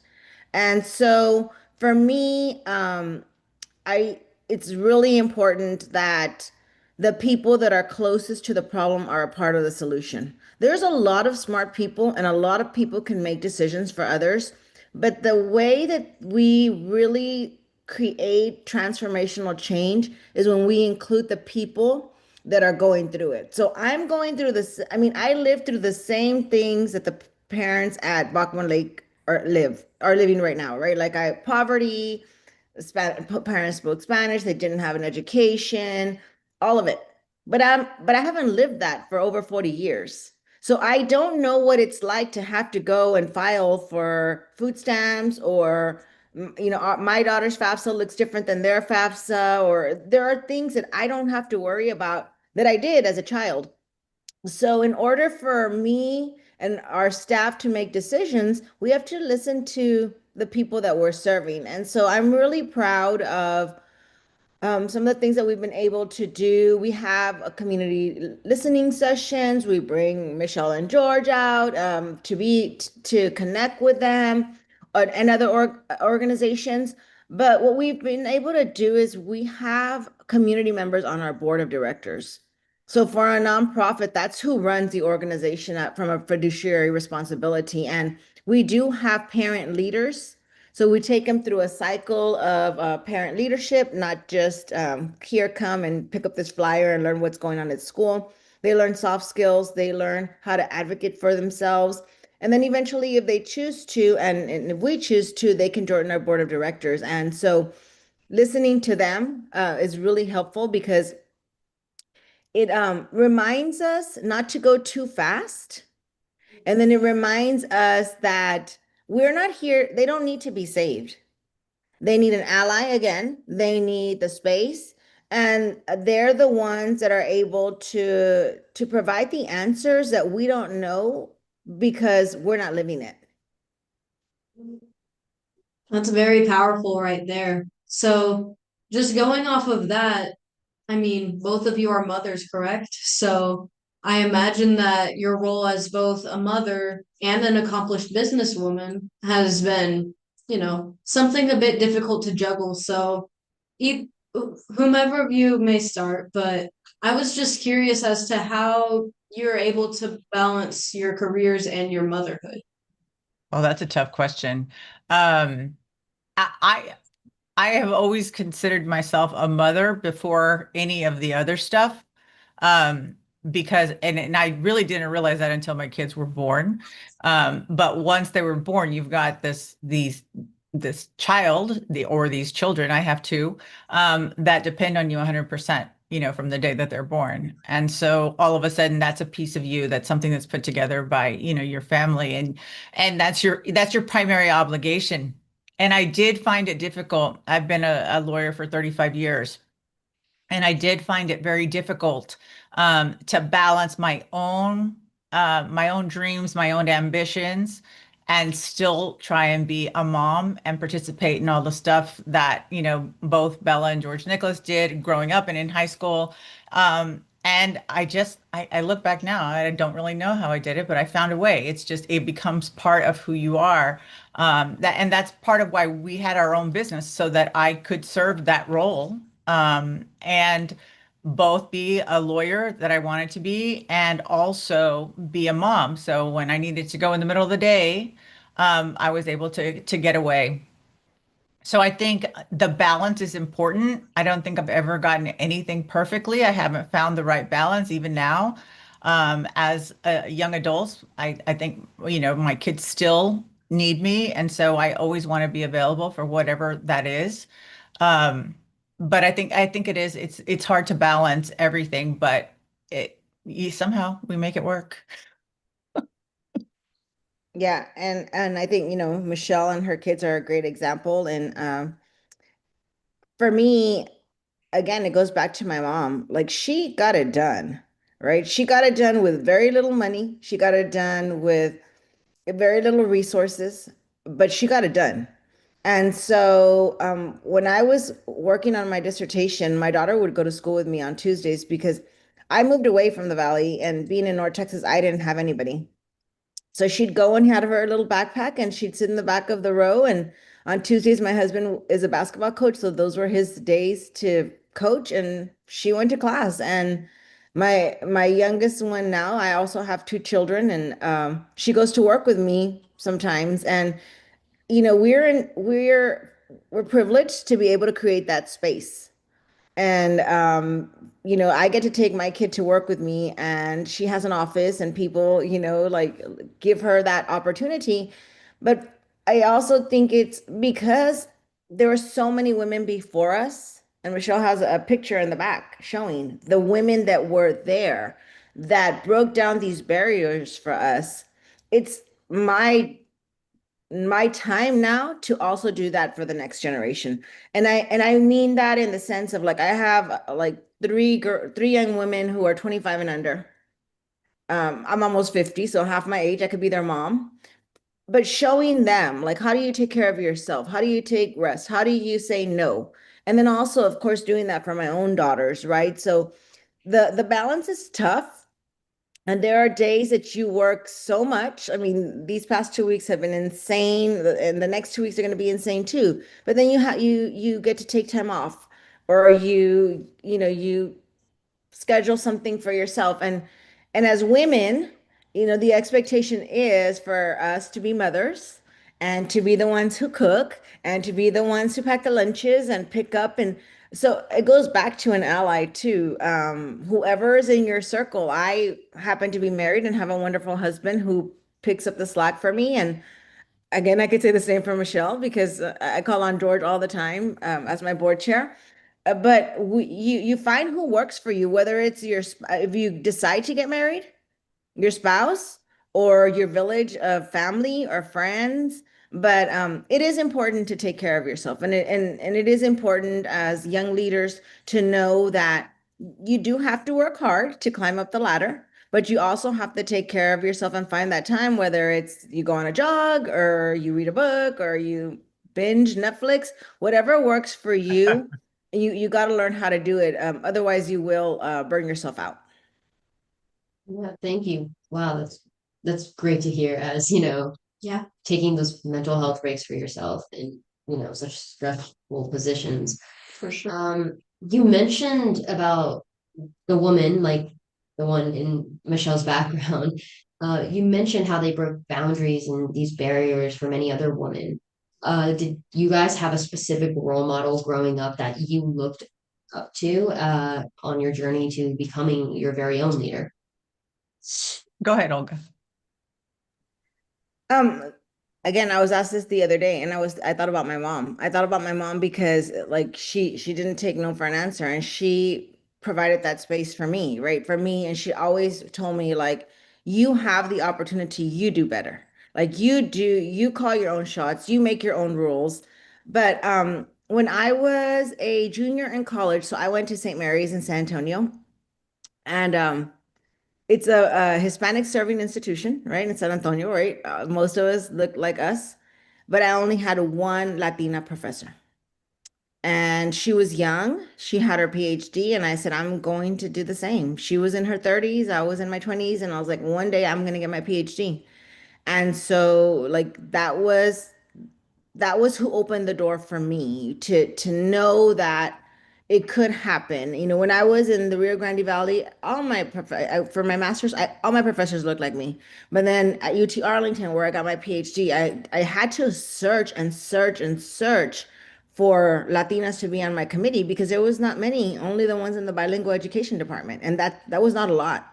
So Dr. Valadez is the one who took me under her wing who was able to mentor me and who I wanted to aspire to be. But I think in general, as I've found more of those mentors in my professional role in the past 8 years.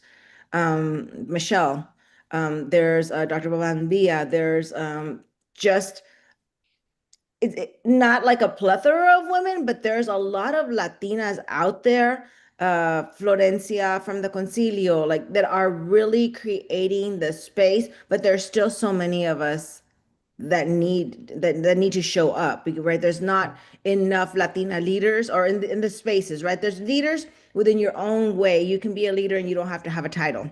But there's not a lot of there leaders in the in the nonprofit space who could be my mentors. So I go back to my mom and to that professor that I had in college. I would say the same. I mean, the first person that came to my mind was my mom because she was always very active in everything that we did growing up. In the legal space, it's very difficult. When I went to law school, there was one female for every 6 males that were enrolled in our class. So it was very, very male centric. Everything, even the curriculum, that's just traditionally the way it's been based. And even now, when you break it down beyond gender and you go into who we are culturally and being a Latina, the percentages are smaller. There's less than 2% of all lawyers in the United States are Latinas. And I'm board certified in immigration, which is like a special license that you get after you've had some experience. And there is less than 1% of those that are board certified that are Latino, male or female. It's very hard to do that. And so I think for me, I continue to look at women, Latinas, and be inspired every day by things that people like Dr. Hickman do. And and every time I go to NHI and I see the girls in NHI and I see people like you guys, and we go to an LDZ and I am cheering for you because I see your greatest accomplishments. And I've known both of you now for a few years and seen how you've grown over the years, and that makes me proud. That makes me want to give more back to my community. So, mentorship, even in my field, has always been a primary part of who I am, and it is part of my values to bring up people and put them in spaces that they might not ever be able to get in unless somebody opens the door for them or pulls out a chair at the table. And there's one thing about being in the room, but there's another thing about actually sitting at the table, because that's what gives you a voice. And so I think that mentorship is extremely important. And I think the more examples that we can give, and you girls are not too young to serve as examples. now you're staffers, so you see what's coming behind you, and part of the NHI method is remaining in service to your community at all times. So I know you girls do that. So thanks. Absolutely. Anytime, Michelle. Now, on the note of your achievements as not only a lawyer but an incredible Latina, you are part of the executive committee for the American Immigration Lawyers Association, correct? Yes. So could you tell us a little bit more about that accomplishment you've received? Okay, so the American immigration lawyers are basically all the immigration lawyers in globally. We have 18,000 members. And my service on the executive committee started last year, and it is a 7-year commitment. So I started out as secretary, and this year I'm treasurer, and then I will be first vice president, second vice president, president-elect, and then in 2030, I will be the president of the American Immigration Lawyers Association.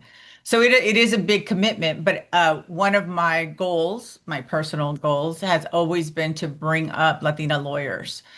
So this gave me the opportunity to be able to do that and open doors, again, in spaces that a lot of Latina lawyers wouldn't have. And in the practice of immigration, there are a lot of Latinos because of the communities that we serve, the different communities that we serve.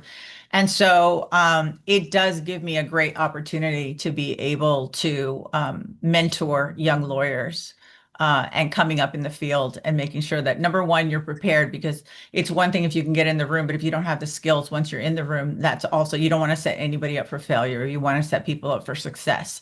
So I try and reach out very early in their careers and hopefully provide them with some leadership, some mentorship, and just the ability to know that they can do it. If I'm there, I know they can be there too. Yeah. Yeah, and building off what Araceli said about your accomplishments, I want to also congratulate Dr. Hickman about being a recipient of the Mora Woman Helping Woman Award. And I was wondering if you could tell us a little more about that award and what led you to receiving it. Yeah, thank you. That was a great accomplishment. It is an award given by the Texas Women's Foundation, so it's a pretty big deal. And thanks to George and one of my staff members, Brenda, who nominated me and got several, of course, letters of recommendation, but it really is a leadership award for professional women who help other women. And like I mentioned earlier, like my life goal is to create that space. I have 2 daughters, I have nieces, I have a 95% Latina staff. And so I think it goes back to what Michelle said, right? Like just creating the space. The space was not designed for us.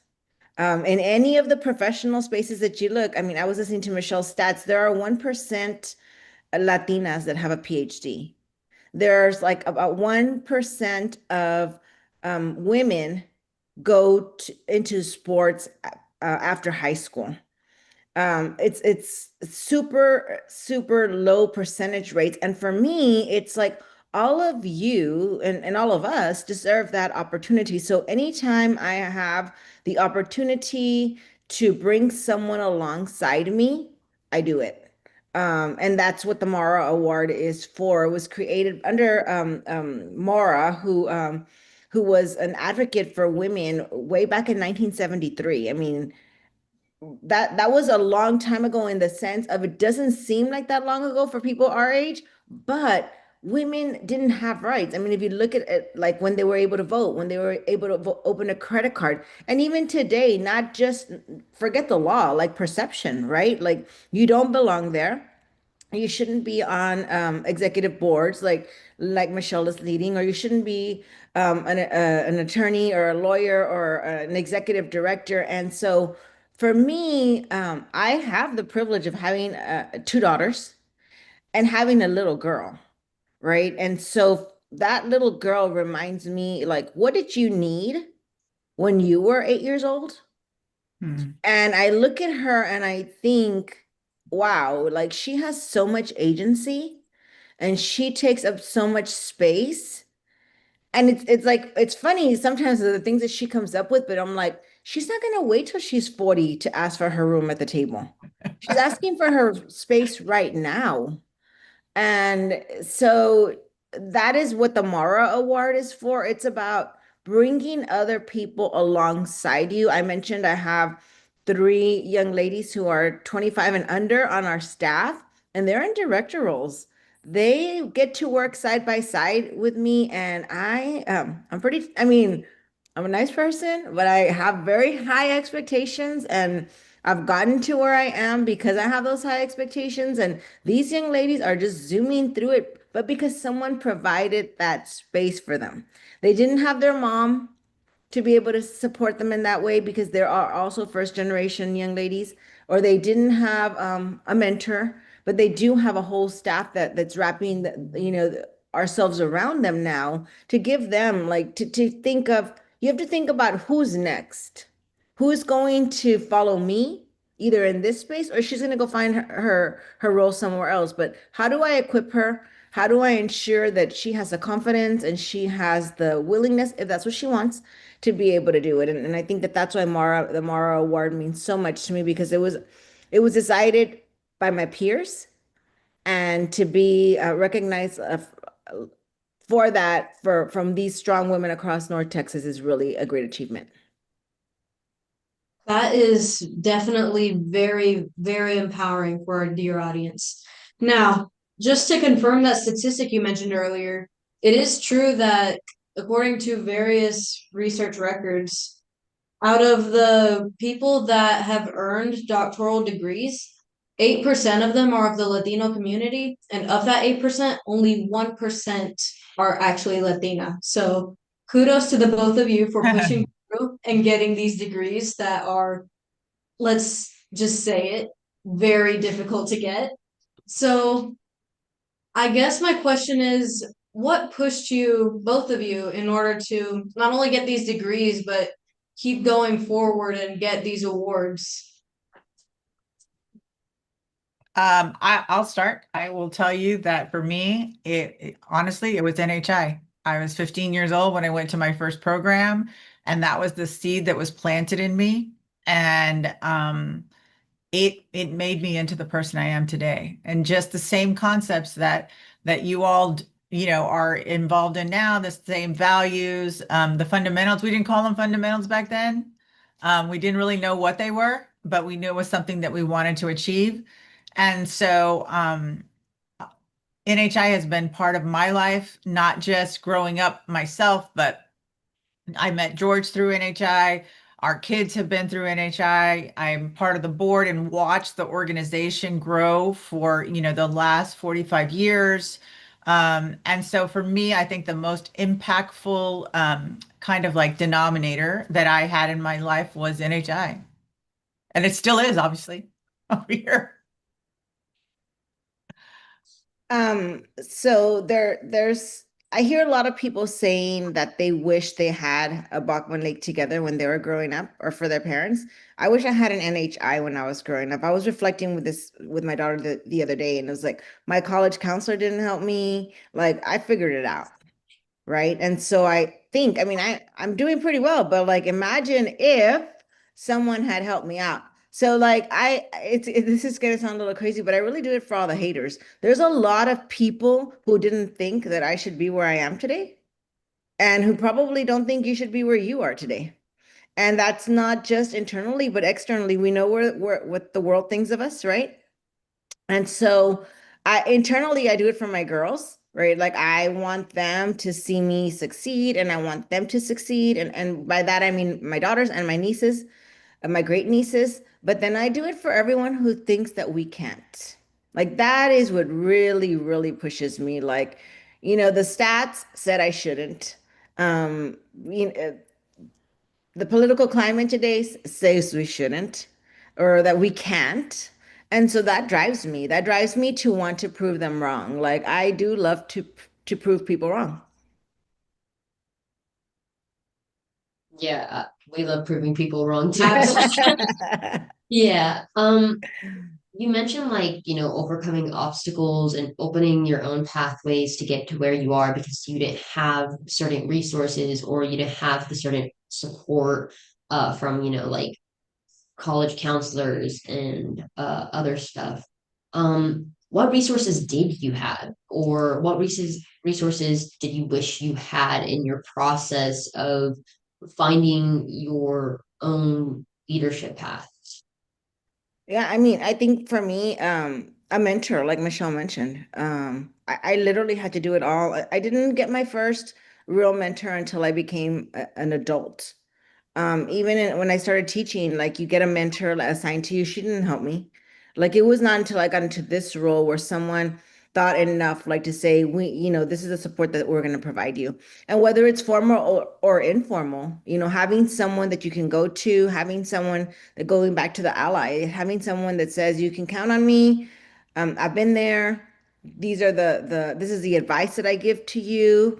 I wish that I did have an NHI. I wish that I had college counselors that thought that kids from the other side of the track were going to make it. I wish that my parents had more support and through NHI, through Bachman Lake Together, through Pasos, Oak Cliff, through Primos, like all of these organizations that make it their mission because they didn't have it to do it. Like that's what I wish existed for me when I was growing up. That's awesome, Dr. Hickman. That's amazing to hear that. I think for me, I always had, I always had opportunity, and I was always privileged to live in a family that was complete. So even though we didn't have a lot of money, I never knew we were poor. I didn't realize that until much later in life, because I never wanted for anything. And maybe I didn't have a Gucci bag or anything like that. Maybe my stuff was from J.C. Penney and Kmart, but I still had my stuff, and I didn't know any different because my parents just always provided what we needed. And so, sometimes it's being naive and nobody ever telling you that you can or you can't. I just figured, well, I might as well do it. If nobody else is doing it, why can't I do it? And so sometimes you have to be your own cheerleader because you're number one, most of the time we're our worst critic. And so you have to realize that there's a voice in there that's going to give you motivation, and that's going to give you, for me, a lot of it has to do with my faith, and faith in that that God's going to see me through. And I still use that even in court today. Sometimes I don't even know what I'm going to say when I get into trial, and somehow the right words come out when I am charged with helping a family or protecting somebody from deportation. And so I think it's all of those things in your life. It's kind of the awareness that that's there. So we all have it, but can you tap into it when you need it? Yeah, that is very important to consider, all of us here actually. But that is all the time that we have for this panel here. Thank We you want to guys. thank you guys so much for this. Yes. This Okay. has been very insightful, I believe, for not only those of us here that are interviewing you, but also everyone watching. So thank you so much. Have a Thank great you day. so much. Thank Good you so luck. much. Bye. Hello NHI, hello North Texas. It is me, Grecia Tarin, and I am back with the Youth Impact Panel. Today we're going to be discussing a few things of how our generation has been making an impact and leaving their mark on the world. And I am here with... Hello, I'm Claudia Martel and I'm a freshman at Flowerman High School. I love to play volleyball. Hi, my name is Isabella Rodriguez. I go to Arlington Heights. I'm a freshman and I like to swim. Hi, my name is Mateo Cantero. I'm a freshman and I go to Bishop Dunn. Hi, my name is Milka Haley. I'm a freshman and I go to Ursuline. Hi, my name is Alessandra. I go to Bishop Dunn. I'm a freshman. I like the color green. Hello, I'm Abigail Dominguez. I'm a freshman at Bishop Dunn, and I like to play electric guitar. Hi, my name is Zoe. I'm a freshman at Williams High School, and I also like to do volleyball. As y'all may see here, we have a variety of students with different perspectives and different ways to be leaders in their community. Which is why the first question I'm going to be asking is, how have you made an impact on your community? I have made an impact in my community by my school's club of Latinos Unidos. Latinos Unidos is essentially a club where the Latino community at Bishop Dunn gathers and makes food drives. We have food stands, we have concessions throughout the day, and we just bring attention and we bring like our heritage to our school. We like to incorporate it during assemblies. We like to we like to include it in announcements, and we make certain holidays like posadas, and we like to include Los Reyes Magos in our school community. And we also make an impact by like having food drives for like Latinos who are struggling. To add to that, I think we can all speak for like we have made an impact in our community by joining NHI because NHI helps teach skills to succeed and help our community, which is very important because it's a way for you to express yourself in your community. I think that is so great. I think, yes, like the simple response is yes, we have all made an impact on our community simply by being here, simply by having a seat at the table and encouraging these discussions we are having. Does anyone else want to add on to how they have been making an impact on their community? Well, I haven't really been making a big impact other than just community service, but being a Hispanic has really impacted who I am as a person. For example, my food taste. I really like frijoladas, and if my mom had never showed it to me, I don't think I would have ever tasted them. Also, I think it really impacted what my morals are. My dad has shown a lot of care into family. Yeah, that's so great. Does anyone else want to add on anything? Like, what are y'all doing at school? How are you encouraging these kinds of conversations? Because the simple fact is just by having a conversation and just by having the chance to sit down and talk with people, that is making an impact on your community. I feel that NHI, since my school encouraged me to join NHI to make an impact, that is also a very important aspect because right now what we're doing and we're talking about youth impact, this can encourage the younger generation into learning and how to impact other generations, which is better. Yeah. Okay, so just moving forward. So now we are the younger generation. We are the next generation. So can anyone kind of compare and contrast, right? How does the youth view things versus how have previous generation perceived issues, right? And like what are the differences in that? How do you think our generation is able to handle all of the changes that are going on in our world today? Yeah, so I think comparing our parents' generation to ours, adults, they lose like a child perspective. And I think there's a lot of things that our specific generation does, like we raise awareness. We're very like inclusive, and I think there's many like protests that people can do, and I think we have a lot of like online businesses and ways that we kind of incorporate ourselves online, while I feel like a lot of adults just kind of don't get to express their creativity as much. But Yeah. Adding on to what Mila said, we are way more aware than previous generations as we have access to social media, freedom of speech and press, and we can express ourselves in different ways now, and it reaches different people, communities, and places much easier nowadays. I agree with Claudia on that. I think that like it definitely has changed because our like generation uses their voice a lot more than past generations just because times has changed very much, and I think that's a very important aspect. Yes. Adding on to what Zoe said, I also think that this generation has a lot less oppression, and I think that we don't have to worry about things certain generations in the past have focused on, like status and wealth, and I think we just have a lot more freedom and creativity, like the others have said previously. Yeah. And to give an example of how our this generation is more aware, the ice walkouts and the protests that young students are doing, that tells you how aware the generation is. Yeah, and I think like not just socially, also mental health. Like we're very open about our mental health and making sure everyone's like cared for and happy, and I think it's really good that we build a positive community. Yeah, I think y'all are all saying like very great points. So how has our generation continued to fight for what past generations have fought for? And what makes you think that our generation will be the generation to finally make the change? Well, our generation has been able to speak up more as they are not looked down upon anymore. We have, since past generations have been able to get us to the point where we are, now we just need to continue to keep that. Yes, I agree. Yeah, and be that next step. Yes, Yes. I think The this- now. Yes. The present and future. Yes. Of course. We want to be. Oh, sorry. No, go ahead. We want to be like the now. We want to change the world now. We don't have to wait for when we turn to adults. We want to change the world into what we want to live in now. Yes. Of course. Our group has had so many like productive and beautiful conversations of how yes, we are the young generation and we are the youth. And I think as the youth we often hear like, oh, y'all are the future, y'all are the tomorrow. But one thing we have continued to emphasize, we're not just the future, we are the now, we are the today, and today we can make an impact.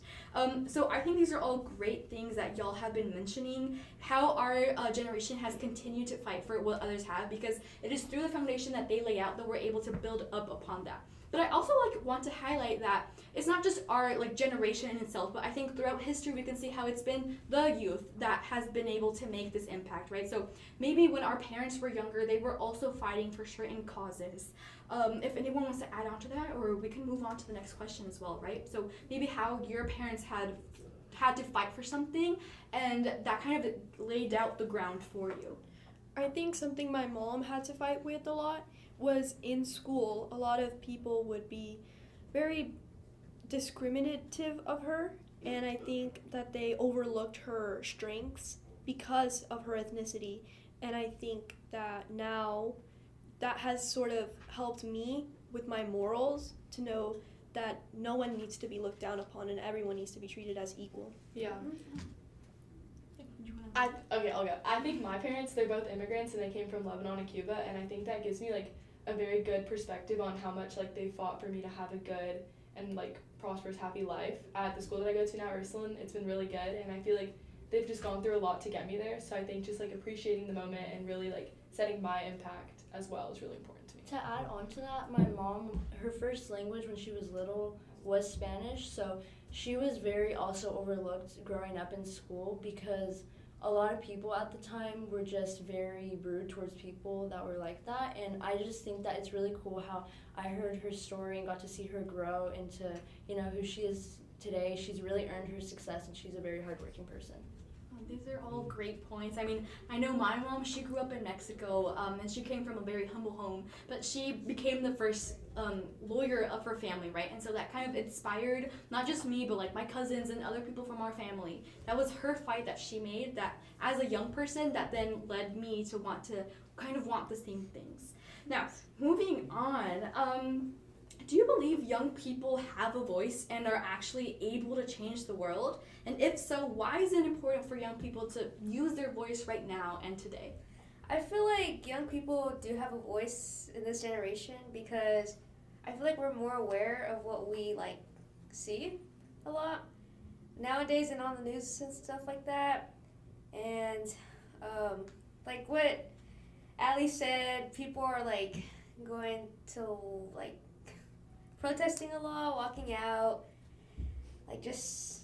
Yes, and what Isabella said is there's a lot of young people who have already changed the world. Yes. And an example can be many Hispanics, and not just Hispanics, but also Amanda Gorman. She spoke at one of President's inaugurations, and she was speaking about poetry and how to make life so positive, but we just need to take the step to do it. And also speaking on Claudia's note, that could be a great role model. And role models are people that people look up to, especially the young generation, this generation especially.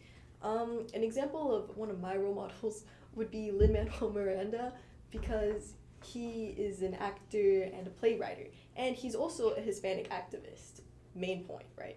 So he expresses his heritage and his freedom in his speech and all his rights through his playwrights, and I think that's really cool. Abby, do you have a role model? Yes, I do have a role model. I already spoke on this a little bit, but my mom is my biggest role model. She fought for me to have the best future as a single mom. She really had a lot of hardships, and she has overcome many of them and has worked so hard to get me to the school that is a private school, and that alone says a lot about her, that she never gave up on me and she never gave up on herself to let me down and to have a bad future, or Yeah, I'll say my parents are my biggest role models as well, but I think another person is Bella, my cousin. I really appreciate her and love her. But just kind of getting to see her, like as I grow up, she's always been my biggest inspiration. She always was in beauty pageants and got to speak about how her culture has defined who she is today. And I think she's just a really important person to me. And she actually invited me to join NHI, and she's spoken a lot, and she went to summer school that I went to, and she's just a really important person to me. And I love her. She's right. Another role model that I think is one that I really look up to would be the AOC. I think I really like how she doesn't let her career stop her from expressing her values and her, like, what she thinks is right. And she's a very outspoken person, and I think that's a very important characteristic to have. Yes. I kind of want to add on, like, yes, I look up to people like Alexandria Ocasio-Cortez or even Sonia Sotomayor or Ketanji Brown Jackson, the first African-American woman to be on the Supreme Court of Justice, because these are powerful people that have used their voice for good, right? And that's ultimately what we as the young generation are trying to do, right? We are showing our defiance to things we believe are wrong through protesting, through walkouts, and I think it's very important to know that what we're doing is because things should have to change, and it's up to us to be able to make that change and have that first step to creating change. Now, kind of like similar, why is it important for the youth to speak up and have a voice, right? How can we help others understand what we are fighting for and why it's so important? I think it is very important for the youth to speak up, especially now, because, again, many of adults think that children or the youth have been like childish, I guess. And I think we're very overlooked because adults may think, oh, well, a child can have an opinion on this, they're not old enough. But in reality, we see things completely different, and we see a different version of different world issues. And me and Mila were talking, and we agreed on some points. Yeah, no, I really agree with that. And I think also I think one of the biggest stereotypes is, oh, well, you don't have that experience. But I think a really important thing about youth is you get to create your own experience. Yes. And you get to just kind of speak on everything else. And I think we really carry out who we want to be perceived as, and we're just the next step. Like, we have technology and everything is kind of a little more advanced for us. So I think we really need to use that to our asset and just to become a better overall environment community. I agree. Yes. Yeah, does anyone want to add on a little bit more?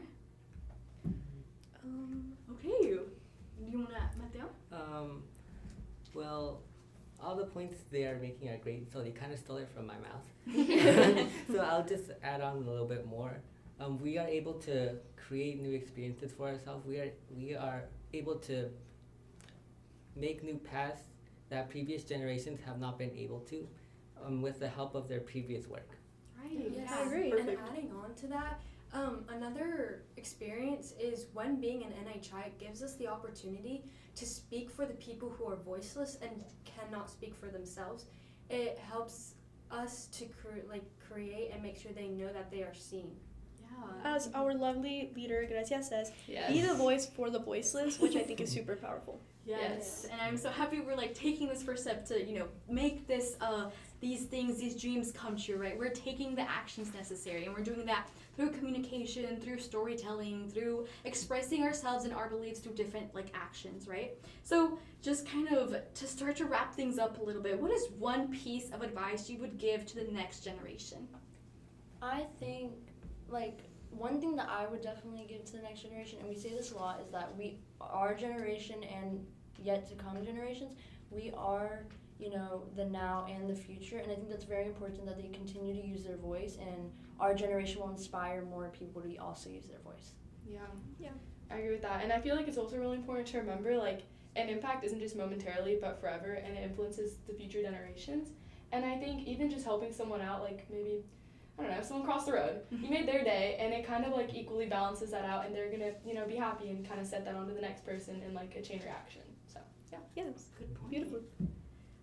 Yes, I think this is a great way to be able to influence others, right? By starting to make that impact, which, just like we said, is not just for right now, but it's for future generations. And I think we've seen this in how our past generations have set things up for us.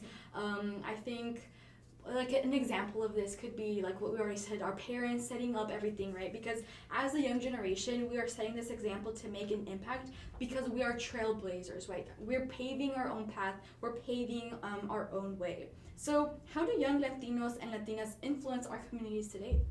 Yes, well, young Latinos and Latinas influence our community today because we have hardworking morals, and we also are very friendly with each other, whether we know them or not.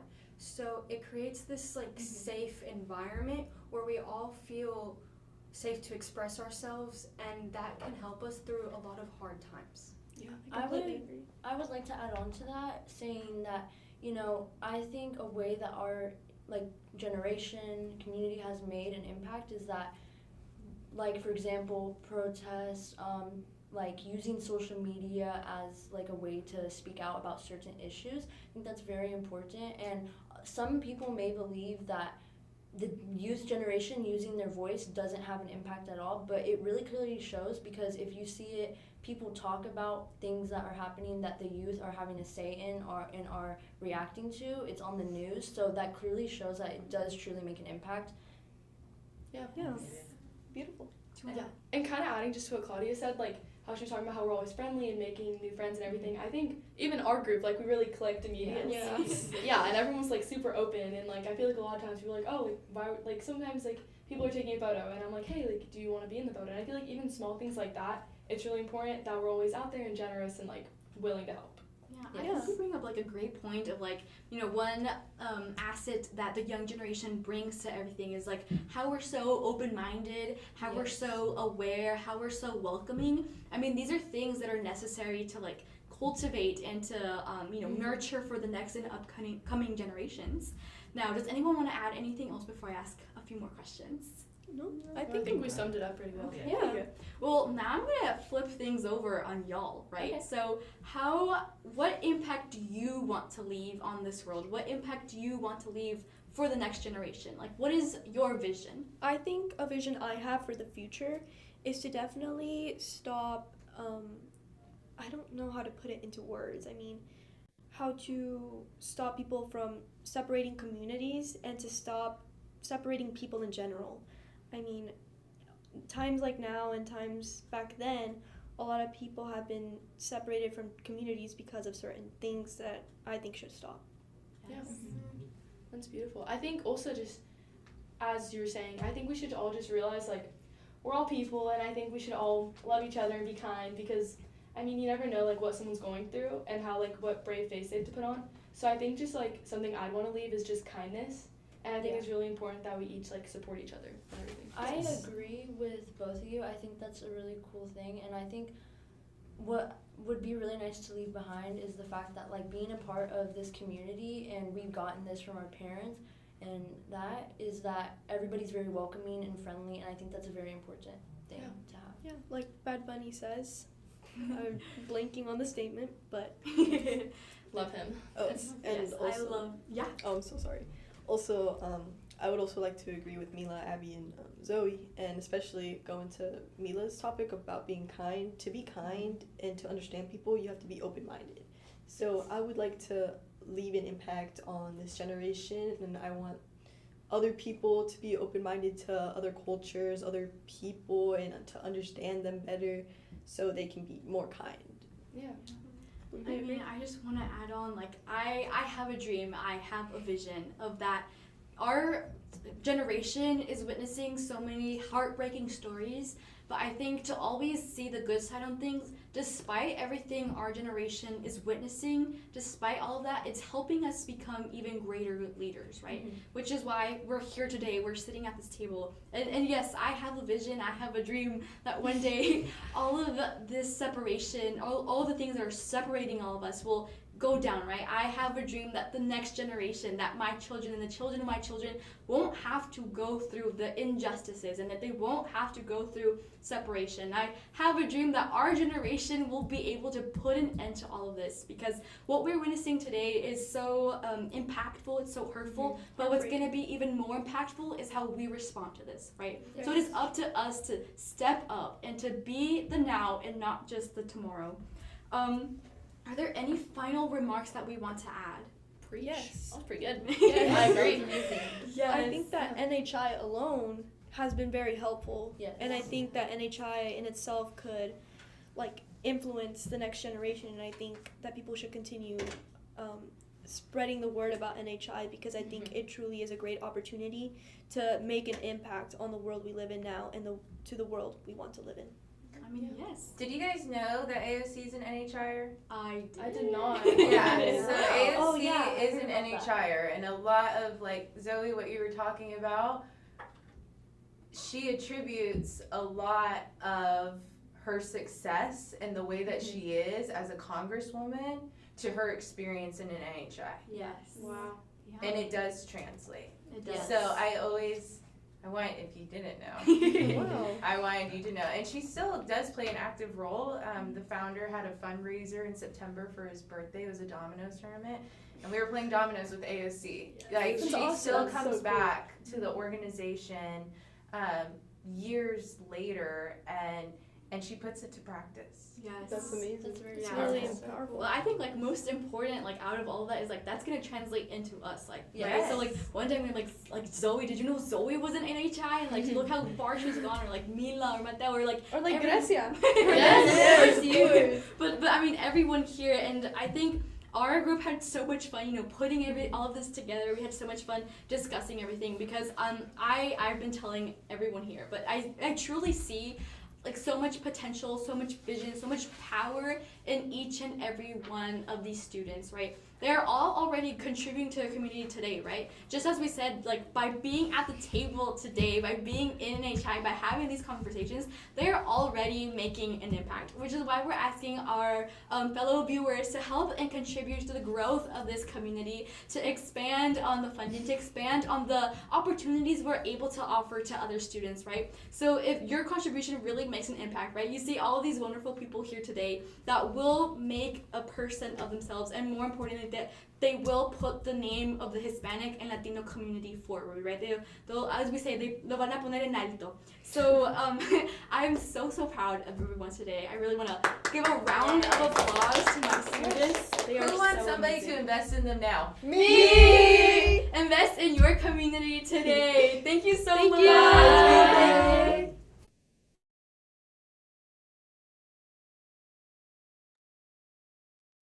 Hi, my name is Koi, and I'm back with another interview. And today I'm here with.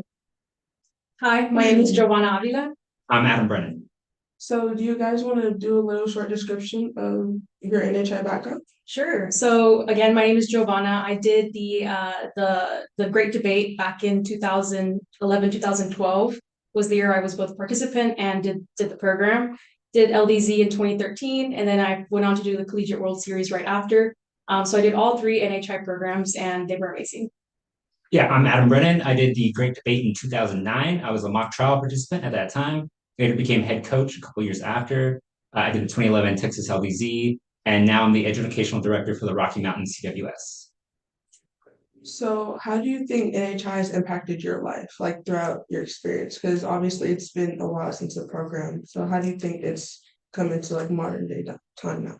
Yeah, I think at the time I didn't necessarily have a recognition of how impactful it was to do those three programs during my high school years.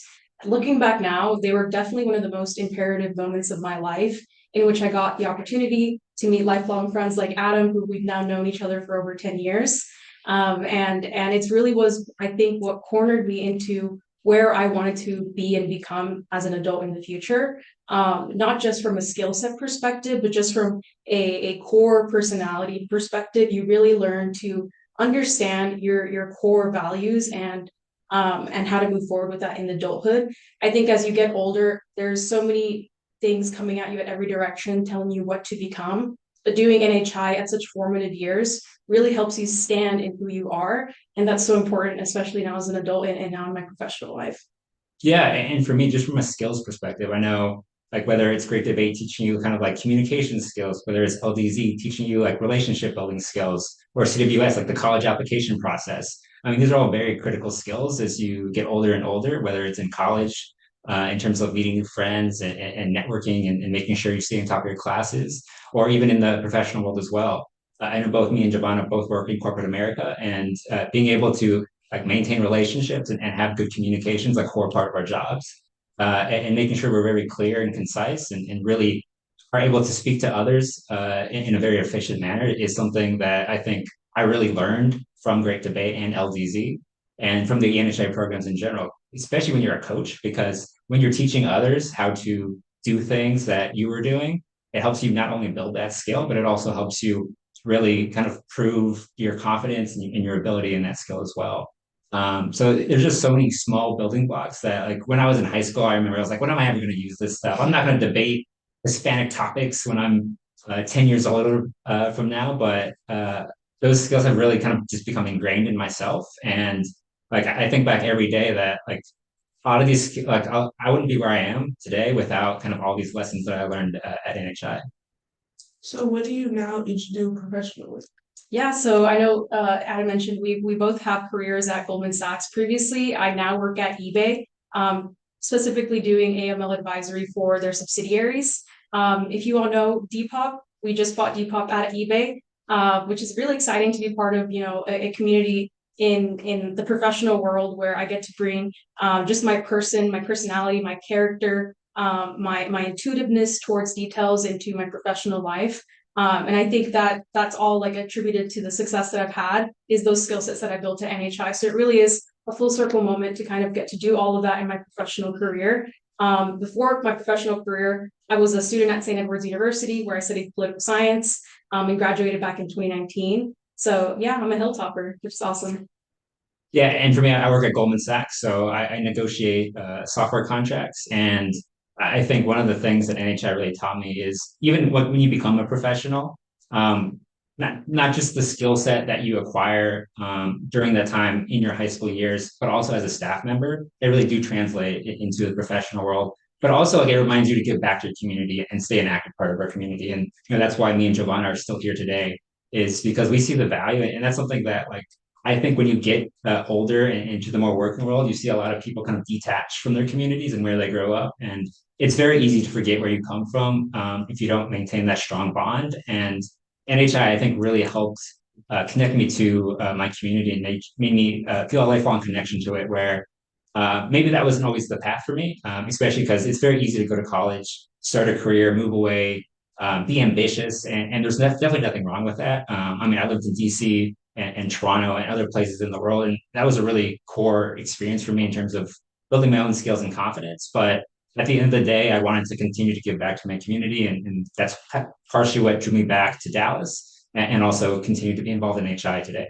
I think Adam made a really good point there on kind of your community being a conscious effort for you to continue to facilitate opportunities for yourself to be involved and to make sure you're in tap with what's currently happening.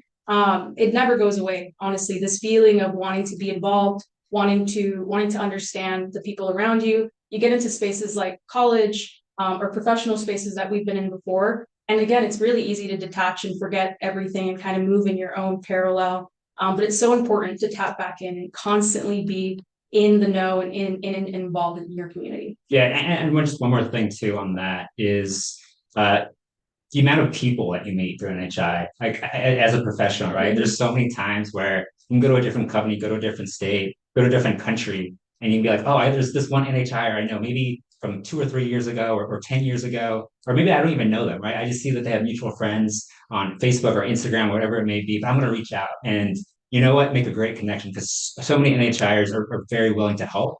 And I think just that professional bond, whether it's like in a new city, in a new job, whatever it may be, they're always willing to help. And it's just been something that has always made my day when you see other NHIers in a new place. Well, throughout your whole NHI journey, what's a core memory that each of you have? And this is really important because I think this ties into the work we're doing here today at L.E.A.D. I told you all that I did the 3 programs. You know, I did LDZ, CWS, Great Debate.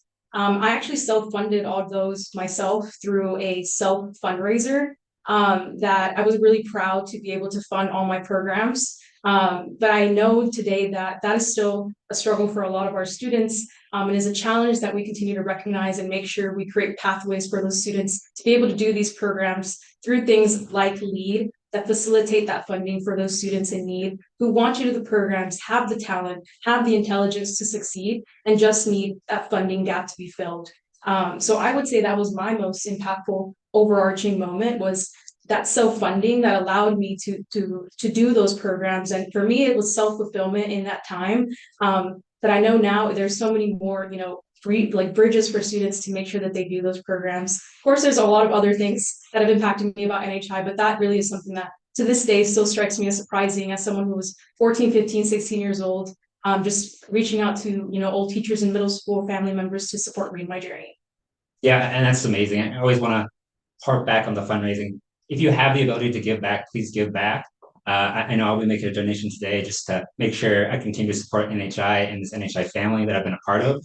But like one core memory for me is I remember when I was, I think, a sophomore in college, I was a head coach at a 6-day great debate. I didn't know what I was doing. I was completely lost. And we had a really rough like initial 3 to 4 days where like not a lot of people were making the next tournament or moving past the next rounds. And like everyone was a little kind of like down on us. And some of the other coaches were like, "Hey, Adam, are you doing okay? Like, I know you didn't do as good as you thought you did." And then I was like, "Hey, we're fine. We'll make it out. I believe in these kids." And like, there's this theme of resilience the whole time we were there. We ended up getting second, and then like everyone completely lost their minds. It was such a cool showing where even though maybe I didn't know what I was fully doing at that time, like I had the other coaches with me, I had the students with me who really just wanted to learn and engage and really show their own leadership skills and communication skills. And we just kind of pulled it through. And it was just a really cool moment in my NHI career. That's really great. That's really great to hear from both of you and all your experiences with NHI and still being involved as your community right now as you were back then. Well, that's all the time that we have for this interview, and now to our next panel. Hola NHI y hola North Texas, bienvenidos a nuestro primer grupo y conversación bilingüe, donde vamos a estar hablando del por qué y cómo nuestro idioma nos ha estado ayudando. Yo soy Grecia Tarín y soy mexicoamericana. Me llamo Lorenzo Márquez y soy colombiano. Me llamo Leonel González y mi mamá es salvadoreña y mi papá es mexicano. Me llamo Emily Pérez y soy mexicana-americana. Me llamo Pilar Whitlock y soy cubana-americana. Mi nombre es Abigail Domínguez y soy mexicoamericana. Hola, yo me llamo Axel Quesada y soy mexicano. Sí, pues todos estamos muy emocionados de poder tener un grupo, una conversación que esté en español, ya que estamos tan orgullosos de nuestro idioma, ¿verdad? Entonces, por eso quiero empezar en preguntarles cómo el hablar 2 idiomas los ha ayudado. Sí. Pues honestamente para mí me ha ayudado en muchos aspectos de la vida. Como cuando voy a la frontera de Texas y México, que es Matamoros, voy a hablar con mis tíos y mis abuelos, y ellos muchas veces nomás saben español y no hablan, pues bueno, inglés. Entonces me ayuda a conectar con ellos y también como aprender de ellos y cómo lo han pasado en su vida y conectar con esa parte de mi cultura. Entonces, sí. Para agregar para eso, me ha ayudado en los estudios también porque me da más oportunidades. Sí. Como en mi clase de español, ser bilingüe me dejó ir a un paseo a la Universidad de Arlington para participar en donde estábamos discutiendo de la inmigración y todo eso. Sí. Qué impactante, Pilar. Y quiero añadir a lo que dijo Emily sobre que el hablar español le ayude con los estudios, porque cuando alguna persona habla español está usando un parte diferente del cerebro, y la gente que puede hablar español les hace más fácil aprender otras cosas porque ya es difícil poder hablar 2 idiomas y no cada persona puede hacer eso. Creo que sacas un muy buen punto en que nuestras mentes como estudiantes y niños bilingües trabajan muy diferente, ¿verdad? Porque tenemos 2 partes, 2 hemisferios de nuestro cerebro prendidos y eso nos permite hacer muchas cosas, estamos más activos en nuestras actividades, en la escuela, en varias cosas, así que por eso es que nos encanta poder hablar 2 idiomas. Pero Lorenzo, ¿a ti cómo te ha ayudado a hablar el español? Pues a mí personalmente me ha ayudado a hacer muchísimas conexiones con personas que no pudiera haber conocido o conectado con a ese nivel si no hubiera podido hablar español. Y para mí también es muy importante no solamente hablar el español, pero el otro idioma, para que también tu cerebro piense diferente. Pues a mí siempre, la respuesta siempre se me va llegando a la mente mucho más fácil porque siempre lo pienso o en inglés o en español o hasta a veces las dos. Y entonces estoy muy agradecido porque mis papás se tomaron todo el tiempo y todo el cariño de enseñarme el español cuando podía. Y te quiero preguntar a ti, Lía, ¿cómo el idioma ha jugado un papel de tu identidad? El español ha jugado un papel en mi identidad porque yo he sido manicurista desde los 12 años y me ayuda mucho a conectar con como señoras que entran y no saben hablar inglés. Yo puedo hablar con ellas, puedo comunicarme, puedo hablar de diseños, cosas de su vida y siento que aprendo más yo y me hago de más conexiones y aprendo más. Qué interesante, me encanta. Para agregar, Sí. yo también cada año voy a México y enseño a los estudiantes de una escuela particular cómo hablar inglés. Les enseño cómo se usa la gramática y cómo expresarse en otro lenguaje completamente diferente. Qué impactante. Yo sé que también el español para mí ha sido una parte tan primordial en mi identidad, ya que yo soy muy orgullosa de mis raíces de México y de haber nacido aquí. Y es por eso que el hablar el español me permite poder expresarme de mis culturas, expresarme de mis raíces y como varios de ustedes han dicho, me ayuda a comunicar con otras personas con las que no hubiera podido tener la oportunidad de hablar el español con ellos. Entonces, pero también les quiero hacer una pregunta porque ahorita actualmente estamos viendo los jóvenes y en nuestro país muchas dificultades. Entonces, ¿por qué es importante hablar el español en estos tiempos como jóvenes latinos en los Estados Unidos? Creo que cuando hablamos español como jóvenes latinos, estamos diciendo a la gente del mundo que hablar español es algo positivo. A veces hay gente que está siendo detenido por solamente hablar en español y nosotros estamos mostrando a la gente que no hay que temer de la gente que habla español porque es algo muy positivo y te da muchas oportunidades que no tuvieras si no pudieras hablar español. ¿Te gustaría agregar? Sí, claro. Con todo esto, lo que está pasando en la vida ahorita, hablar español es como, no es algo común, honestamente, porque nomás te enseña de tus raíces y de tu cultura y pues enseña que tú no estás tímido de lo que está pasando en la vida. Tú nomás quieres enseñar tu cultura y enseñar de dónde vienes. Entonces. Sí, también quiero añadir algo. No es solo importante hablar y saber cómo hablar español ahora mismo. Yo pienso que también es más importante que eso, es ser orgulloso de hablar español y de que no te dé pena de demostrar que eres pues latino o latina, porque a veces yo conozco una persona que sabe hablar español que ni siquiera sabía que hablaba español porque tenía pena o porque alguien iba a decir algo. Entonces el mensaje para mí, para todo el mundo es no tengas pena, sé tú como eres tú porque ser latino es un superpoder. Sí, y yo creo que tienes un muy buen punto. Yo estoy de acuerdo con todos ustedes. Yo creo que en estos momentos es aún más importante el que estemos orgullosos de ambos de nuestros idiomas, porque yo lo veo como un acto de solidaridad con la gente que está sufriendo, ¿verdad? Es a través del español y del inglés en las que podemos ayudar a las personas que actualmente están viendo tantas dificultades, están viviendo tantos momentos difíciles. El nosotros hablar el español estamos apoyándolos. Y un poquito más allá, ¿qué mensaje le dejarían ustedes a las personas que quizá les da un poco de vergüenza hablar el español o qué les gustaría a ustedes decir al respecto? Para agregar a lo que usted dijo, creo que es importante que usen su voz porque lo que está pasando en el mundo ahorita, si todos juntamos todas nuestras voces juntas, a lo mejor nos escuchan mejor y sacamos un mejor punto. Exacto, cada voz importa y entre más voces tenemos, entre menos pena nos dé de demostrarle al mundo que sí somos latinos y no nos importa y sí somos los guerreros y las guerreras que somos, vamos a tener un impacto mucho más grande. Sí, Pilar, ¿te gustaría agregar más? Y Grecia, como usted dijo sobre que hay gente que tiene vergüenza de hablar español, no hay que tener vergüenza porque hay mucha gente en los Estados Unidos que solamente habla inglés o solamente habla un solo idioma. Y de verdad no me importa si su español no es tan perfecto, porque estás esforzándote para hablar otro idioma y eso es un superpoder. Sí. Eso te destaca de los demás y creo que es muy bueno saber los idiomas. Fíjate, es exactamente lo que iba a decir. Yo creo que todos tenemos que ver el ser bilingüe como un superpoder, ¿verdad? Es algo que nos está ayudando. Es más allá que un acto de solidaridad, como acabo de decir, pero sí es un superpoder. También les quiero preguntar, ¿qué están haciendo ustedes para motivar o apoyar a otros estudiantes a que hablen el español?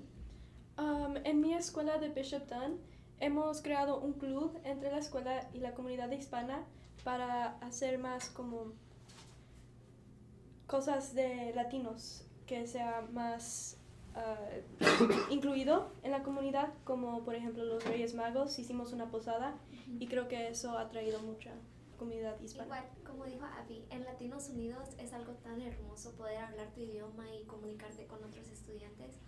Siento que como vamos y ayudamos más en nuestra comunidad y hacemos cosas que enseñan parte de nuestra cultura, como hacemos, a veces hacemos días que en mi escuela hay chamoyadas, Ay, qué rico. elotes, tacos, y vienen muchas personas y enseña un poquito de nuestra cultura y abre más puertas para otras personas al querer aprender. Sí, eso me encanta. Y fíjense que por haciendo eso y por participando en estos eventos de club, ustedes están haciendo un impacto en su comunidad y están enorgulleciendo a su comunidad latina. Yo sé que yo también participo en clubs muy similares. Yo soy vicepresidenta de la Unión Estudiantil Latino-Hispana en mi escuela de Hockaday y también estamos haciendo las mismas cosas. Estamos implementando Días de Reyes Magos, hicimos también una celebración del mes de la herencia hispana, hasta hicimos un altar para poner el Día de los Muertos. Entonces, estas son formas en las que podemos demostrar nuestro orgullo por la comunidad y demostrar que la comunidad, la gente hispana y latina no está sola, ¿verdad? Aquí estamos nosotros, los jóvenes, apoyándolos y continuando luchando por ustedes. Pero a pesar de esto, hay veces donde en ciertos lugares o ambientes se ve mal el hablar el español. Entonces, ¿a ustedes les ha sucedido que van a un lugar donde no se habla el español y cómo los ha afectado? Sí, yo creo que a muchos les ha pasado que hay un lugar que te dicen tus papás o ten cuidado o a lo mejor aquí no hables español porque no sabes con quién estés. Y creo que es algo muy triste entre la comunidad. Sí. Eso no ha pasado a mí, pero cuando mi abuela fue a los Estados Unidos, ella no podía hablar español en su casa. Pues ella estaba con otra gente en los Estados Unidos que no eran sus padres y ellos dijeron a mi abuela que ya no se puede hablar español y por eso ella se sintió muy mal porque es parte de su identidad y se sentía muy mal y no quiero que eso pase a nadie más. Sí. Pues la verdad a mí también me ha pasado. Una vez fuimos de vacaciones y empecé a hablar español y volteé, sentía que alguien me estaba viendo y volteé y todos se me quedaban viendo bien raro, entonces me sentí mal, me sentí rara, me sentí fuera del lugar. Sí, y pues son situaciones que nos dejan marcados, pero también quiero agregar que yo también he pasado por circunstancias muy similares, pero no solamente yo, sino veo como a mi mamá, por ejemplo, que algunas veces la menosprecian por no saber hablar el inglés. Y yo creo que es muy importante que nosotros tomemos en cuenta que el esfuerzo que se toma para tener que aprender otro idioma es mucho trabajo. Y es por eso que tenemos que apreciar todos los idiomas, ¿verdad? Y hay que por eso luchar y pelear porque haya como equidad en el idioma en donde sea que estés, ¿verdad? Yo creo que es importante que todo tipo de agencia, de compañía, de negocio, de trabajo tenga disponible como personas que interpretan, que traducen para poder ayudar a aquellos que quizás no hablan un idioma. Yo sé que yo también he ayudado a mi mamá a traducirle varias veces. ¿Ustedes tienen alguna experiencia así? Sí, en la casa de mi abuela siempre que viene alguien por el internet o por el techo o algo así, muy simple, siempre me preguntan a mí de todas las cosas sobre la casa porque mi abuela no sabe hablar inglés. Entonces, Sí. Exacto, Sí, sí, o como cuando alguien está ahí decimos que en el supermercado y que un trabajador que no sabe cómo hablar español está discutiendo con alguien que nomás habla español. Yo, muchas veces yo he ido ahí a acercarme y les he dicho como, hey, ¿con qué necesitas ayuda? Y pues yo me llevo a la persona que nomás sabe español y les enseño dónde está todo y pues así me ha pasado. Sí. Sí. Pues sí, un poquito más allá. Entonces, ¿cómo pueden ustedes conectar con otra gente por ser bilingüe? Sí, algo, la vez pasada, como yo soy parte de un equipo robótica en mi escuela, nosotros tenemos citas virtuales en el internet con equipos de robótica de todo el mundo y la vez pasada pudimos tener una cita virtual con un equipo de Argentina y durante esa cita virtual yo podía hablar con ellos en español y hablar sobre la robótica y no solamente me conecté con alguien más, pero pude aprender más de esa conexión. Y como no todos en mi equipo de robótica pueden hablar español y no son fluentes, eso me destacó y creo que creo que era bueno que podía hablar español durante esa cita. Para agregar de eso, en nuestra escuela hay que hacer horas comunitarias. Entonces, el año pasado fui a voluntar a una cocina donde damos comida a la gente que lo necesita. Y muchas personas ahí eran hispanas y los trabajadores solo hablaban inglés. Entonces, cuando yo les estaba ayudando, pues me podían comunicar en español y yo les podía traducir a los trabajadores que necesitaban la gente y creo que hizo un impacto en sus vidas porque me decían gracias y todo eso. Es hermoso. Pues la verdad todo lo que dijeron ellas me ha pasado a mí. O sea, yo también ayudo a la gente en el supermercado, también, o sea, igual trabajando, comunicándome, o sea, en el trabajo de mi mamá también, con mi mamá sorbera. Me comunico con los clientes a veces que llegan y no saben qué quieren. Yo me comunico con ellos y les ayudo a encontrar, o sea, un corte o algo así. Bueno. Pues de todas formas he podido conectarme con unas personas como en el supermercado o por ejemplo en el trabajo.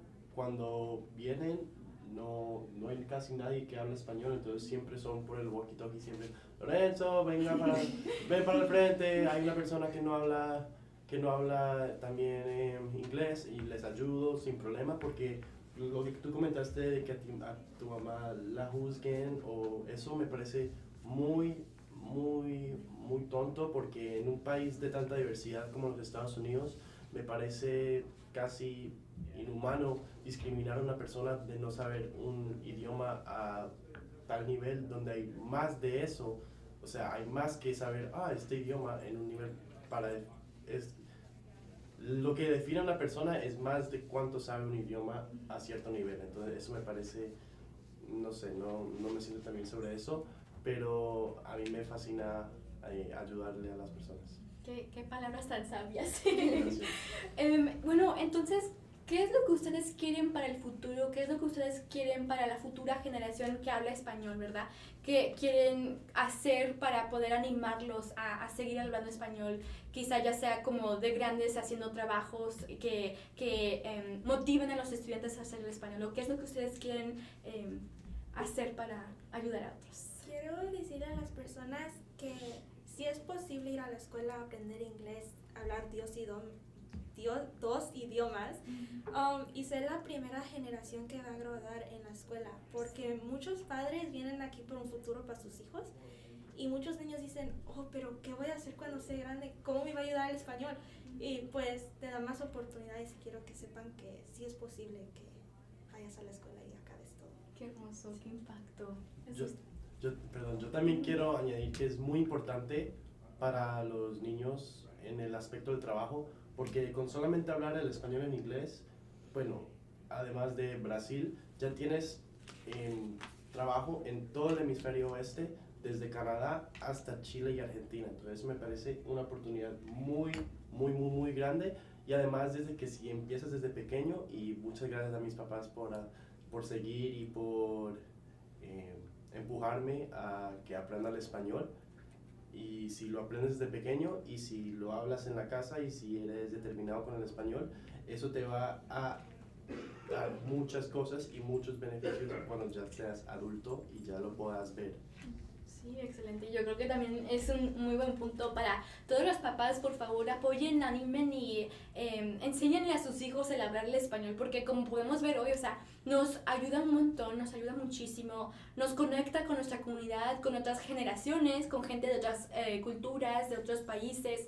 Y así es como podemos convivir y apoyarnos unos a otros. Entonces, para todos los papás yo creo que es muy importante que sepan la importancia en enseñarles a sus hijos el español, ¿verdad? Yo sé que cuando yo era chiquita mi mamá no me dejaba hablar el inglés en la casa y para que así aprender el español. Y la verdad es yo también lo que voy a hacer con mis hijos. Así que también te gustaría agregar algo. Sí, agregando a eso, como mi mamá siempre me dijo cuando era chiquito, que nunca podía hablar inglés y ahí en la casa y pues se me hizo tonto cuando era chico porque pues yo estaba como, ay, ¿qué está haciendo esta loca? ¿Por qué quiere que aprenda el español tanto? Pero ahora ya veo que como es para ayudarme a conectar con mi comunidad y pues conectarme con todos los que sé, mis relativos y todo, entonces, sí. Sí, una cosita, añadiendo lo que dijo, a lo mejor no lo ves ahora mismo porque a mí me tomó un poco de verlo y a lo mejor a unas personas no lo ven hasta que ya sean adultas, todos los méritos y los beneficios de hablar español. Entonces, si no los ves en cierto punto, no te paniques, todavía hay tiempo. Sí, y es que la verdad es que no hay ningún aspecto negativo el hablar el español. ¿Les gustaría agregar un poquito más? Yo sé que tienen unas historias muy interesantes de el hablar el español. En hablar en español puede ser muy, muy, muy increíblemente necesario porque a veces piensas que es muy simple en hablar 2 idiomas y que no es tan importante, pero en el futuro te va a ayudar muchísimo con becas para el colegio. Ahorita tengo una beca para mi escuela y para trabajos, como dijeron antes. Es muy importante. Sí, para mí tengo un negocio allá en México y pues si no supe cómo hablar español, no pudiera hablar con mi rentero o hablar con los que me dan las cosas que necesito. Entonces es como un muy gran aspecto cuando voy y pues es como un modo. Cuando voy a México, como nomás pregunto de ese modo de que soy, pues soy mexicano, quiero ir a las fiestas, quiero comer, ¿cómo se dice? Quiero comer elote, quiero ir ir a las tiendas de ahí, al mercado, entonces, sí, es algo muy grande en mi vida, entonces. Muy buen punto. Sí, hay que hablar un poquito de nuestra cultura, ¿verdad? Yo creo que todos somos muy orgullosos de dónde venimos, de quiénes son nuestros padres. Yo soy muy orgullosa porque mi mamá es de León, Guanajuato, México, allá como se dice, donde la vida no vale nada. Pero platíquenme un poquito sobre las raíces antes de que terminemos. El español es una parte importante de mi identidad porque mi mamá, sus padres hablaban español en la casa y ella era alumna de NHI y nosotras dos somos muy trabajadores y nos esforzamos mucho y como hablar español y aprender otro idioma es algo muy difícil, es parte de nuestra cultura y parte de nuestra identidad que no solo hacemos lo mínimo, hacemos más para comunicarnos y para obtener oportunidades en la vida. Sí, y es que tenemos tan enraizados en nosotros, en nuestra comunidad, de trabajar muy duro, de poder convivir con todos, de poder considerar a todos como familia. Lorenzo, ¿tú qué quieres agregar? Para mí, pues el español es la forma, cuando cuando yo puedo demostrarles a otras personas que en verdad soy hispano. Porque cuando las personas me miran, yo me veo un poquito muy blanco, entonces todo el mundo cree que soy blanco y yo les digo, no, soy hispano. Y ellos, no, no eres hispano. Y después empiezo a hablar español y ahí es donde sí ya me creen. Entonces por eso es muy importante y también es muy importante seguir hablando español, no solamente cuando eres pequeño, para que no se te olvide. Por ejemplo, cuando ya vayas a la universidad o ya estés como adulto en el futuro, no dejes de hablar español nunca porque en un momento así se te va y ahí no hay como recuperarlo. Entonces es muy importante que sigamos hablando español constantemente. Exacto. ¿Te gustaría ir? Aparte de comunicarse con las personas, aprender otras culturas y todo eso, siento que todos comemos tan rico. Ay, sí. Es lo mismo. No, yo estoy de acuerdo, yo ahorita tengo mucha hambre, pero sí, yo me encanta comer lo que me prepara mi mamá, los tacos, las enchiladas, las gorditas, ay, todo está bien rico. Pero sí, pues chicos, podemos ver que el español nos ha apoyado mucho, ¿verdad? Ha sido una gran parte de nuestra vida. Yo creo que por eso es muy importante el seguir orgullosos de dónde venimos, ¿verdad? Y como habíamos discutido hace poquito, es muy, muy importante el estar orgulloso de nuestro idioma durante estos tiempos. Y es por eso que el Instituto Nacional Hispano nos ha ayudado tanto en darnos la oportunidad de conectar con nuestra comunidad, de poder hablar en el español. Yo me gustaría compartir que el año pasado en el verano yo concursé en oratoria y se me hizo tan hermoso tener la oportunidad de poder concursar y dar un discurso en español, ¿verdad? Que es nuestro idioma natal y se me hace tan hermoso porque es una forma en que te puedes expresar. No solo son dos idiomas, sino son dos culturas, dos países, dos banderas, dos tipos de sangre que llevas y también dos maneras en que puedes expresarte y amar. Y es por eso que los invitamos a todos ustedes a que inviertan en su comunidad, que inviertan en el futuro de todos esos grandes chicos que van a ser líderes de nuestro país y es muy, muy importante que podamos apoyarnos unos a otros. ¿Te gustaría agregar? Sí, tengo una pregunta para ti, de hecho. Yo sé que tú eres como una superhéroe de acá allá, por todo lado, pero si tuvieras un consejo para los que estén viendo por el live stream en YouTube y todo eso, ¿por qué deberían invertir en nosotros? ¿Por qué nosotros? Bueno, yo creo que nosotros somos muy importantes porque como jóvenes, no solo del mañana, sino del hoy, tenemos la oportunidad de crear un impacto y es lo que nos ayuda a hacer el Instituto Hispano, ¿verdad? Crear un impacto para las futuras generaciones. Y yo quiero decir que nuestra comunidad hispano-latina y los inmigrantes, que no nos rindamos. Somos el hoy, aquí todos somos testigos de lo que, el potencial que todos tenemos, de todo lo que nosotros podemos ofrecer. Padres, abuelitos, familias, o sea, sus sacrificios han valido la pena. Y aquí cada uno de nosotros somos líderes de alguna forma u otra y podemos demostrar eso con nuestras acciones y con las iniciativas que estamos tomando. Yo sé que también Lorenzo es un gran líder en su comunidad, que él estuvo en la sesión de Lorenzo de Zavala este verano pasado y también hizo un excelente trabajo. Así que también te quiero preguntar a ti, ¿qué es lo que tú te gustaría compartir con todos? Bueno, como tú dijiste, acá solamente es como dicen acá en los Estados Unidos, it's only a little piece of the pie. Es solamente un poquito de todo el potencial que podemos tener como hispanos hablando en español y no como hispanos. También me gustaría acá en la Institución Nacional de los Hispanos, somos muy incluimos a todos, entonces también queremos invitar a todo el mundo, si hablas español, si no hablas español, niño o niña, a que nos unan a crear un impacto y un mejor futuro para todos nosotros. Exacto, pues muchísimas gracias a todos nosotros, a los participantes, a ustedes por estarnos escuchando y por invertir en su comunidad. Muchas gracias por esta hermosa experiencia y qué hermoso poder expresarnos en los dos idiomas. Muchas gracias, Muchas adiós. gracias.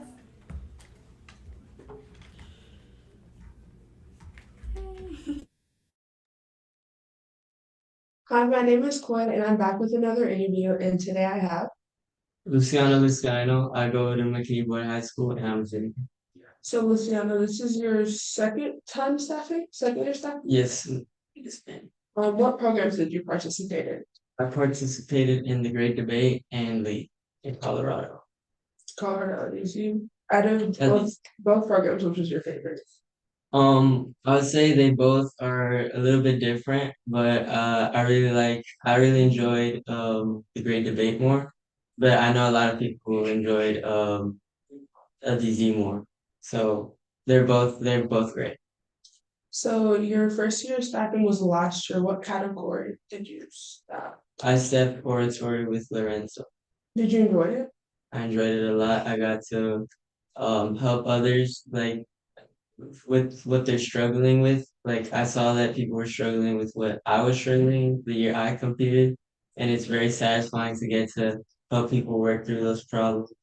And they did way better than I did my year, so I'm really proud of that accomplishment, of their accomplishment, and my accomplishment. What category did you do your freshman year? I also did oratory my freshman year. So if you could go back to your freshman year and you couldn't do oratory, that was an option for you to do, what other category would you do?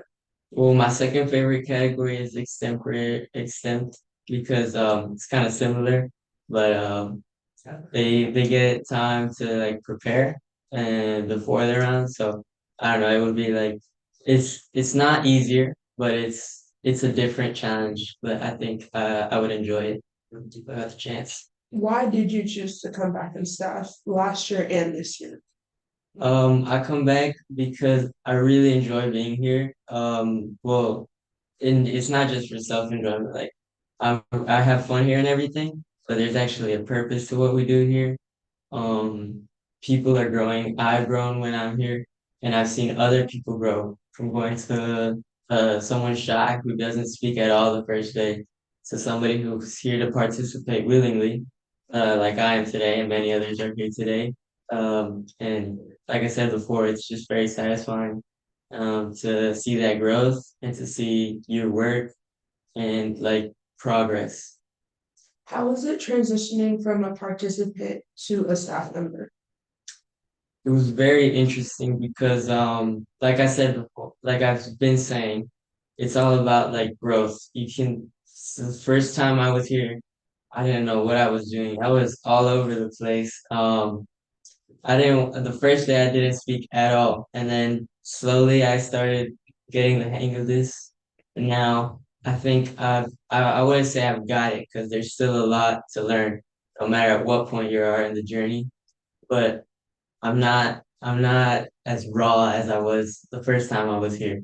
I'm more developed and I'm helping other people get to that point and I'm still developing. So I think it's amazing what that can do for you.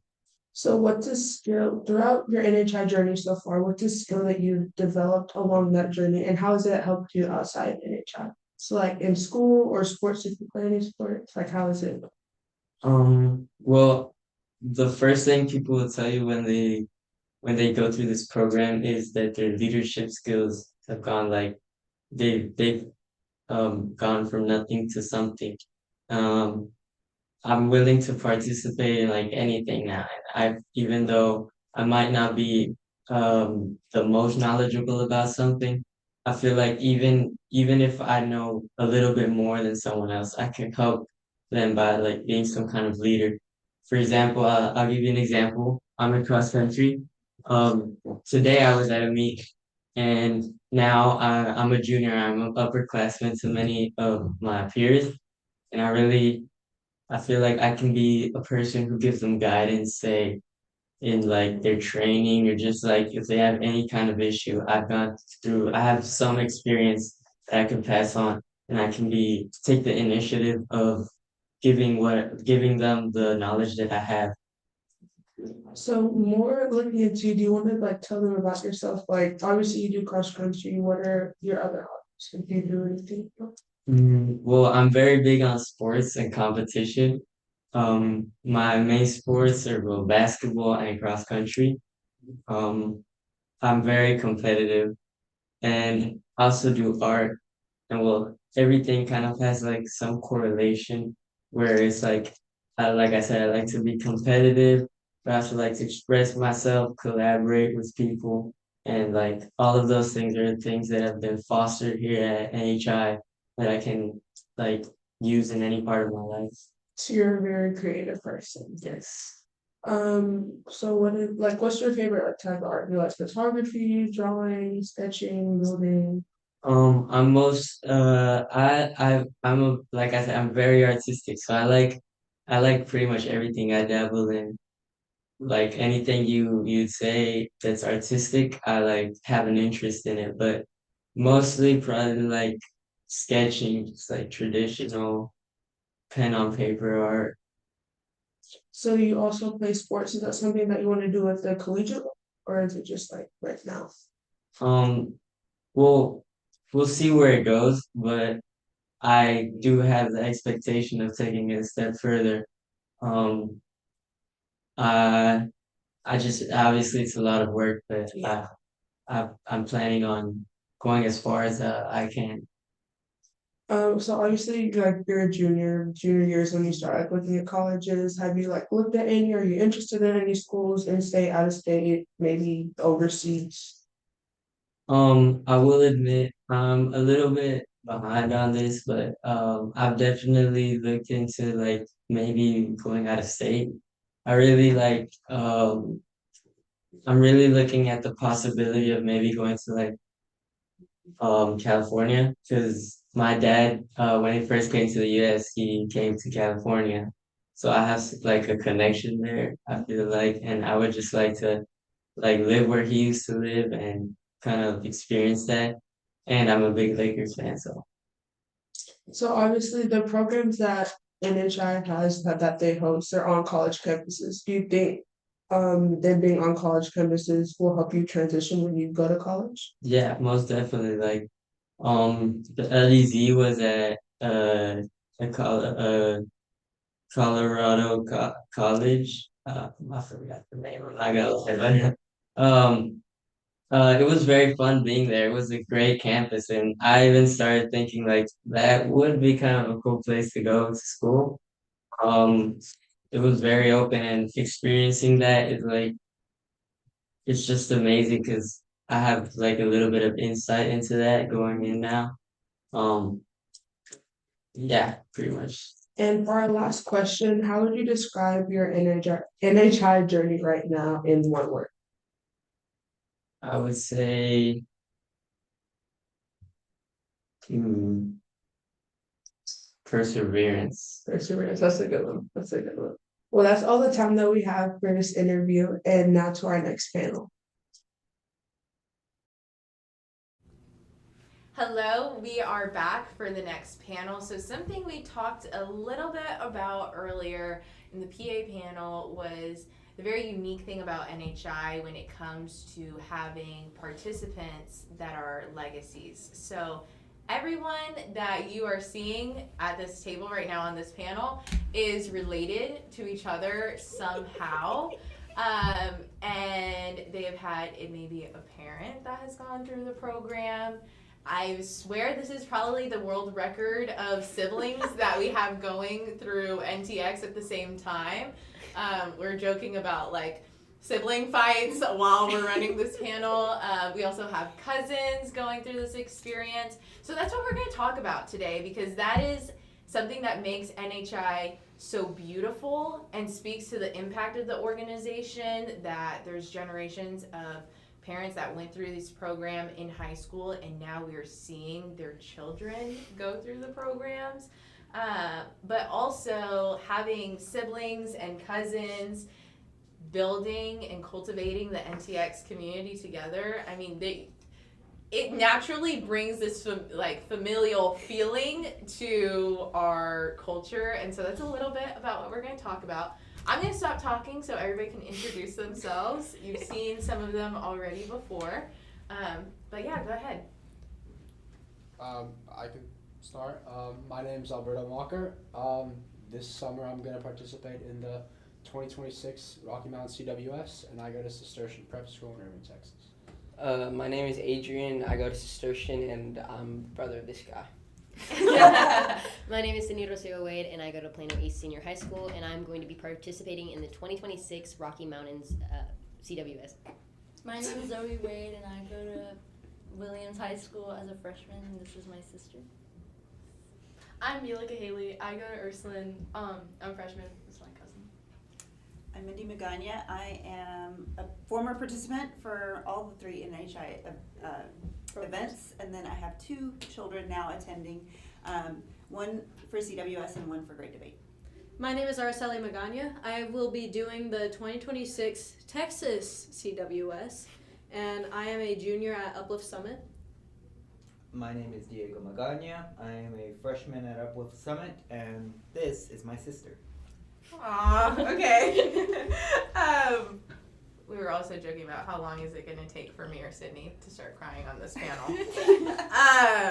Okay, I want to start with, first of all, what does it mean to be a legacy in the context of NHI? Like, what does that mean to you guys? I would say it means that you have something you can leave behind. So whether that be obviously biological relatives, or like as a staff member when you're training like your categories, or you're training people to, you know, be greater leaders for their community, even in order to participate in talkathons like this. I mean, it just proves that, you know, you're able to leave your mark here one way or another. So I believe that's what legacy is for the region. Yeah, I would say since me and Bella are 7 years apart, we have a cousin who's Sophia and she's 5. Or 3. 3. 3. My bad. Little. She's small. But I feel like just kind of like we've all kind of been like sisterly to each other, and I think it's really important to like watch us kind of like develop and like kind of like become more independent from one another. And I think it's just really important that we get to do it through this like experience. I think it's nice. Yeah. I would have to agree. I mean, we're already planning for our younger sister who's in 6th grade currently to attend, and we just want to continue to like pass that down to her because I mean I loved it.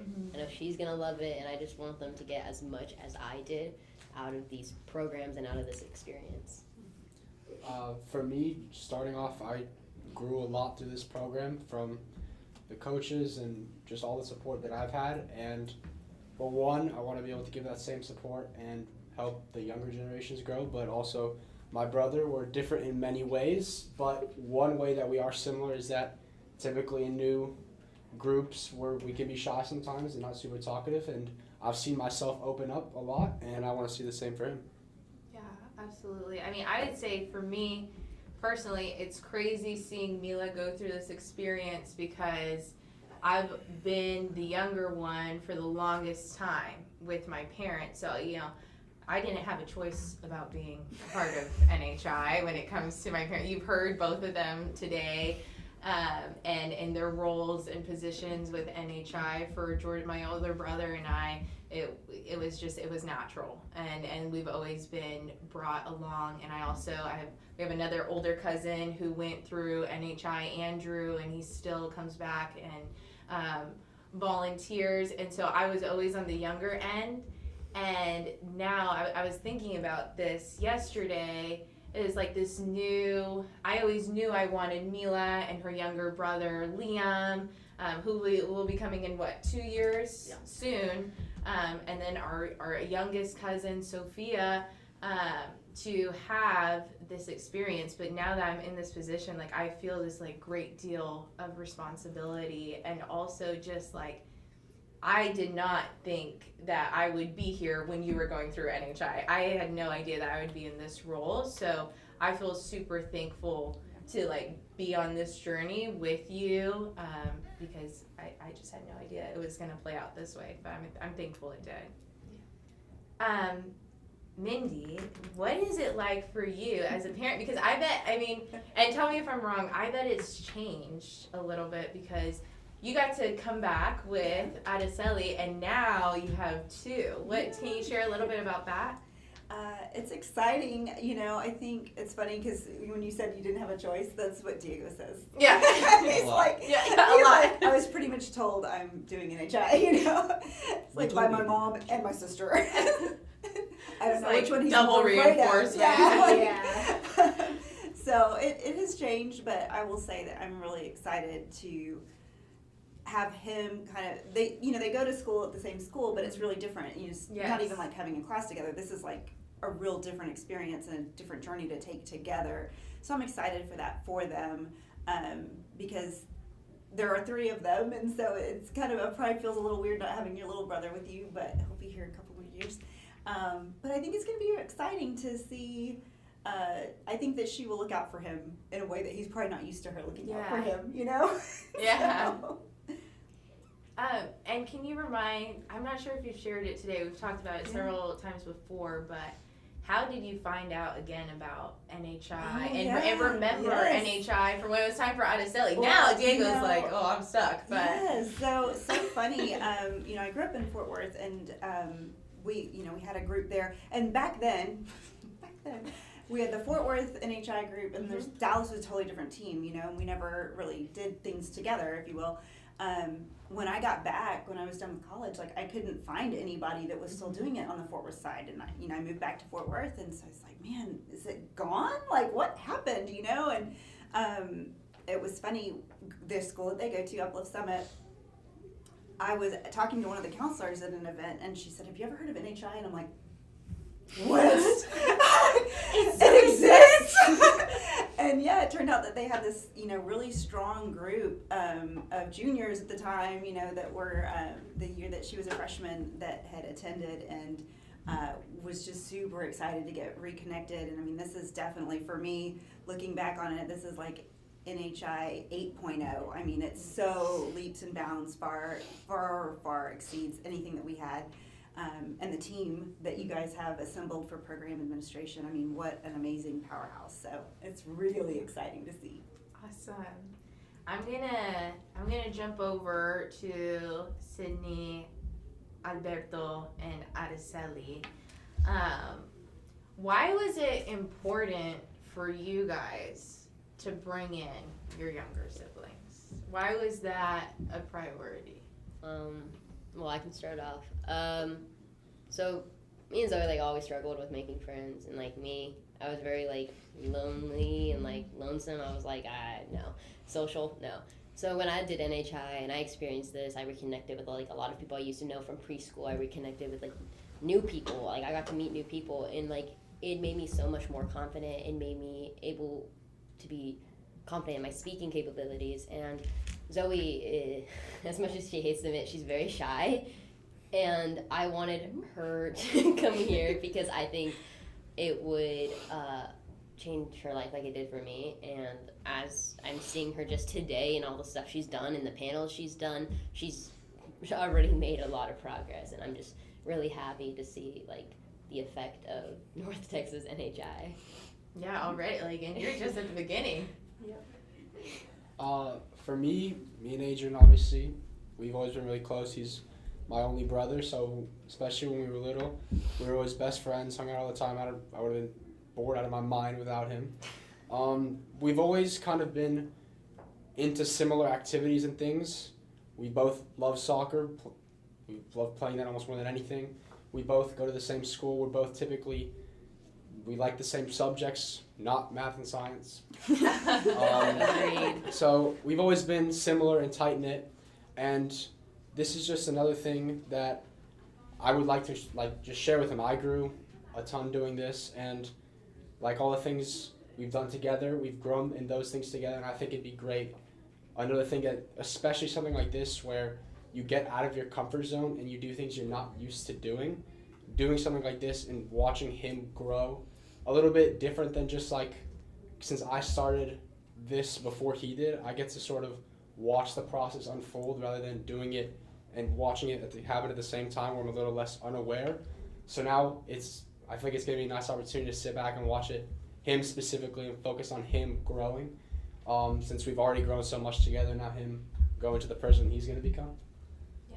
What about you, Araceli? I would definitely say that it's the fact that NHI brings about a healthy challenge. Now, the two of us have always been, again, a little bit more on the quiet side, but it's been one of those things there's plenty of things that you can do, as the quiet one, whether that be from an academic standpoint or a literary standpoint. You've got options, but in the end, it doesn't take you that far. So I feel for me specifically, around beginning of freshman year, I mean, yes, it was already kind of difficult compared to middle school, but I was a little bit bored. because I didn't have much to do like from an extracurricular standpoint.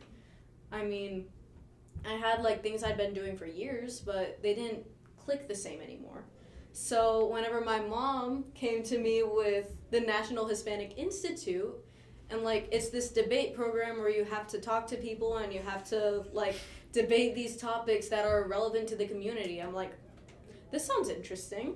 I want to give this a try. So then I'm already here and I'm like, wait, why do I know most of these people already?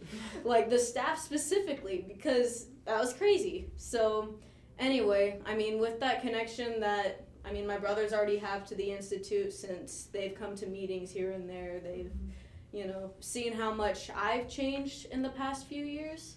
I feel like it's very, very important to me that, you know, they get a similar experience, if not even better, and they get the same chance at something that'll really push them.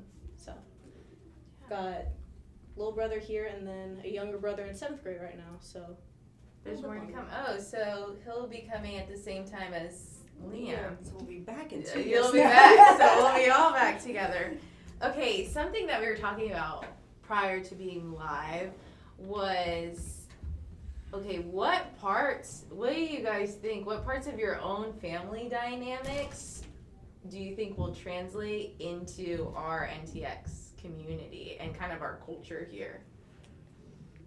Well, I think for us it's our humor, because we can be very serious when it's like necessary, but we also know how to like break the tension, and that's kind of like our family dynamic. Like we're very loud, we're very like aggressively passionate, and like like we're just like that. And you want to add on to that? Yeah, I mean, we're just very hardworking and yeah, I don't know. For us, I feel like we've always been a very like tight-knit and close family. Like we always make sure like we're not allowed to eat typically unless everybody's sitting down at the table, and it makes us close, and it also makes us comfortable with each other. And we like within the family, like our parents and each other, we push each other harder than anybody else, and bringing that aspect and bringing it here to NTX, that's kind of something that I'd like to do.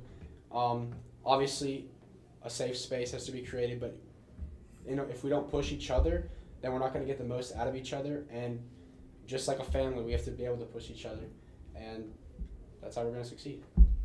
In a similar way, I feel like our family has always been the kind to set the standard from multiple standpoints, actually.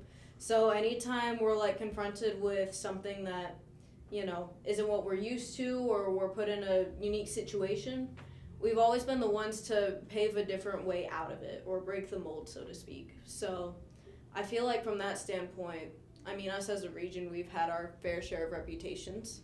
So this year, I feel like we can truly bring something else to the region, not only from like a familiar standpoint or a keeping each other going standpoint, but just grit.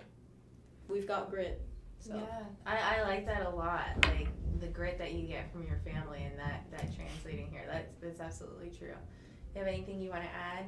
I'll add something.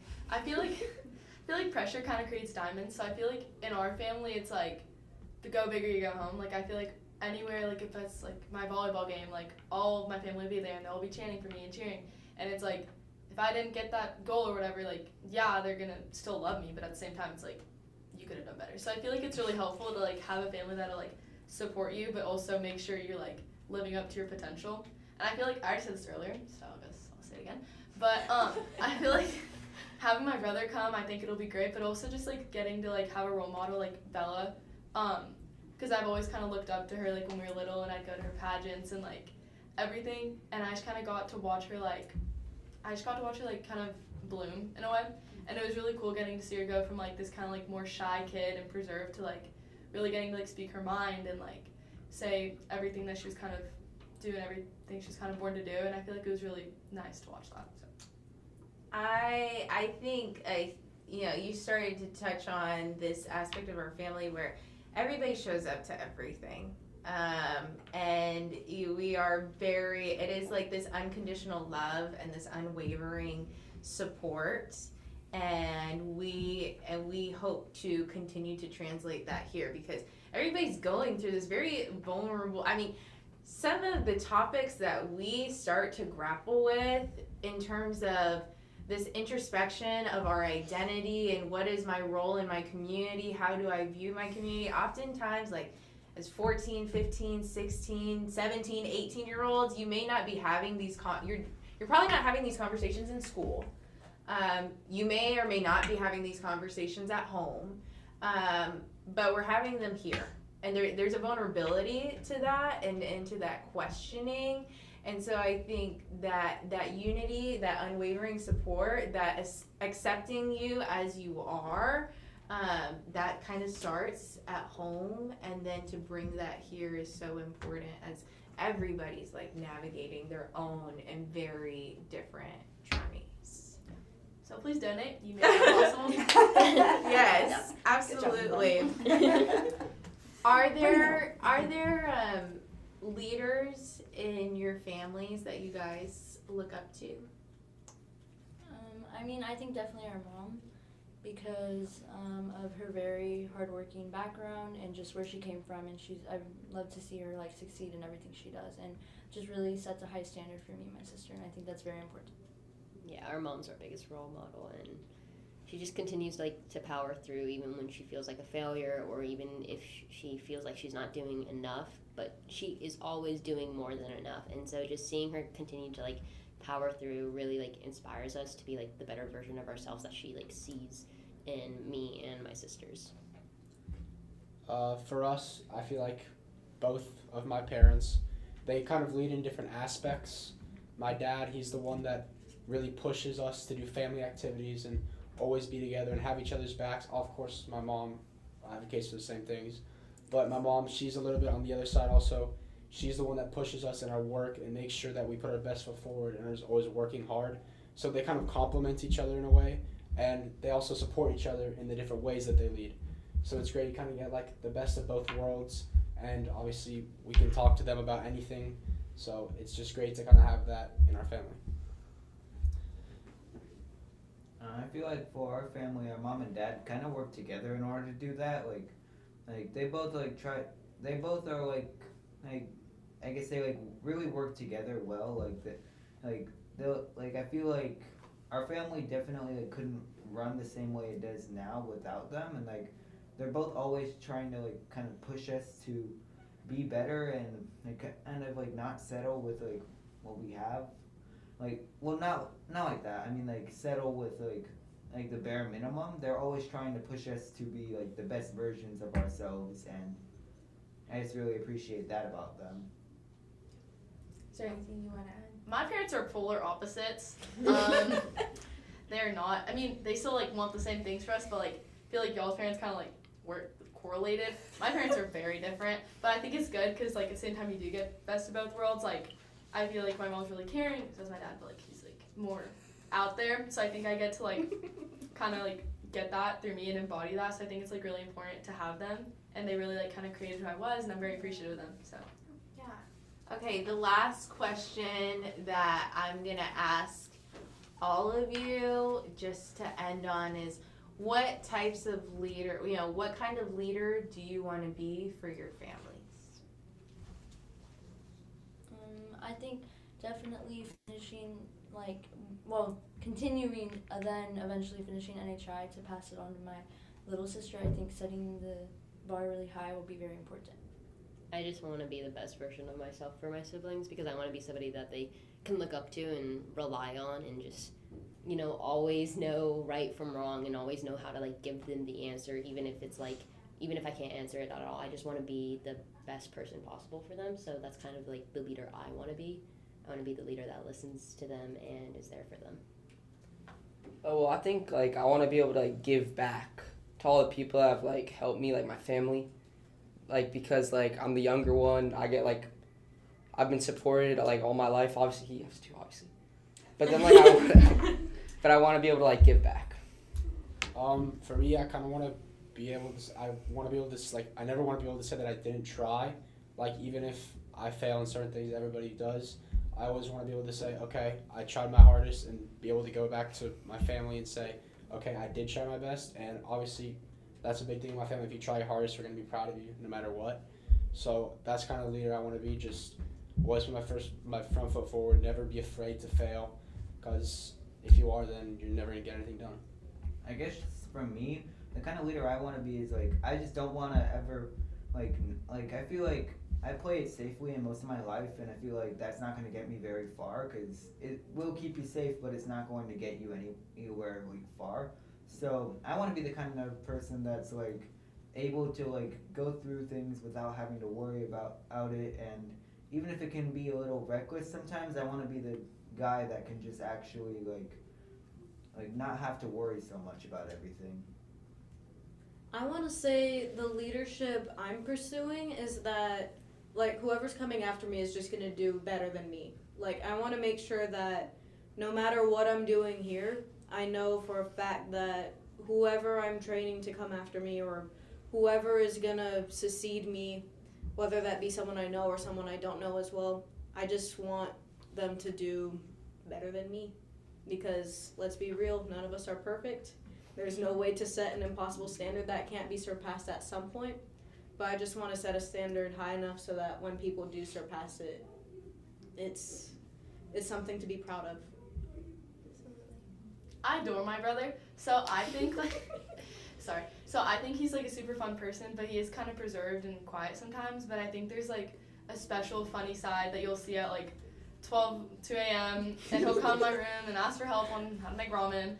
And I think it's just like really funny because like some people don't really get to see that. So I think the leadership I'd want to like lead for him specifically is like to be willing to try something new and let people kind of see who you are, and you don't have to act as some like different person to like be liked. I think the person he is really important. Hopefully he's listening, so you're welcome.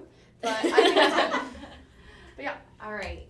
Thank you guys so much. Remember to go to the QR code to go to the donation link on the nationalhispanicinstitute.org to donate, to invest in these amazing future leaders and continue this legacy for more generations to come.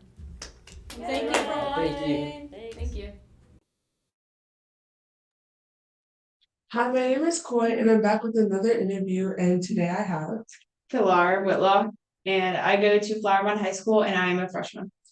So, Pilar, how did you hear about NHI since it is your first year? So my mom was in NHI. She, I believe, did NHI, Great Debate, L.E.A.D, and what is the one after it? CWS. CWS. And so since I was like in middle school, she had been talking to me about NHI, and she was like, I really want you to be part of NHI because it was obviously very meaningful for her, and it taught her a lot about public speaking and how to present herself professionally. So, based off the meetings that you've been to so far, how are you feeling about the program as a whole? I think that NHI is pretty great, and I think that I'm going to learn a lot of things and meet a lot of people here. Even like at these beginning meetings, like we haven't like really locked in per se, but I've still been able to like practice my public speaking skills through talking to other people, talking in panels, and talking to you right now, Corey. So, what is something that you're most excited for, whether it's the next meeting that we have, or later on in the season, or even the Great Debate? I mean, I suppose I would be quite excited for Great Debate because I've heard great things about Great Debate. I'm sure it's going to be a lot of fun. I mean, in the past, like I haven't really done that much where I get to go on like a sort of trip for academic things with other students. I mean, in middle school, I was a part of Science Olympiad, which is a national organization, and it's about like science. And for that, I was able to go to state competition at A&M last year and the year prior, and you get to like you would like and for it, the competition was 2 days, so you would go on Friday and then stay the night at a hotel or at A&M, and then the next day you would have competition, and then so that was kind of like a mini trip, but it's going to be very interesting to have like an extended academic thing over the summer going on. Yeah. So, what are you hoping to get out of NHI, whether it's skills or just having more connections, talking to people? Because at the Great Debate, you will see people from all over Texas. Yes. Well, I'm mainly interested in gaining skills about public speaking, and also finding new connections and making friends is another benefit. And my mom has told me about friends that she has made through NHI, such as I think Mindy, she was friends with in NHI, who is now a parent of a student here.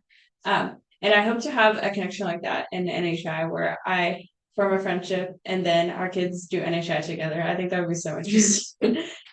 So what panels have you been on today? Are you on a new later or it was just historic? So I was only on the bilingual panel 1, and that was quite nice. I suppose I was able to talk in Spanish and talk about how like speaking Spanish has helped me. Yes. so, so you are a freshman. So coming from middle school to high school, how's that been for you? Like how's freshman year so far now that you're getting to like the end of your freshman year? So freshman year it has been very like easy. I mean, like yes, I'm being challenged, but I feel like the transition has been quite seamless. Like at my school, a lot of the freshman teachers, even like the AP freshman teachers, they understand that you're having a transition from middle school to high school while they're still like giving you new challenges, like upping a little bit the work that you have to do. But for me, it hasn't been that difficult. And I also enjoy high school a lot because at my high school, we have a block schedule. So we have 4 classes per semester. And I really like that format because I get to learn about my 4 classes more in depth rather than in middle school having an 8-period day. And like, it's like a lot of transition. So what are the 4 classes that you take? So right now I'm taking Theater 1, AP Biology, Spanish 5, and English 1 honors. What's your favorite and your least favorite? So my favorite is AP Biology because I like biology, and I think biology is nice. It's like an adequately challenging class for me. I enjoy the teacher. I enjoy like learning about molecules and parts of the cell. Yes. And my least favorite, I mean, I don't really have a least favorite per se, but like content wise, I don't like my theater 1 as much because I'm just mainly doing it to get my art credit. However, it's like a very chill class. Like I get to still talk to people and stuff. It just I might not I just might not I don't have as much of a passion for it, I would say. So I know you are like very early on in high school, still freshman year. Do you know, like, do you have anything like, or have any ideas of what you want to do like later on in high school, or like pursue professionally? Okay. So I would probably next year I want to join my school's postdoc club, which is essentially to prepare students for like a career in medicine, like they learn stuff about medicine. And because I want to pursue medicine in my professional life because I enjoy going to school and learning a lot of things. So I want to learn for a long time. Okay, so for our last question, based off your NHR journey right now, even though you've just really had like somewhat meetings, what is one word you would use to describe it? For like collaboration. That's Yes, collaboration. because there's like so many different students and we all get to share our different points of view to help us learn more and to grow as people. Yeah, that's really good. So it was great talking to you. So that's all the time that we have for this interview. Now to our next panel. Hello, this is the Personal Impact panel, and I'm Alyssa Kamu from Ursuline Academy. I'm Victoria Perez from Ursuline Academy. My name is Ala Ramirez. I'm from Bond High School and I'm in 10th grade.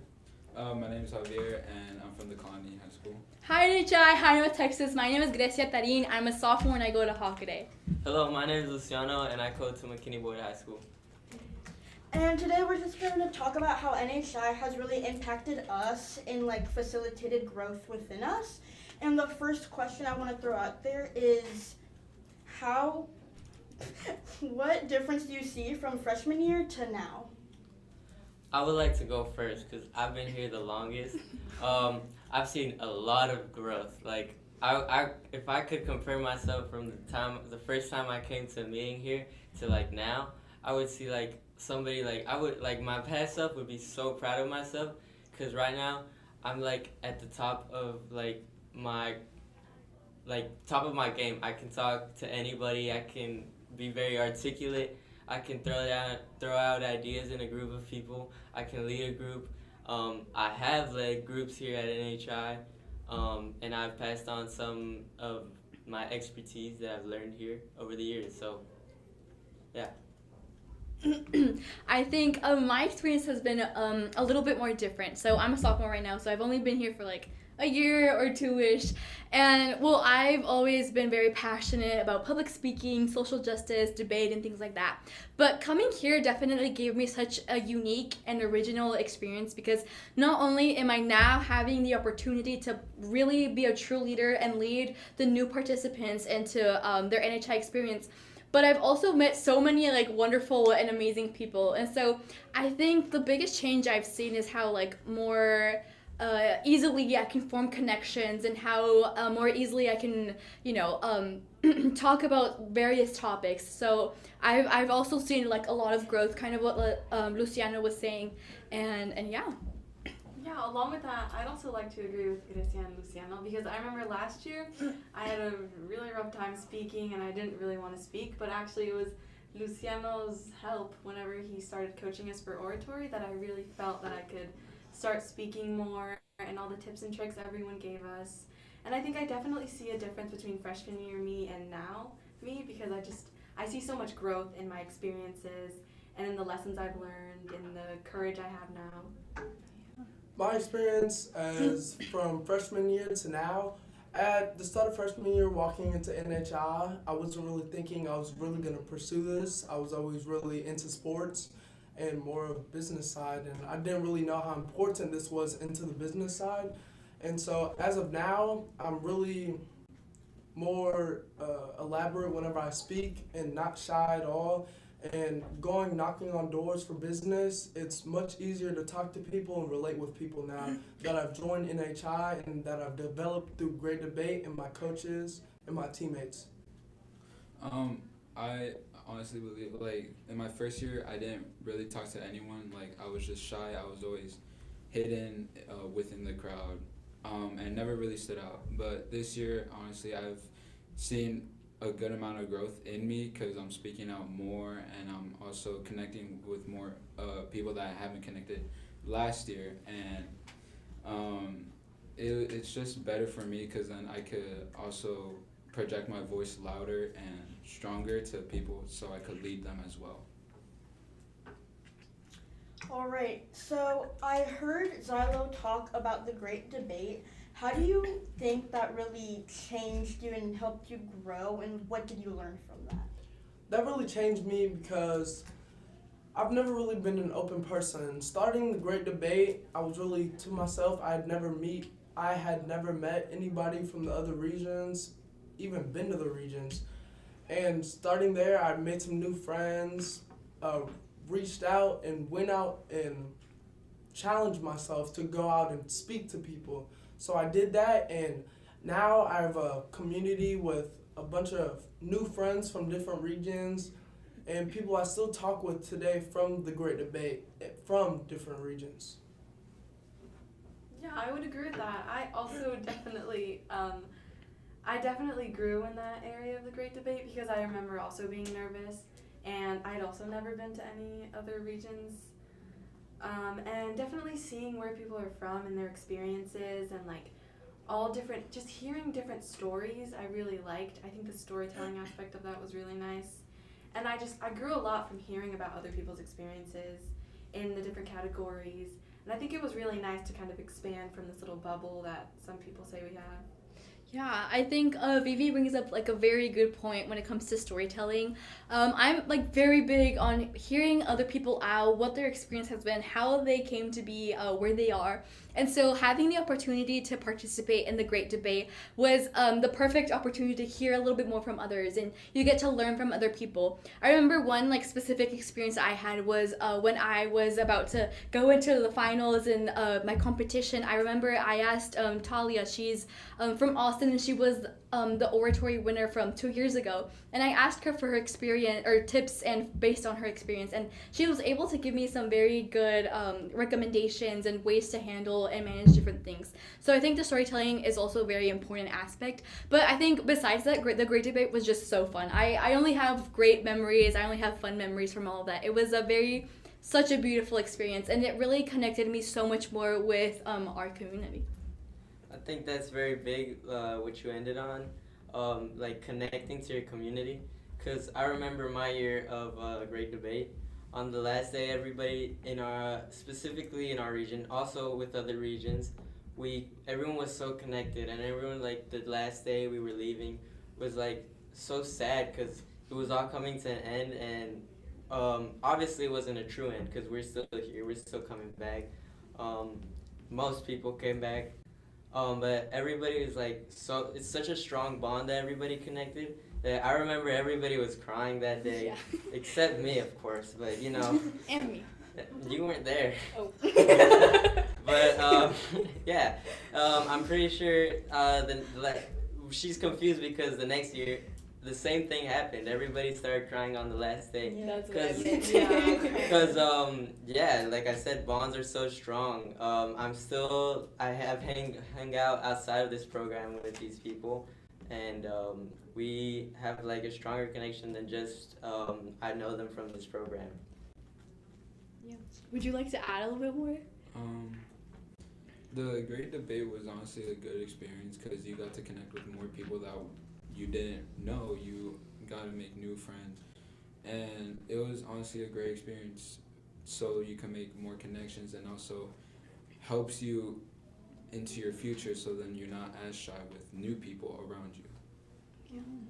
Yeah, the Great Debate for me was just a really fun learning experience because along with making a lot of new friends, which I really love making friends, making new connections, and that's really important to me, I also really learned how to adapt to situations because I was in extemporaneous speaking, and I just really had to learn how to just think on the fly and really just take what I was given and just like turn that situation into what I wanted to see, and it just really helped me learn how to really, speak better and just really argue and listen better, and it was just a really nice experience. I definitely cried a lot at the end.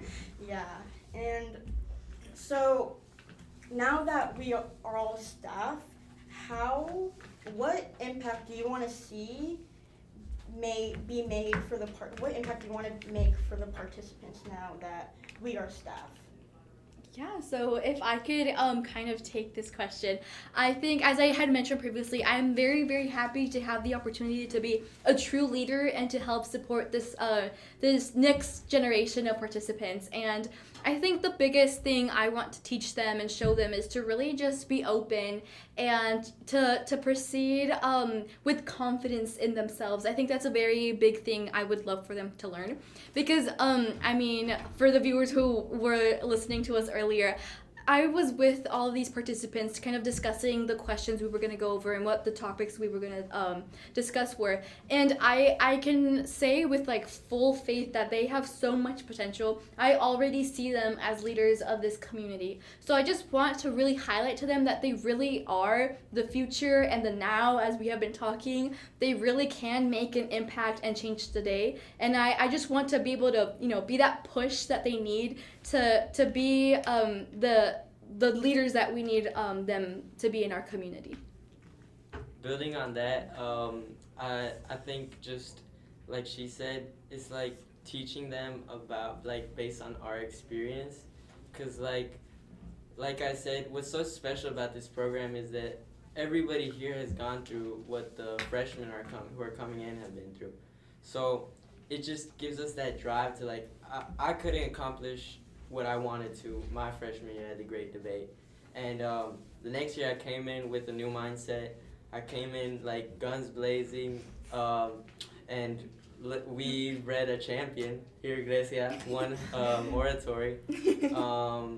So that was like a big moment for me when she won that, because that was her, but it was also the people who helped her get there, like everybody in her category, mostly everyone in the region, pretty much. I just want to jump back in really quickly. But yes, I had a very unique experience because I joined NHI like at the very beginning, and then I just kind of disappeared for like a really long time. And so I came back and had to like catch up on everything. But yes, this is something I'm very passionate about. I love to talk and I love to debate and express myself. But I think as Lucy said, I couldn't have done it without my region that was supporting me. I couldn't have done it without all the people who were cheering me on. And I remember when I was able, to win the competition, I said that this isn't just for me, this is for the whole region, because it truly was just like a culmination of everyone's help, of everyone's support.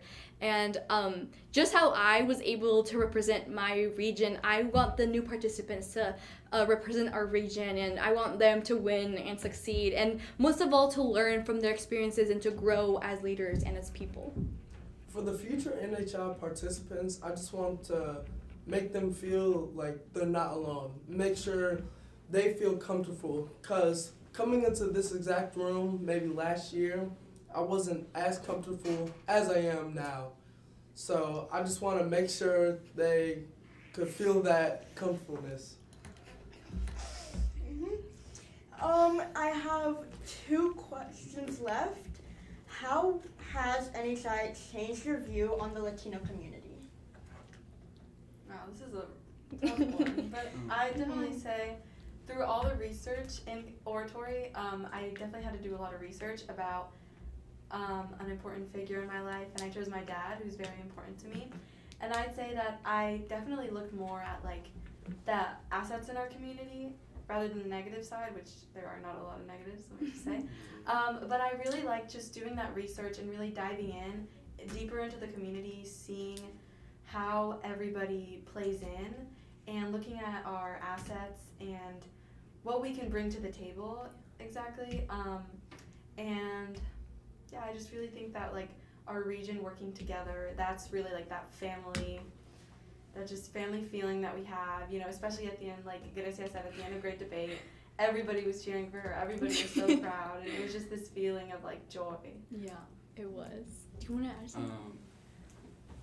Honestly, NTX is family. We all are one, and we all help each other, regardless of if we're in different categories or not. Like if, say, I was in CX, and Xylo, which was XSTEM, even if I didn't know what I was doing in XSTEM, say I like joined last minute, he would have helped me regardless to get me back on my feet and to teach me and get ahead of other people so I could do my best during it.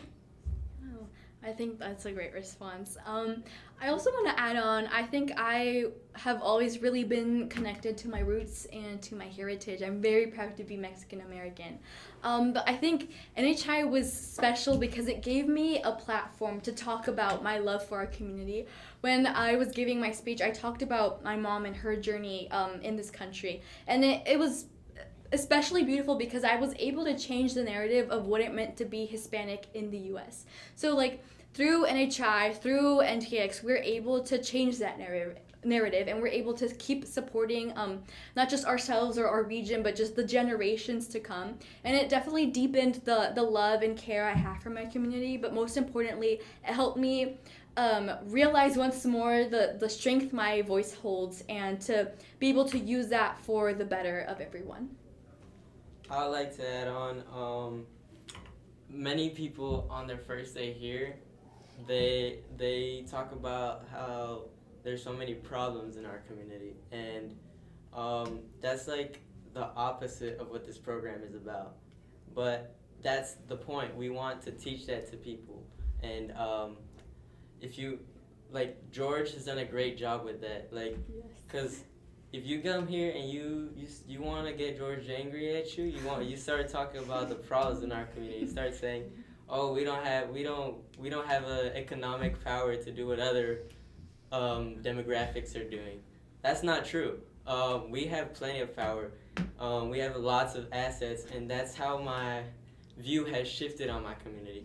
because I've always been big on Latino and the Hispanic community, but it's more as viewing it as as the people as a solution than as a burden for the rest of the community who has to lift them up. Yeah.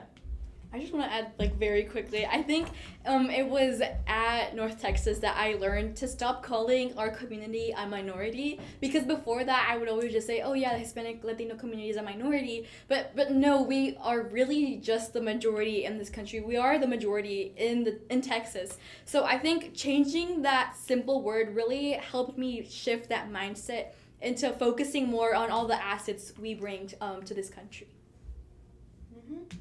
And the most important part, why do you keep on coming back to NHI? Can I start?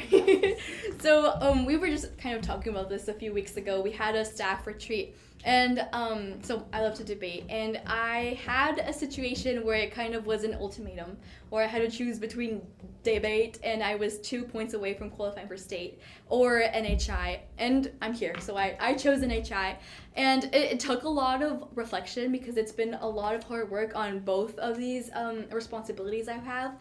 But I ultimately chose it for the people, for the family, because when we say family, I learned it's not like a term we throw out lightly. We really mean we're family. We hang out outside of this. We like to laugh, we like to have fun, but we like to support each other in our growth as leaders.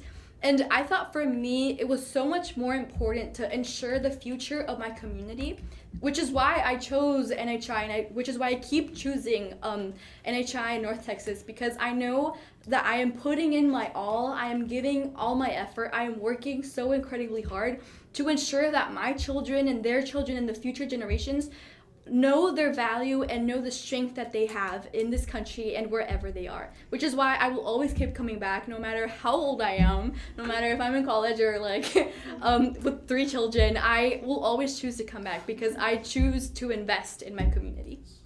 I keep coming back because at the start of the NHI I was really shy and this and that, but each time I came into each meeting they kept trying to make me open up to them, and they kept treating me like family each time I would come. So I just don't want to give that up. I want to keep passing that on to future NHI participants, and I want to be that person who could make them also feel like family, just like I did at the start of NHI. It doesn't matter who you are, black, white, purple, blue, we're all going to treat you like family.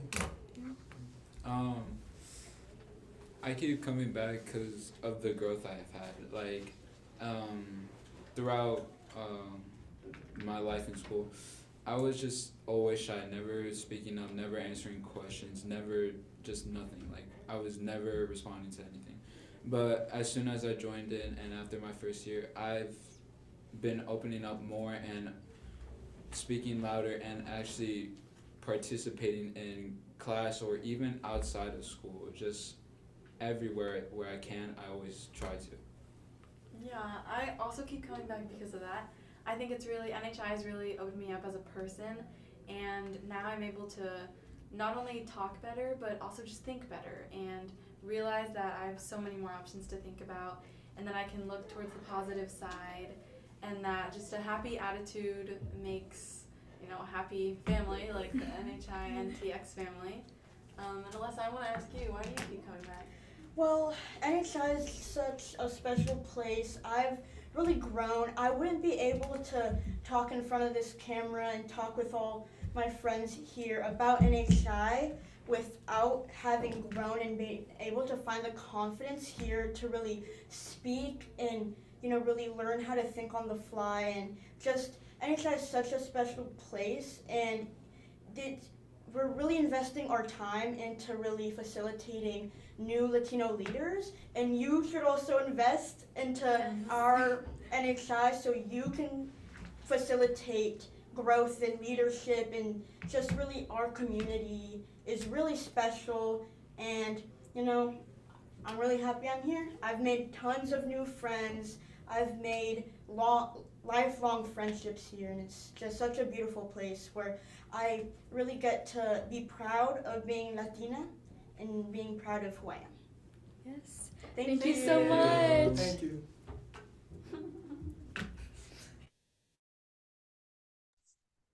Hi, my name is Koi, and I'm back with another interview. And today I have Camila, I go to Bishop Dunn and I'm a freshman. So Camila, how did you hear about NHI?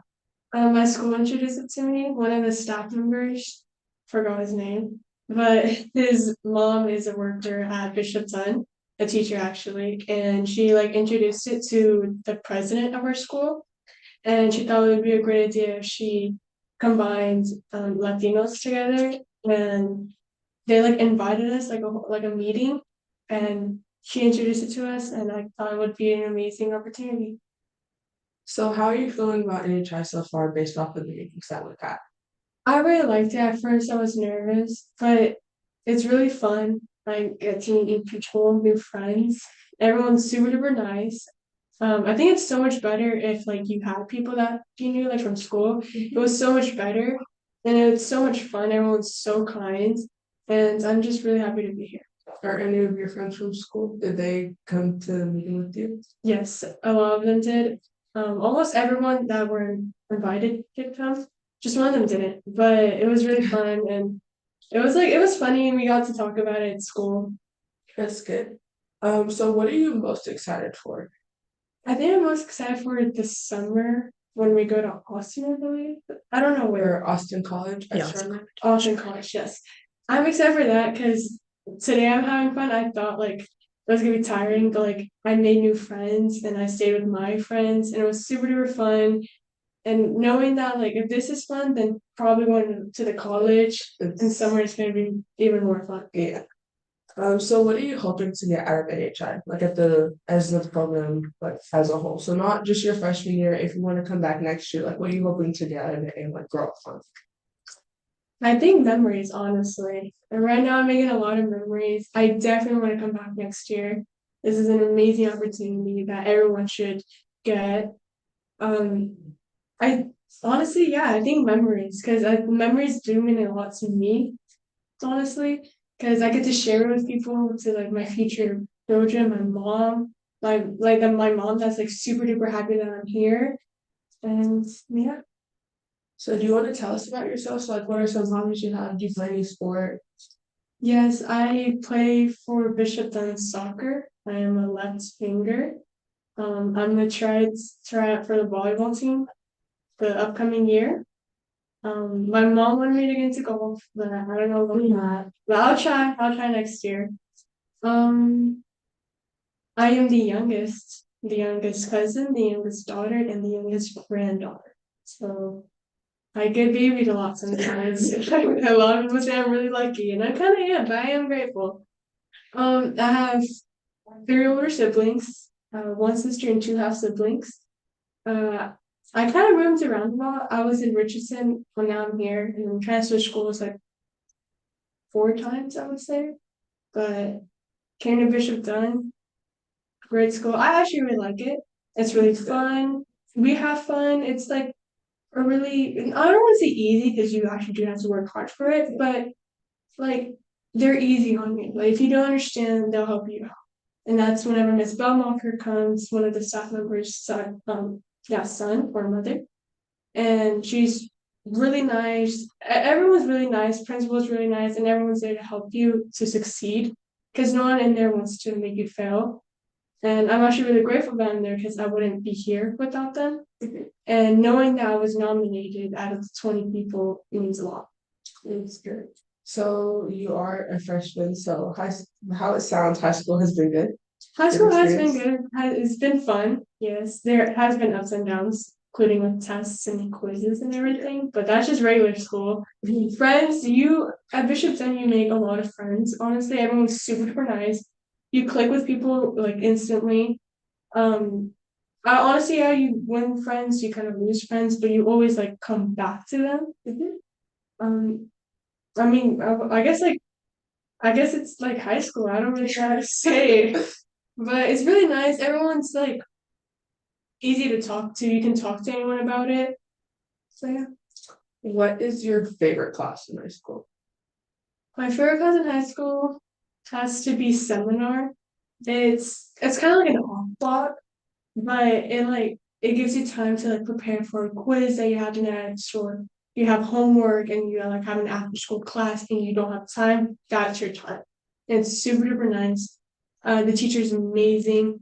And honestly, if you like, since some people go to Austin for like sports to play, I would sometimes take that class to sleep. I need it.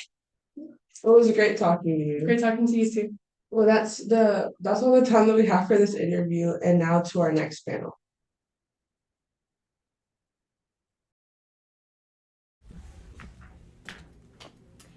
Good afternoon. We're here with our current staff and we are going to be talking about community equity building. So before we get started, let's introduce ourselves. My name is Araceli Magana. I am an 11th grader at Uplift Summit, and I'm going to do the 2026 Texas CWS this year. My name is Cindy Rocio Wade. I go to Plano East Senior High School, and I'm going to be doing the 2026 Rocky Mountain CWS. My name is Lorenzo Marquez. I'm a junior at Plano West Senior High School, and I'm going to be doing the 2026 Rocky Mountain CWS. My name is Alexander Lopez. I go to Berkner High School, and I'm doing the 2026 LDC. Okay, to start off, I'm going to ask you guys, for our audience who aren't familiar with what community equity building is, what is community equity building?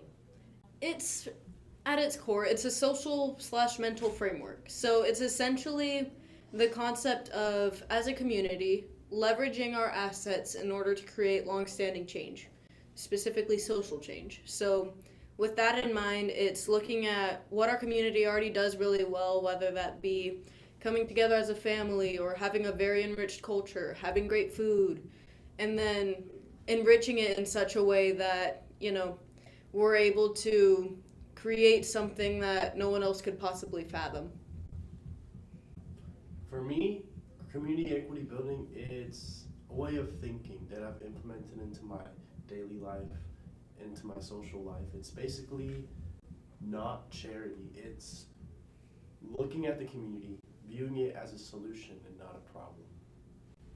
What do you think, Alex? I think CEB as like a opportunity within the community to help make it better and have like everlasting changing within the community to where like it'll make it stand out more in the long terms. Okay. And since we are juniors and sophomores, what was your initial impression of community equity building when it was introduced to you guys your freshman year? Well, for me, when I got here, I saw, the big man at the head of the alliance, George. He was throwing out the word community equity building, CEB, CEB. And to be honest, quite frankly, I didn't really know what it meant until we had a full lecture about community equity building. I thought it just meant community using equity to build things. That's valid. Yeah. Yeah.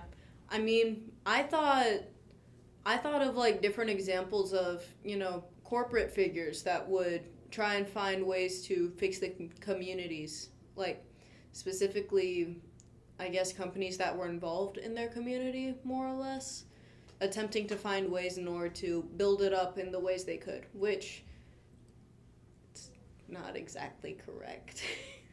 What about you, Alex? When I first heard it, I didn't really get it, not finding a problem and solution, more like an opportunity. Mm-hmm. I didn't really get it, but over time I did get it, and that makes a lot more sense to me now. What about you, Sydney? For me, well, I didn't fully grasp it when we were initially taught it either. I was still very completely lost. It wasn't until my sophomore year when I came back to staff, I got more in depth with it because that was the last year's great debate topic. It was community equity building. Mm-hmm. And also I used it a lot at LDZ, which is the program you can do when you're a sophomore or a junior. So I fully grasped it my sophomore year initially. But for those who don't know, community equity building is not about solving problems. It is about using the assets we have in our community to build up our community and grow with one another. So with that said, what is the difference between community equity building and social entrepreneurship? I mean, social entrepreneurship, one, it's a method of problem solving at its core. So if you look at different corporate examples, say Tom's Shoes, I suppose. So what they tend to do is like anytime a customer buys a pair of shoes, they'll send a pair of shoes to Africa, something like that. So the problem with that, I mean, yes, they're trying to like fix some sort of need that, you know, could be addressed, but they never bother to ask the questions like, do they have socks to wear these shoes? Do they have stable electricity in the first place? Are they already well off enough in order to worry about shoes? Do they even need shoes in the first place? So that's that sort of frame of mind without trying to get yourself too involved in the community, let alone get the community involved in the change in the first place. That is social entrepreneurship. I would like to add on to what Araceli said. I feel like a really uh, focal point of community equity building, really the backbone, is the community. If you don't have the community in mind while thinking about a solution, like for example, what you said with Tom's had no like idea what the community really needed. If you don't know what the community needs, then you are not exercising CEB. It is not charity. You must reach out and get the community involved and get feedback from the community in order to meet your needs for that community. Like Lorenzo and Araceli said, with social entrepreneurship, they don't really get the input of the community at all. They just assume and they do what benefits them. And like Tom's shoes, it's kind of to make them be like, oh, look at me. I'm doing a good thing because I'm giving to these poor, unfortunate people that don't have shoes. Right. When in reality, they don't even know if they need them or they have shoes in the first place. Mm-hmm. But with community equity voting, it focuses on the voices of those in the community. It wants them to be the ones to create change. Mm-hmm. Personally, when I think of community equity voting, I think of it as building blocks, like Legos.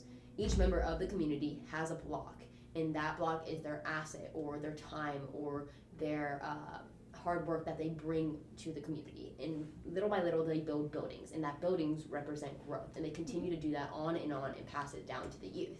Mm-hmm. So with that, let's talk about investment. What does it mean to be an investor beneficiary in the concept of community equity voting? Well, being an investor beneficiary, well, part of that is tied to the pillars, which I'm pretty sure we'll go over in a bit. But for me, an investor beneficiary is someone who sees the outcome of their investment firsthand. For example, you all here with NHI, those choosing to invest in us have been shown directly what your investment leads to. It leads to young Latino adults portraying themselves and putting towards a better future for the Latino community. So that's an example of being an investor beneficiary. Absolutely. And just the concept of the National Hispanic Institute as a whole, creating young Latino leaders that are capable of creating change, not just for our own community, but for the world that desperately needs it.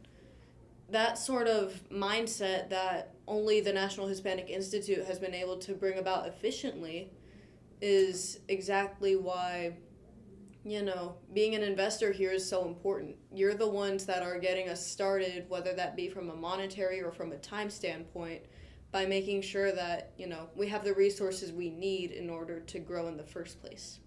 In a bit, it's, I guess, like a community garden. Like, if you're the one giving the seeds to the community in the first place, then there can be great benefits rewarded. What about you, Alex? Do you see yourself as an investor, as coming back and staffing at the North Texas region? Yeah, it'd be nice to help out at North Texas and teach the freshmen about CEB and all that stuff. I feel like it's a nice thing to do and just a fun thing to do in general, to come back and see what's new and see like a younger version of you, but not really in the freshman, you know? Yeah, it's kind of like you're already hooked. You want to see more and more of, like, more outcomes of your initial investment. For example, after last year, I knew I wanted to come back after seeing how much I've invested towards and how much, you know, I've gotten out with everything that happened at the LDZ, with my category winning at the Great Debate. It's really a really amazing thing what we're doing here at the National Hispanic Institute. I completely agree. Absolutely. I mean, as a staff member, whether you're in the media team or you're part of the direct staff that are working with the participants, we all have a role that keeps our region functioning and, in a sense, thriving. Because, I mean, we're a wonderful family here, and we've always got each other's backs. We're always able to lift each other up. And on that front, I mean, we've got a really strong community here that's willing to build each other up. And as investors, what do we bring to the community? Let's think of it as an asset-based mindset. What's an asset that we contribute here at the North Texas region that is a part of community equity building? Well, first of all, everyone brings something different to the table. And something, for example, I bring to the community we have here at NHI is being someone you can trust. I feel like I'm a very trustworthy person, and what you tell me, you know, it's like Vegas. But I feel like that's really an important thing in communities, that everyone brings something different to the table, which is the beautiful thing about NHI. Even if we're all Hispanic, we are all still just a tad bit different. I mean, perspectives are definitely an asset each of us bring, but also mindsets, because, I mean, my family raised me to have grit, right? So, like, even whenever I'm told to back down, when I'm told to just give something up, that, you know, I can't keep going with whatever it is that this is, I don't stop, because I know that I can do so much better. So, as a community, each of us have our own ways of thinking of anything from being a participant in whatever category you decide to choose, to even being a staff member and deciding, you know, what district of the region you want to work within. So with that, mindset is definitely an asset that everyone has a unique front on for the community. What about you, Alex? I feel like it's really the backstory of everyone, like where they come from, the family, how they grew up, really changes of how they are and how they view the world, like Araceli said, of the perspective. And I feel like everyone can like somehow fit into each other, like have like the same mindset or have the same views. And there is a few differences, but that doesn't mean that like you can just make us a whole community. It's like a puzzle piece. I think of it like we like different pieces go to different places, but they fit with another piece. So eventually, you can make a whole brand new picture, which looks beautiful. Which I like to think is NHI, really. That's nice.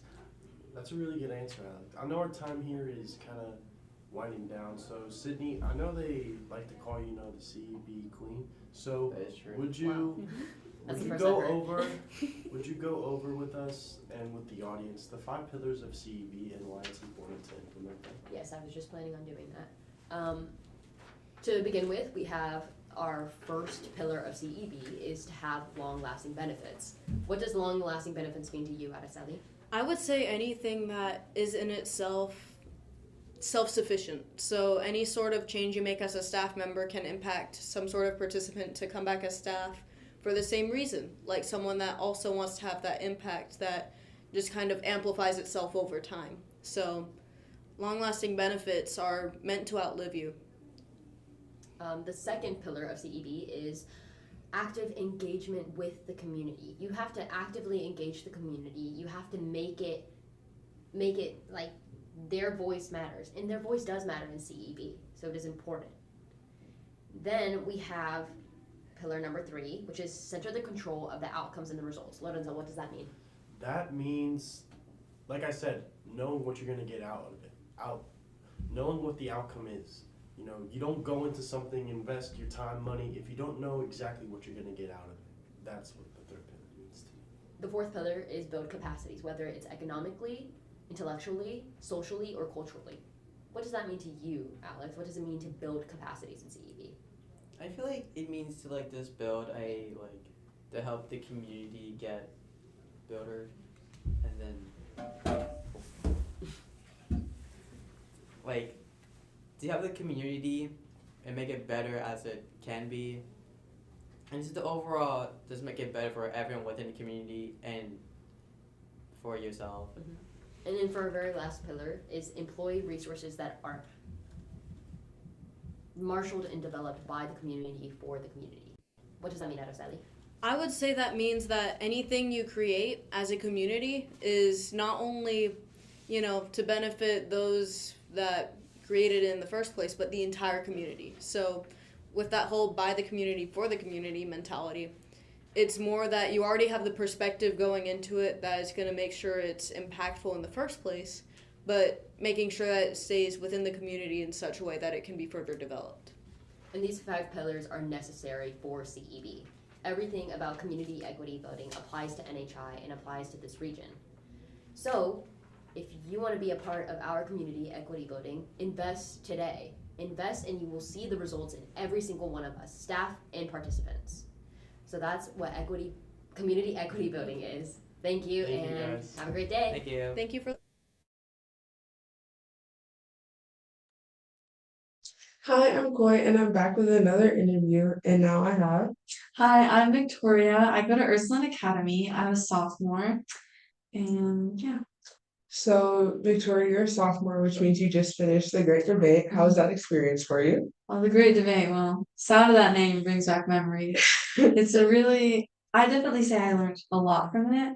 It was a really great experience, especially for my first year of NHI, just experiencing all these different parts, and especially within the categories, that was new to me. And just, when I hear the word debate, I don't usually think of like, oh, this is great. But Well, what category did you do? I was in the category of oratory, and do you want me to explain it? Okay. Okay, basically there was like a theme given, and I had to write about somebody important in my life that I draw inspiration from in my Hispanic community. I chose my dad, and I think that that's really special because he runs a magazine company highlighting Latino leaders and how important they are. And you basically come up with a 5-minute speech. 2 minutes have to be in Spanish. I was really puzzled by that. Memorizing in Spanish it's not my strength. But it was really fun. I remember actually during the Great Debate, there's this one time that we all kept messing up. So we decided to just go all at the same time, and we all said our speeches at the same time. Like I tried to zone, like to tune everyone out, and I was just so focused on saying my speech that I did it. So that was definitely fun. Well, what is one skill you gained from a Great Debate?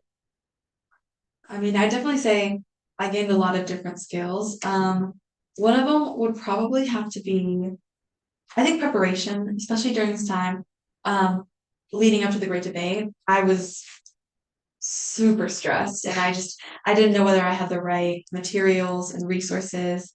And then I realized I actually have a lot of time and a lot of resources, and I can use my resources around me.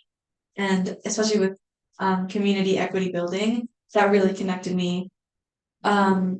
Just to realize that I can write a speech and I can say it and do it seamlessly and flawlessly. So really that preparation and not procrastination, that was one of the skills that I developed, and I'm really thankful that I did.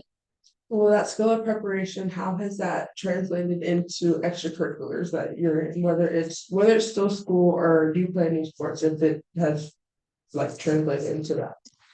Yeah, I definitely say, especially right now, since I'm a sophomore, people say sophomore slump, but I definitely say that it depends how you approach it. And if you have that mindset, I'm going to be in a sophomore slump, then probably are going to be in a sophomore slump. But those resources, again, that lack of procrastination, that responsibility and preparation that I have, that's what really helped. That really helps me get my homework done. And I realize I need to lock in and focus and do this one thing. So I'm really thankful that I can use that for my schoolwork, as well as being with my friends. Whenever you're trying to make plans and nobody can do this and nobody can do that, problem solving, I've also learned that from the Great Debate. So I definitely say that helped a lot in organizing lots of different things. So this is going to be your first year staffing. Mm-hmm. How do you think the transition is going to go from you being a participant to now staffing and teaching the incoming freshmen?